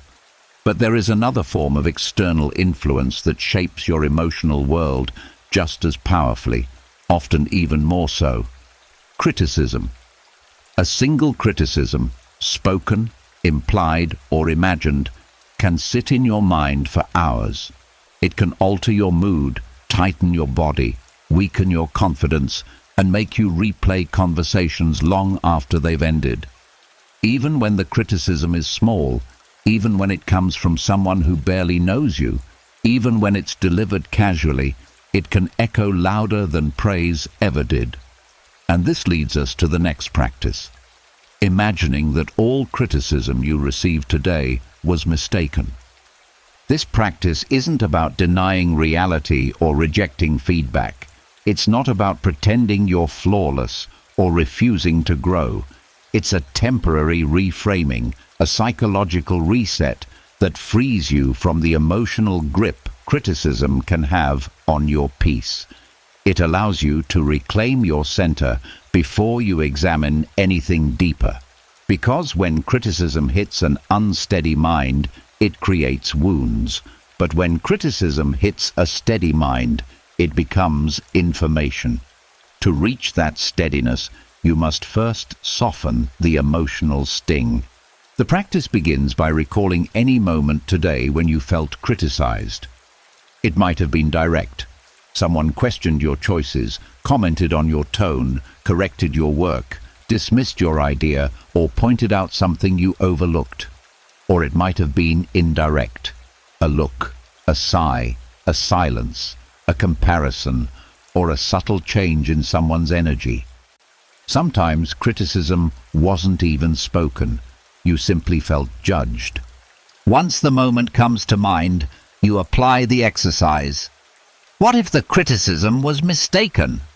Not because you believe you're perfect, but because criticism is shaped far more by the critic's state, mood, biases, insecurities, projections, and misunderstandings than by your actual worth or character. People rarely judge with clarity. They judge with emotion. They judge through filters you cannot see. They judge you based on stories you're not part of. They judge you based on expectations you never agreed to meet. When you imagine the criticism was mistaken, something shifts inside you. A tight knot in your chest loosens. The inner replay slows. The sting dissolves. Your mind stops interpreting the criticism as truth and starts seeing it as perspective. And perspective is just that, one angle, not the whole picture. This exercise gives you back your emotional freedom. It protects you from internalizing criticism that never belonged to you. Because the real danger of criticism isn't the words themselves, it's the meaning you attach to them. When you imagine the criticism was mistaken, you temporarily remove the meaning. You create space. And space is what allows you to reflect without collapsing. This practice teaches you something crucial. Most criticism says more about the critic than it does about you. Someone's impatience may have created the sharp tone. Someone's insecurity may have created the harsh judgment. Someone's exhaustion may have created the lack of kindness. Someone's internal story may have turned your simple action into something personal for them. You were the target of the criticism, not the cause of it. Imagining the criticism was mistaken also softens your ego, but in a way that strengthens rather than weakens you. Instead of defending yourself, reacting impulsively, or absorbing the criticism as self-truth, you pause. You breathe. You see the moment through a wider lens. You begin to understand that not every comment deserves a place inside you. Not every opinion is worth your peace. Another deep benefit is how this practice protects your identity. When criticism hits a vulnerable place, it can distort your view of yourself. You start questioning your worth, your intelligence, your goodness, your competence. But when you imagine the criticism was mistaken, you stop letting one moment rewrite the entire story of who you are. You remember that your character is shaped by your choices, not someone's interpretation of your choices. This practice also reduces neediness, specifically the need to be understood. Much suffering comes from wanting others to see our intentions clearly. But not everyone will understand you. Not everyone will interpret your actions accurately. Not everyone will give you the benefit of the doubt. By imagining the criticism was mistaken, you stop chasing understanding. You reclaim your power from the world's misinterpretations. Another effect is emotional balance. Criticism often triggers defensiveness, shame, or self-doubt. But when you step back and consider that the criticism might not be accurate at all, your emotions soften. You become calmer, more grounded, more objective. Only then can you evaluate whether the criticism contains useful feedback. This is the paradox. You can only learn from criticism once it no longer threatens you. And perhaps the most profound gift of this practice is freedom. When you're no longer ruled by praise or wounded by criticism, your life becomes your own. You act from your values, not from fear. You speak from your truth, not from pressure. You make decisions based on integrity, not on protecting your image. You no longer shrink in front of judgment or inflate from approval. You become steady, centered, neutral, calm. The Stoics understood this deeply. They knew that neither praise nor criticism reflects your true worth. Both are interpretations, not reality. Both are unstable, unpredictable, and influenced by forces you cannot control. To build inner peace, you must learn to hold them lightly. By imagining that all criticism you received today was mistaken, you loosen your mind's attachment to other people's perceptions. You create space between their reactions and your identity. And in that space, you find something precious, the freedom to be yourself without bending under the weight of someone else's lens. Peace begins the moment you stop letting criticism define you and start letting clarity guide you instead. As you loosen the grip that both praise and criticism once held over you, you begin stepping into a quieter form of strength, one that doesn't rise for approval or fall under judgment. But there is still one place the mind often refuses to look, even when it's growing wiser: the truths you avoided today. Not because you're weak, but because some truths carry weight. Some truths ask you to change. Some truths ask you to release control. Some truths require you to confront something within yourself that you've been postponing, hiding from, or softening with distraction. This is where the next practice comes in. Writing down one harsh truth you avoided all day. This is not an exercise in self-punishment. It's not about hurting yourself with honesty or tearing open wounds that aren't ready to heal. It's about uncovering a truth that already lived inside you, quietly influencing your emotions, your reactions, your choices, and your mood. Avoided truths never disappear. They wait, patiently, silently, beneath your daily busyness. And the longer they wait, the heavier they become. Writing down one harsh truth is how you release that weight. The practice begins by reflecting on your day and noticing the moment where you felt a subtle resistance, where your mind slid away from something instead of facing it. It could be a truth about your behavior, your health, your finances, your relationships, your work, your habits, your envy, your insecurity, your exhaustion, your procrastination, your loneliness, your desires, or your fears. The truth doesn't have to be dramatic. It simply has to be real. It might be something like, "I didn't want to admit how tired I really am. I avoided acknowledging that I felt jealous today. I didn't want to face that I procrastinated because I was afraid.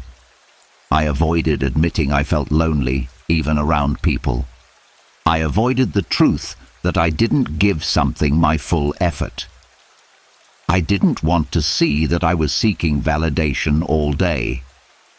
I avoided acknowledging that I felt disconnected." Once the truth appears, you do the courageous thing. You write it down. Putting the truth into words transforms it. It takes the fog inside your chest and turns it into something clear, visible, concrete. When the truth becomes a sentence, it stops being a shadow. It becomes something you can learn from instead of fear. One of the reasons this practice is powerful is because avoided truths drain more energy than faced truths. When you avoid something, you spend the entire day navigating around it, covering it with distractions, pushing it to the side, pretending it isn't there. But when you acknowledge it, the tension dissolves. A calmness settles in, because avoidance requires effort, and honesty brings release. This exercise also strengthens your inner courage. It teaches you that truth, even when difficult, is survivable. It teaches you that honesty doesn't break you, hiding does.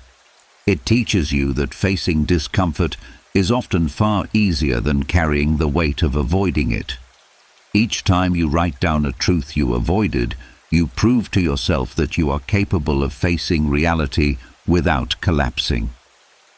Another profound effect of this practice is how it deepens your self-awareness. The harsh truths you avoid most often reflect your core emotional patterns, the fears you haven't addressed, the needs you pretend you don't have, the attachments you're reluctant to let go of, the identities you're outgrowing, the habits you know are hurting you. Each truth is a signpost, a guide to the parts of yourself that need attention. Writing down the truth also reduces the mind's tendency to distort. When something remains unspoken, your mind can twist it into something worse than it is. But when you write it down, you see it clearly. Often, the truth is far more manageable than the fear surrounding it.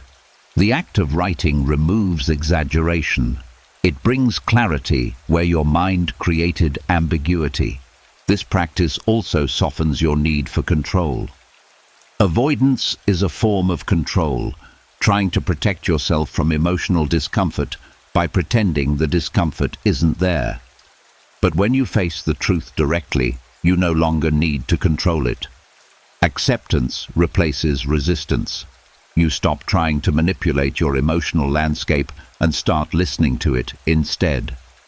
This shift brings peace. Another meaningful effect is how this practice prepares you for change, real, lasting change. You cannot transform what you refuse to acknowledge, but when you write down the truth, you create the first opening for growth. You don't need to fix the truth tonight. You don't need to solve it. You simply need to face it.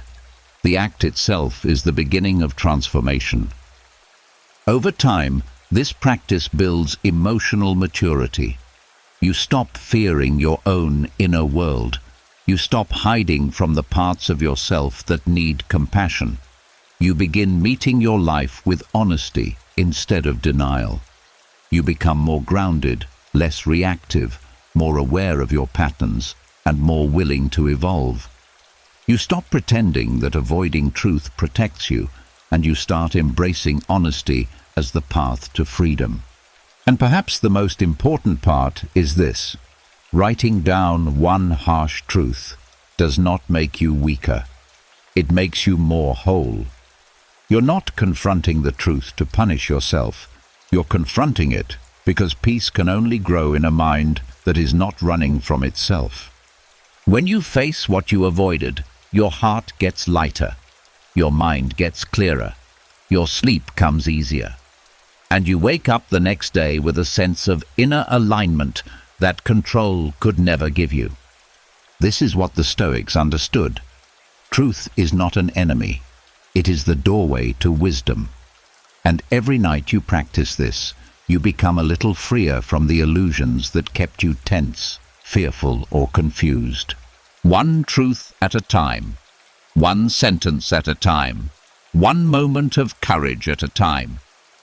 As you sit with the truths you avoided today, honestly, gently, without running, you begin to sense something profound beneath all this reflection.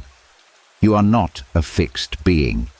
You are not frozen in the shape you carried this morning, or the shape you carried a year ago, or the shape someone else once decided you were. You have changed today, even if subtly. You learned something. You noticed something. You released something.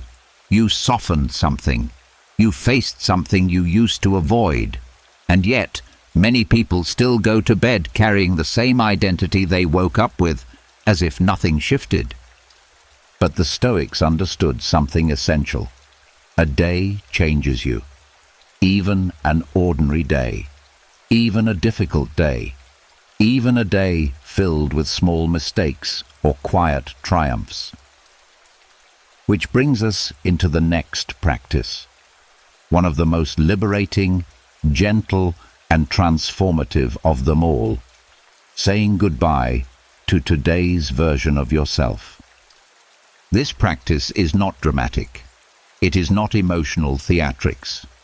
It's a quiet acknowledgement that who you were today does not need to follow you into tomorrow. You have permission to evolve. You have permission to let go. You have permission to release the version of yourself who carried today's fears, reactions, insecurities, assumptions, and behaviors. You have permission to outgrow yourself nightly. The practice begins by reflecting on the person you were across the last 24 hours, not with judgment, not with flattery, but with clarity. Who were you today? What were your habits? What emotions guided you? What thoughts repeated? What fears whispered? What hopes stirred? What patterns resurfaced? What strengths showed up? Today's version of you was simply one chapter, one expression, one temporary form of your inner world.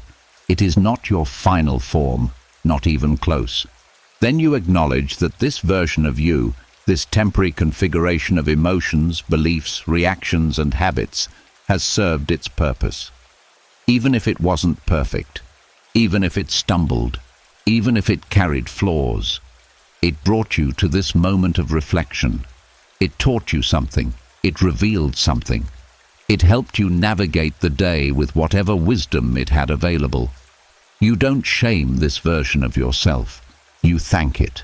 And then you gently say goodbye, not in a dramatic farewell, but in a soft release. I don't need to carry this version of myself into tomorrow. I allow myself to grow past who I was today. I'm thankful for who I was, but I'm not limited to it. This simple acknowledgement carries immense psychological power. It frees you from emotional stagnation. It dissolves the belief that your past behaviors must define your future behavior. It breaks the illusion that identity is fixed. It creates space for who you're becoming. Saying goodbye to today's version of yourself also dissolves shame.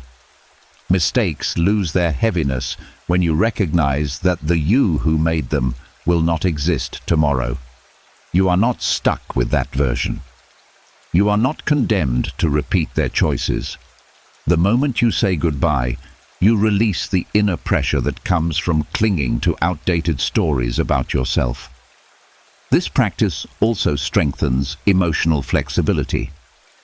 When you say goodbye to today's identity, you loosen the rigid grip you often place on your self-image. You become more open to change, more willing to grow, more comfortable with uncertainty. A rigid identity fears change. A flexible identity embraces it. And peace always lives in flexibility, never rigidity. Another powerful effect is how this practice invites subconscious renewal. When you fall asleep holding on to today's identity, your mind spends the night circling the same patterns. But when you say goodbye, you create psychological space for your brain to reorganize, reset, and rebuild. You step into sleep as an open field rather than a cluttered room. Your dreams become softer, your mind becomes lighter, your morning becomes clearer. Saying goodbye to today's self also reduces the need for control. Much of your urge to control comes from trying to protect the identity you believe you must maintain. Your competence, your image, your perfection, your certainty, your reputation. But when you release that identity nightly, you stop fighting so hard to defend it. You stop policing your every move. You stop living under the weight of performance. You begin living from curiosity rather than fear. This practice fosters self-compassion as well. You stop expecting yourself to be flawless. You stop holding yourself hostage to old versions of you. You begin treating yourself the way you would treat a child learning to walk, encouraging, not criticizing, forgiving, not punishing, understanding, not demanding. And perhaps the most transformative part of this practice is this. You learn to trust your capacity for growth. Every night becomes an ending. Every morning becomes a beginning. You stop assuming that yesterday's limits define today's possibilities. You stop believing the stories your old self clung to. You begin crafting your life intentionally, one evening release at a time. Saying goodbye to today's version of yourself does not erase who you were. It liberates who you can become. It sends a message to your inner world. I am evolving. I am not fixed. I can grow again tomorrow.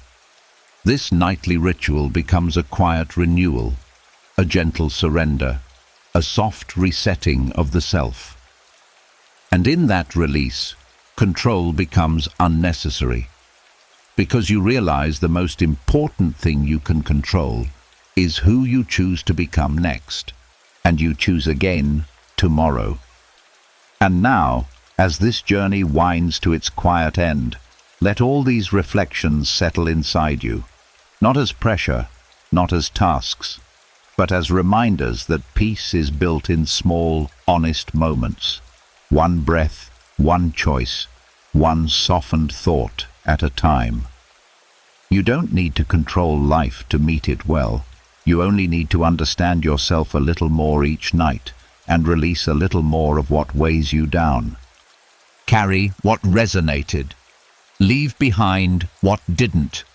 You are already becoming someone steadier, calmer, and more aware than you were yesterday. As you close your eyes tonight, let the day fall away. Let the mind unclench. Let the heart rest. Peace isn't something you chase, it's something you allow. And tomorrow you begin again, quietly, gently, becoming the next version of yourself with every new dawn.